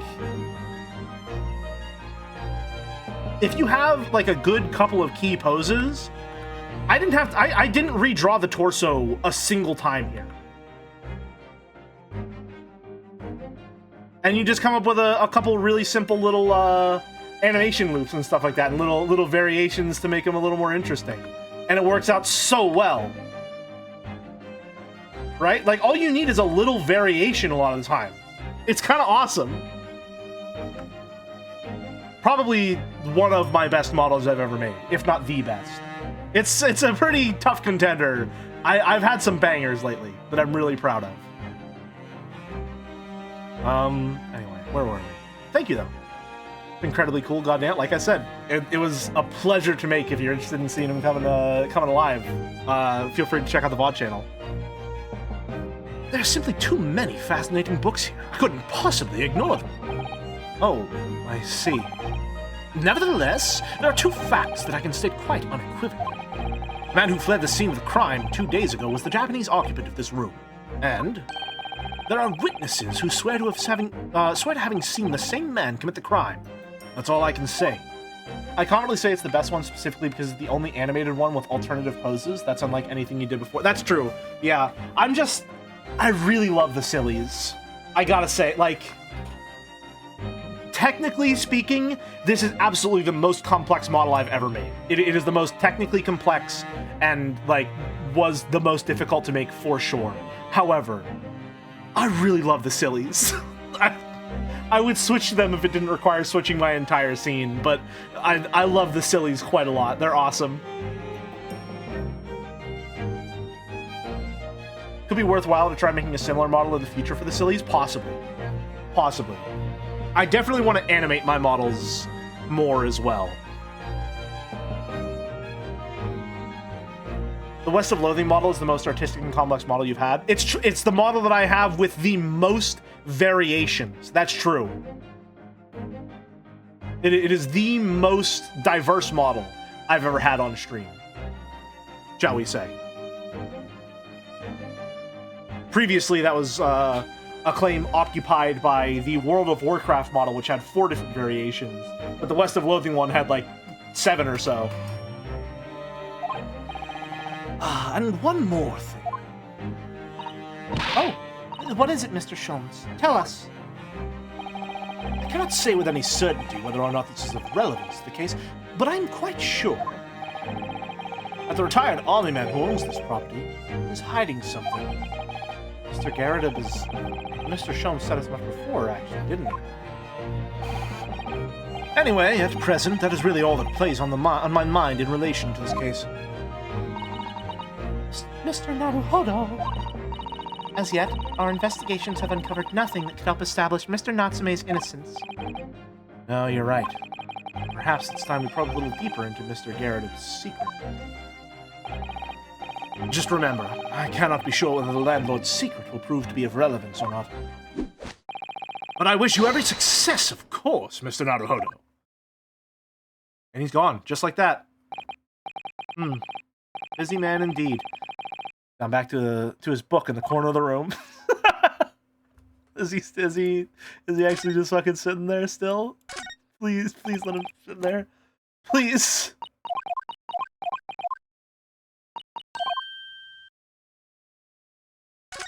No, I don't want to click. Yep, right back to it. Excuse me, Mr. Sholmes? Yes, so true. To be or not to be? That is indeed the question, Mr. Naruhodo. To be or not to be brushed off? That is the question. The answer is all too clear. Let's leave Mr. Sholmes in peace, shall we?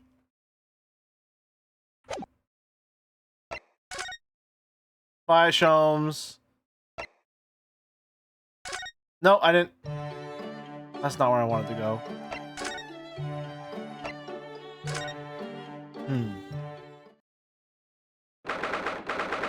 19th February. Mr. Garrido's room. Ah, you pair again. Well, man, was the detective chap, I forget his name, still hard at work down there? Mr. Herlock Sholmes? Ah, yes. Rings a vague bell. All that detective business isn't really my thing, I'm afraid. Well, Mr. Sholmes is in his element down there. Jolly good show. Another cup of tea, if you please, Joan. Now then, why don't you tell me what... For the umpteenth time, woman, what do you watch what you're ballywell doing? I shall be serving dinner shortly, sir. Yes, of course. Frightfully rude of me, but I'm afraid I shall have to ask you to take your leave, if you'd be so kind. Oh, yes, of course. We are deeply grateful for all of your assistance. Not at all, not at all. I don't get much of a chance to talk with young foreigners like yourselves. It's been a pleasure. Best of luck and all that. Perhaps you could see yourselves out. According to Mr. Sholmes, Mr. Garrett is hiding something. Since no other avenues of investigation seem open to us at the moment, perhaps we should do some digging.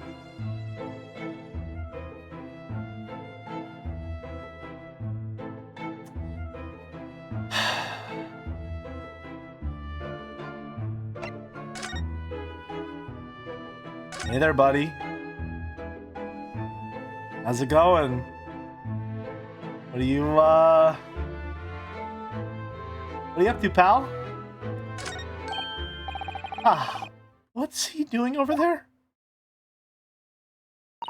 Mr. Sholmes? We meet again, my dear fellows. Good gracious! When did you sneak in here?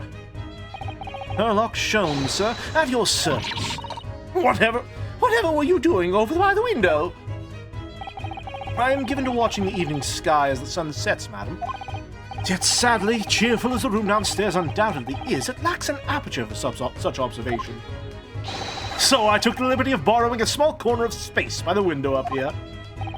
Well, keeping an eye on one's window at dusk is the prudent thing to do in London, I'm gathering. And one other thing, Mr. Naruhodo. Oh, me? I thought perhaps you might be in need of certain great detectives' great mind. Oh, wait, he's not talking about... Is he? I didn't expect to be going through that again so soon. Do you mean Mr. Sholmes? There is a mighty secret in this modest room. My eyes see even the most trivial of trifles. I take it you're prepared, Mr. Naruhodo? I think so. There is just time enough for my greatly admired great deductions. Let us conclude the matter before dark. Let's go! Time for fucking peek! Mr. Garrett, though it would seem you are a military man of considerably distinguished service, your standing as a landlord is most certainly not what one might call first-rate. I'm afraid, sir, that it is all too clear to me. There are two conclusions I've been able to draw by careful observation of your living arrangements. I beg your pardon? The first is that even as we speak, you're concealing the presence of a ferocious beast in your care. And the second is that as a result of the beast's violent rampage, you've lost something very dear to you. Mr. Naruhodo, look! The old man's broken out in a cold sweat. The Unbelievably, it seems Mr. Shelton's conclusions are both spot on, because they're extremely fucking vague, because he's reading the crowd right now. How could you possibly... How could you possibly know? You mean to inquire? The answer couldn't be simpler, sir. For in the dense jungle of logic and reason, I am the king of beasts. Ah! And I know only too well that wild beasts are not easily tamed. So, shall we begin? Once again, Sherlock Sholmes is proud to present his logic and reasoning spectacular. Let's fucking go! It's time for peak! The game is afoot!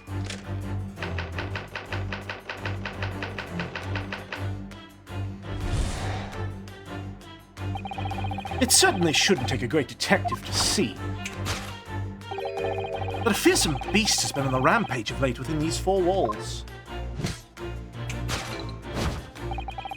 Thus, we are faced with the question, what form of might this beast take? Ah, for a man with a military breeding, your eyes are uncommonly candid. Oh, Your furtive glance, Mr. Garrideb, leads us directly to the answer.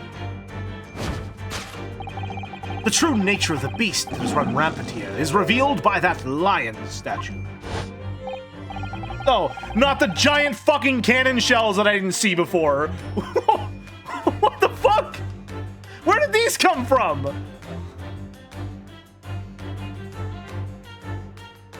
What the hell are these? Yes, throw an army, man. You appear unimposing at best. Those are fucking tank rounds. Those aren't cannonballs.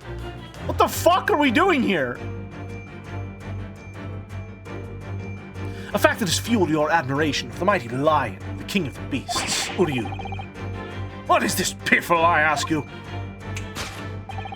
In the end, your admiration became so great, in fact, that you had a living, breathing specimen shipped from India, which you tried to keep in this very home.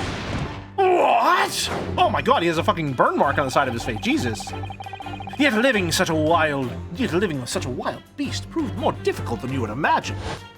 The chilling traces of a wild rampage are still very much in evidence. Well, yet as we look around, the beast in question fails to present itself. Where could this angry creature have disappeared to? Madam? Me? I pray you do not consider me unchivalrous, but it is plain to see at one glance in your direction. It is? Your dress pocket gives us a handsome clue as to the beast's current whereabouts. Protruding from it is a handbill advertising a circus show. Ah. Yes, you sought to dispose of the terrifying lion, Mr. Garrideb. At Batty's Circus, a traveling show currently sojourning in a nearby park. I have observed the tents. Oh no, fucking turnabout big top. No, go away, go away. You sold the savage lion, sir, to the circus troupe. I most certainly did not. I believe I have made my point. The fearsome beast which ran amok in this room was an Indian lion. And a simple visit to the circus now will reveal the lion prancing jubilantly through a ring of fire. So which Sherlock Holmes book is that in reference to? A rampaging Asiatic lion.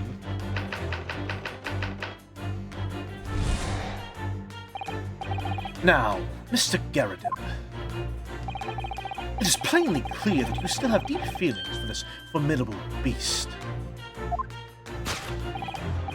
Indeed, in that blithe pose, the distress of loss has caused you the distress this loss has caused you is veritably tangible. Your head weighs heavy on your shoulders. The pain you feel revealed by that supporting arm. Amid fits of tears, you let your beloved go. The strain of losing something so dear to you is clearly visible on your visage. Nonsense, man! I simply... But what, we must now ask ourselves, is the true cause of that pain? And we need only follow the direction of your gaze to find the answer. Yes, it is this pile of bills that has given rise to the pain you suffer. Every envelope contains another demand for payment. Cartloads of meat, potatoes, wheat, and tea. Indeed, feeding your beloved has had a devastating impact on your the financial circumstances of your household. And so you had no choice but to let it go. Yes, well, Now, in a final fit of rage, the ferocious beast carried out one last unimaginable attack. Unimaginable? That's just a candle, straight up. The aftermath of which can be clearly seen by observing the carpet over there. A very expensive wood carpet, if I'm not mistaken. Oh, dearie me. What could have caused such a destructive outburst? This time, madam, I'm afraid it is you who has inadvertently revealed the truth to me. Your wandering eye has settled upon the answer very neatly indeed. Yes, to explain the dire state of the carpet, you need only look at the Tower of Cakes. Or, yeah, he's fucking with us, man. He's fucking with us. That's absolutely what's going on. He's not an idiot, he's fucking with us. He's fucking rage baiting as a means of solving crime. That's what he's doing. This son of a bitch. There is no creature more dangerous on this earth than a beast with an unsatiated appetite. Was it or was it not once said by a certain noblewoman, if they have no bread, let them eat cake? Food is the heart of all tragedy, in fact. Whatever do you mean? Having tired of the taste of cake, the beast began to stalk its next prey. I'm sure I need not spell out the nature of this final act of destruction carried out by the beast. There's only one logical conclusion. Worked into a frenzy by hunger, the lion attacked and ate the carpet. Teeth marks on the carpet are a perfect match with those of a lion I once saw in India. A specific lion, huh? Who do you? Carpet gnawed on by the starving lion.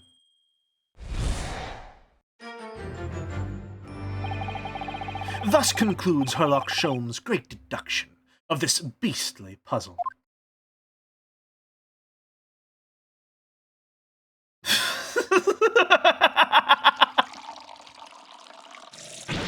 Ah! What is the matter with you, Joan? You're pouring scalding hot tea all over me! Oh, I'm very sorry, Mr. Sorry. I'm very sorry, Mr. Garradeb. I'm afraid I didn't notice. My deductions can be startlingly sharp. It stands to reason that your cup runneth over. Indeed, my revelations can make people spill tears at times, too. Oh. Mr. Sholmes, sorry to butt in again, but could I make an observation? Why, certainly, Mr. Naruhodo. What is it, again? Well, your deductions just now. Do you really think a lion could have fit inside a room of this size? Indeed, it is the only explanation for the facts. The terrifying truth all too often lies beyond the realms of common sense. Wouldn't it be an idea to consider what lies inside the realms of common sense as well? But if an uncaged lion had run amok in this very room, surely Mr. Garradeb and his maid would have been hurt, or worse. Ah, that's where you are stuck. No doubt the former military man held his own against the beast using that large cannon. But you said they sold the lion to the circus. And what about the food?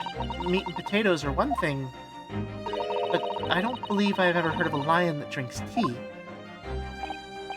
Ah, my dear Mrs. Sato, it occurs to me with some regularity that irrespective of race and breeding, wherever anyone lands on Great British soil, they are infused with a highly appropriate taste for afternoon tea. Oh, what a glorious notion! Well then, Mr. Naruhodo, it's your turn to shine again. I had a feeling that was coming. A slight massage. That's all Mr. Sholmes' deductions need. You can do it. Go for it. Yay! Excellent. I've been waiting for my trusty partner in deduction to step forward, Mr. Naruhodo. I don't even know yet whether or not this is going to help with Mr. Natsume's case. Still, uncovering the truth is always worthwhile, whatever the motivation. At least, that's what I want to believe. Let us start again. From the beginning. Of Herlock Sholmes, logic and reasoning spectacular. Course correction. Hold it, Mr. Sholmes.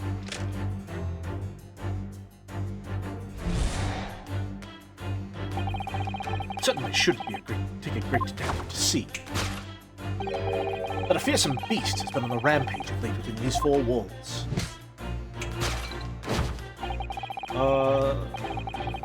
I'm not gonna read it again, because it's a lot. Fuck it. No, I will. I can't not. Thus we are faced with the question, what form might that beast take? For a man with a military breeding, your eyes are uncommonly candid. Your furtive glance, Mr. Garrideb, leads us directly to the answer. The true nature of the beast that has run rampant here is revealed by that lion statue. I really didn't see the lion thing coming. No, but if you observe Mr. Garrideb's reaction, it rather seems as though some beast did run amok here in this room. Yes, something with a very fierce nature, but it couldn't have been a lion transported from India. So what was it then? We must follow Mr. Garrideb's gaze. It will lead us to the true answer.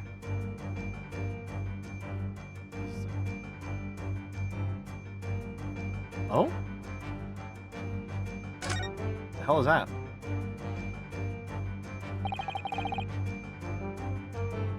Huh. So is she his daughter? What's this photograph? It appears to be from Mr. Garrideb's wedding. Oh, wedding! I see. Never mind. They're married. I see. Looks very happy, doesn't he? He does, but can't make out his bride. No, how unfortunate. Something must have struck the glass directly over the woman's face. I wonder what happened. Probably best not to delve too deeply there.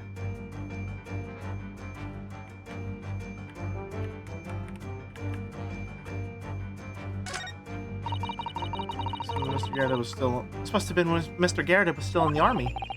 Seems to be carrying his rather stout bride effortlessly, and beaming a smile at the same time. I suppose he was very strong in his younger years. I like how the jelly tuber is overlapping Susie as well. A little bit, yeah. Hard to imagine now. He's as thin as a rake. The glass is broken, so you can't see the bride's face at all. No amount of cracks could hide the woman's plump form. I think powerful would be kinder than plump, Mr. Naruhodo. Why are we like this? Yeah, she certainly looks that. There's a lot of horsepower there. Not someone you want to upset, that's for sure. Oh look! Have you noticed her wedding ring? It's very large, isn't it? Yes, that's an unusual design. Looks like some sort of embellished sunflower. Take that! 1800s England, that's true. But also, you know, late 2010s writers. True nature of the beast that has run rampant here is revealed by that newlywed bride. Precisely, Mr. Naruhodo. No other explanation could possibly fit. Yes, this framed print pictures your wife, Mr. Garrideb. And while we lament the fact that her face is obscured, we can still make out her mighty arms, and note the considerable horsepower they must contain. Oh, indeed. Surely anyone of such powerful constitution would be honored to be described as a beast. Honored might be stretching the point. Too late! The fact remains that the beast, which so clearly savaged this room, was your wife, Mr. Garrideb. Ah! The chilling traces of a wild rampage are still very much in evidence. Well... Yet as we look around, the beast in question fails to present itself. Where could this angry creature have disappeared to? Madam? So he's having his wife pose as a maid to keep up appearances, and he has all this military stuff around to give him the appearance of someone who is higher class.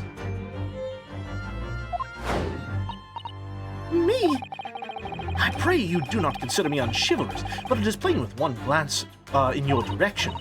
It is? Your dress pocket gives us a handsome clue of the beast's current whereabouts. Poor, fragile, defenseless woman is beside herself. Well, I don't know about fragile. Oh, dear. Anyway, Mr. Sholmes is quite right. There's no sign of Mrs. Garrett anywhere. But it seems there may be a clue as to her whereabouts. A clue that this maid is trying to hide. I wonder where Mr. Garrett's wife could be. I wonder.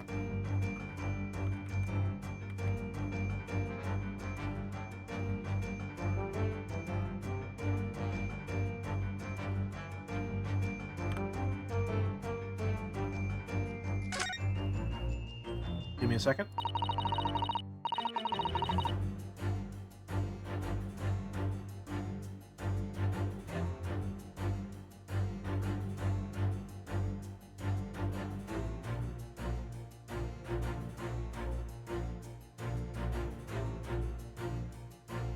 What a charming little teapot, and it's in pristine condition. Donna's been pouring some deliciously fragrant tea from it for Mr. Garrett, hasn't she? Well, not so much for Mr. Garrett as on Mr. Garrett, wouldn't you say? I wouldn't dream of drawing attention to it.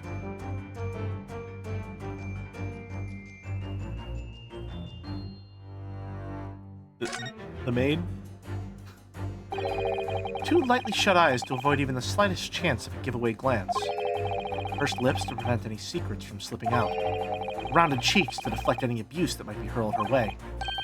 Yes, this is an unnervingly powerful woman, Miss Sasato.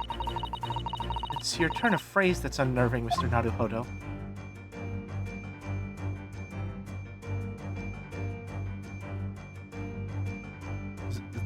Am I supposed... The maid? Do I present the maid? Take that! No, the music didn't stop. Okay. I'm not even sure if I should voice this. It's impossible to believe it could be true, yet for some reason, the thought came to my mind that this serving maid is in fact a mighty goddess of destruction. What are you talking about? What precisely was your intention with that, Mr. Naruhodo? Just following the natural progression of deduction. Sometimes the truth hurts. Well, the truth is, you do not have a turn for observation or deduction. Did that hurt? Yes, a lot. Alright. Let me... establish who it was that caused all the damage in this room. Yes, Mr. Garrett's wife. It's just a question of finding out where she is now. For some reason, I feel that she's very nearby. I just need to find the evidence. Okay. Can I move... Am I able to move down? Oh, okay. Well, I thought yeah, alright. I had a feeling that would probably be it. It's wearing a very large ring, look. Oh yes, a sunflower design with some rather nice embellishments.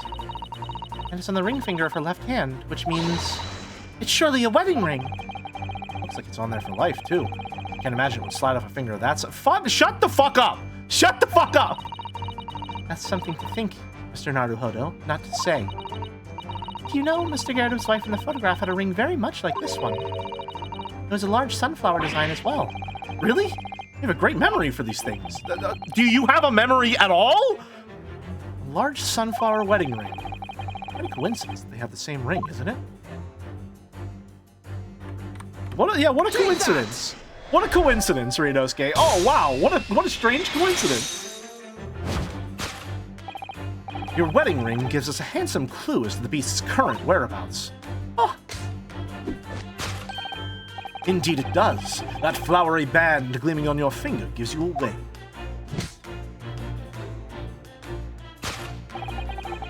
For it is identical to the one shown on the hand of Mr. Garrett's bride in this photographic print.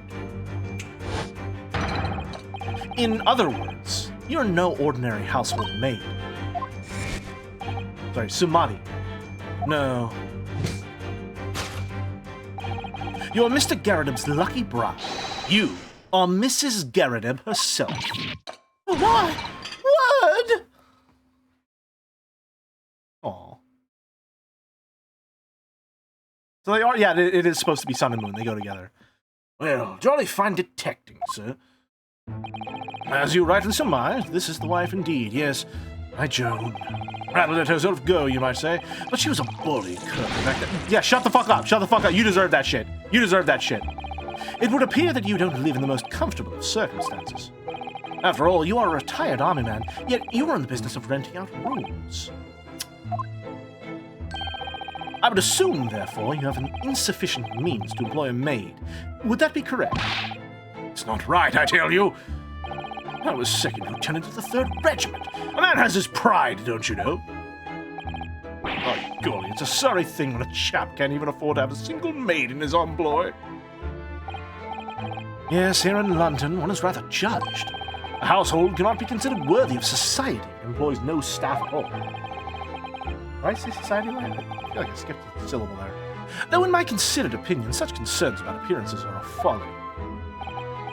You mean Mr. Garrett as his wife work as his maid? Precisely. Am I right, Mr. Garrett? Only in company, of course. Listen here. This must remain a secret. Oh, tip-top secret. Please! The nature of the beast. Alright. We'll probably finish this deduction, and then we'll call it a stream. Now, Mr. Garrett, it is plainly clear that you still have deep feelings for this formidable beast. Indeed, in that blithe pose, the distress of this loss has caused you to... The distress this loss has caused you is veritably tangible. Your head weighs on your shoulder, heavy on your shoulders. The pain you feel revealed by that supporting arm. Mr. Sholmes is quite something. Still calling Mrs. Garrett's wife a beast. Can you stop being so mean to her? Looks like my jam is on. It's a banger. They do need to stop being mean to her. I will protect fat women. Me alone. I'm so noble for this cause of being fucking normal. I'm so noble. Yes, as a woman, that feels rather uncomfortable. Mrs. Garrett is standing beside her husband as we speak.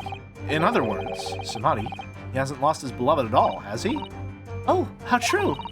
So perhaps that supporting arm seems to be propping up his head has some other significance then. According to Mr. Sholmes, Mr. Garrett's pain is tangible then.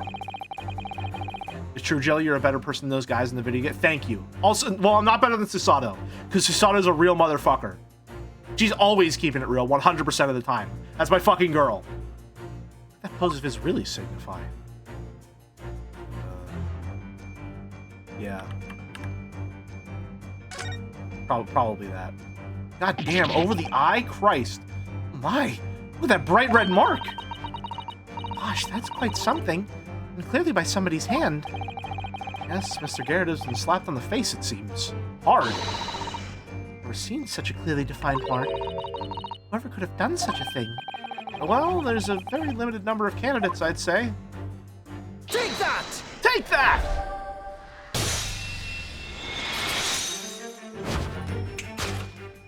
Oh, fucking love the progression of the music. Your head weighs heavy on your shoulders, the pain you feel being revealed by that slapped cheek. And of course, the deliverance of that impressive mark on your cheek that refuses to fade. Was you, Madame Joan Garrett? Oh, look at her sparkling eye. Look at her. She's so fucking pretty. Holy shit.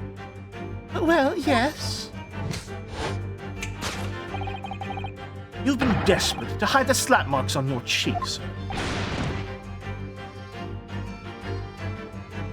Oh, tracking cam as he sits back up. The fun reference. In the Adventure of the Veiled Lodger, a lion gets loose and attacks two people. One of the people attacked had their face badly disfigured. That's pretty fun.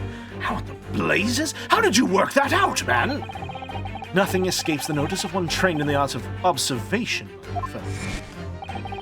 That's why you haven't looked directly at us even once. To keep your other side from view. Well, Now, let us proceed to the next conundrum.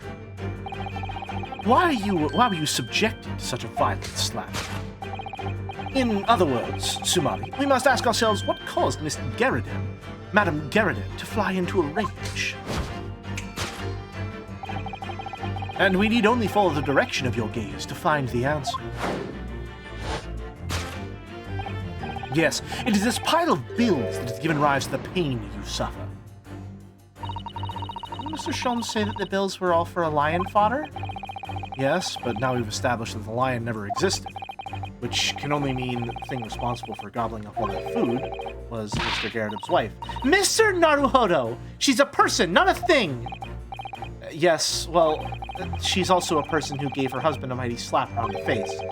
One so hard that it left a perfect hand mark, in fact. Yes, why would a woman want to hit her husband with such force, I wonder? Kana kana. I'd love to know the answer to that question.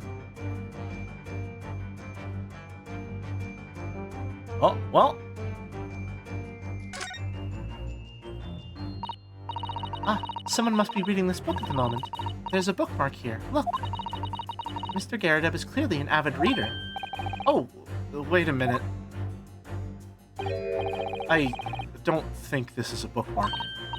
Oh no, so it isn't. It's a note written in a woman's hand. Oh, James, I love you. Yours, Mary. And look next to the signature here. Lip marks, made with lipstick. Oh, what a passionate and romantic gesture. Get any ideas, Susato-san? Oh dear, I'm sorry. So this bookmark is actually a love note then. Interesting. Let's present that. Nope, that's not incorrect. There we go. Take that! Take that! Why is he so British with it? Yes, it is this love note that has given rise to the pain you suffer. Oh, James, I love you. Yours, Mary. Passionate indeed. Perhaps the sender of this note, a certain Miss Mary, is the fly in the ointment here? What? I don't know the Bolly woman. You don't know her? It wasn't written to me. It's just in the book. I don't know how it got in there. It was just in there, you say? That's right. That's what I've been saying. A likely story. Now listen here, Joan, old thing. I explained at the time. I bought that book at the second-hand place, and that note must have already been in there. So the previous owner of the book was using the note as a bookmarking. That's right. That's what I've been saying. A likely story. For heaven's sake, woman, look at the name. It's written to James. My name, in case you'd forgotten, is John. A likely story.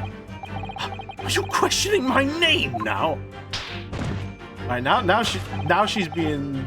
Now it's a little excessive. And there we have it. Arouse the suspicions of the female heart, and you unleash a beast with the most ferocious bite. Ugh. I like that her hair matches her eyebrows and like flicks up whenever she's angry, though. It's cute as hell. Now, in a final fit of rage, the ferocious beast carried out one last unimaginable attack. Can I say you've been doing fantastic screaming in pain despite how often it's reoccurring? Thank you. I pride myself on it being one of my strong suits. That's a reference to how Watson's name was retconned from James to John? Unimaginable. The aftermath of which can be clearly seen by observing the carpet over there. A very expensive woolen carpet, if I'm not mistaken.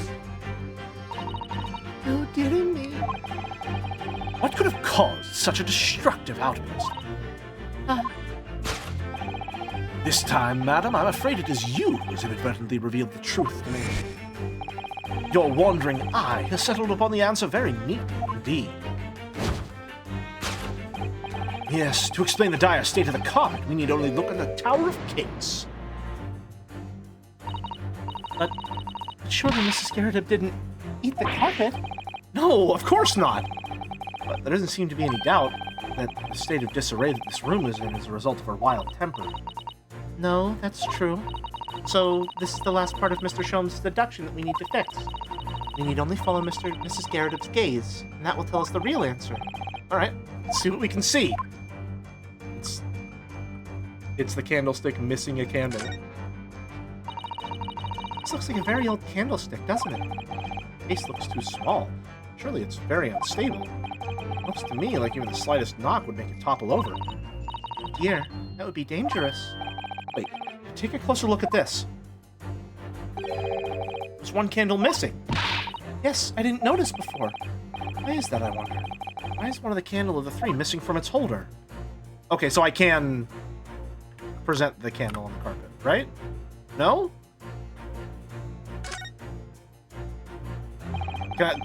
Carpet here has been ripped to shreds. Yes, and according to Mr. Shelton's deductions, the tears match those made by an Indian lion's teeth exactly. Oh, look here. What is it? If you look closely at the edge, you can see scorch marks. Oh, yes, so you can. In that case, perhaps the carpet wasn't eaten in the normal sense at all. Rethink this with that in mind. Did I need to look at that before I could present the candlestick? Yeah, okay.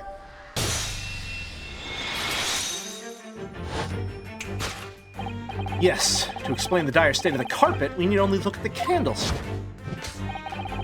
Most illuminating, my dear fellow, and of course the only possible way out of this logical labyrinth. Yes, the remnants of a ferocious attack in which the carpet was devoured are clearly visible.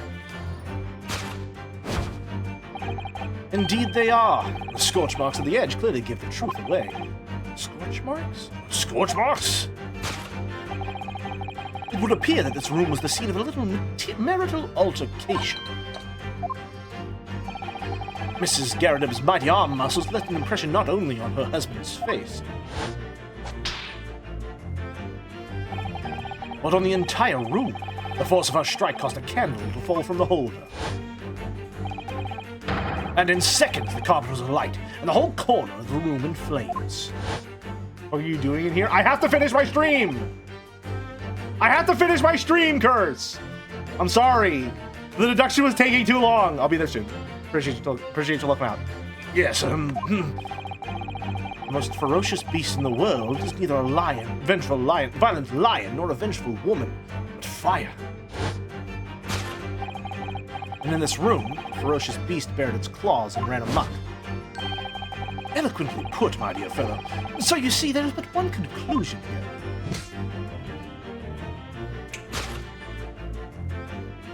Doing a little spinny dance. After the marks of marital discord flew, this room was the scene of a fire.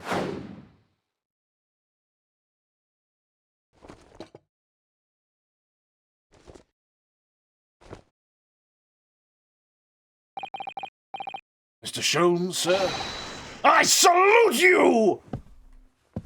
Oh, he's fucking dead. Oh, yeah. Aw, that's cute. That's very cute.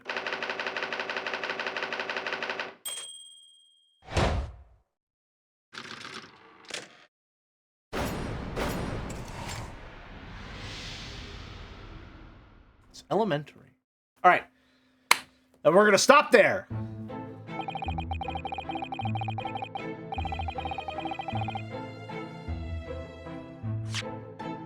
We're going to save right then and there. And call it a stream. Whew. Alright. This is awesome. It's really, really nice to be back in the swing of things with Greatest Attorney. I'm having a fantastic time. Doing the voices is a lot of fun. I gotta raid and run on this one, so we're gonna real quick /raid. Hello, it's Mouse. I believe she's playing Danganronpa V3, if I'm not mistaken.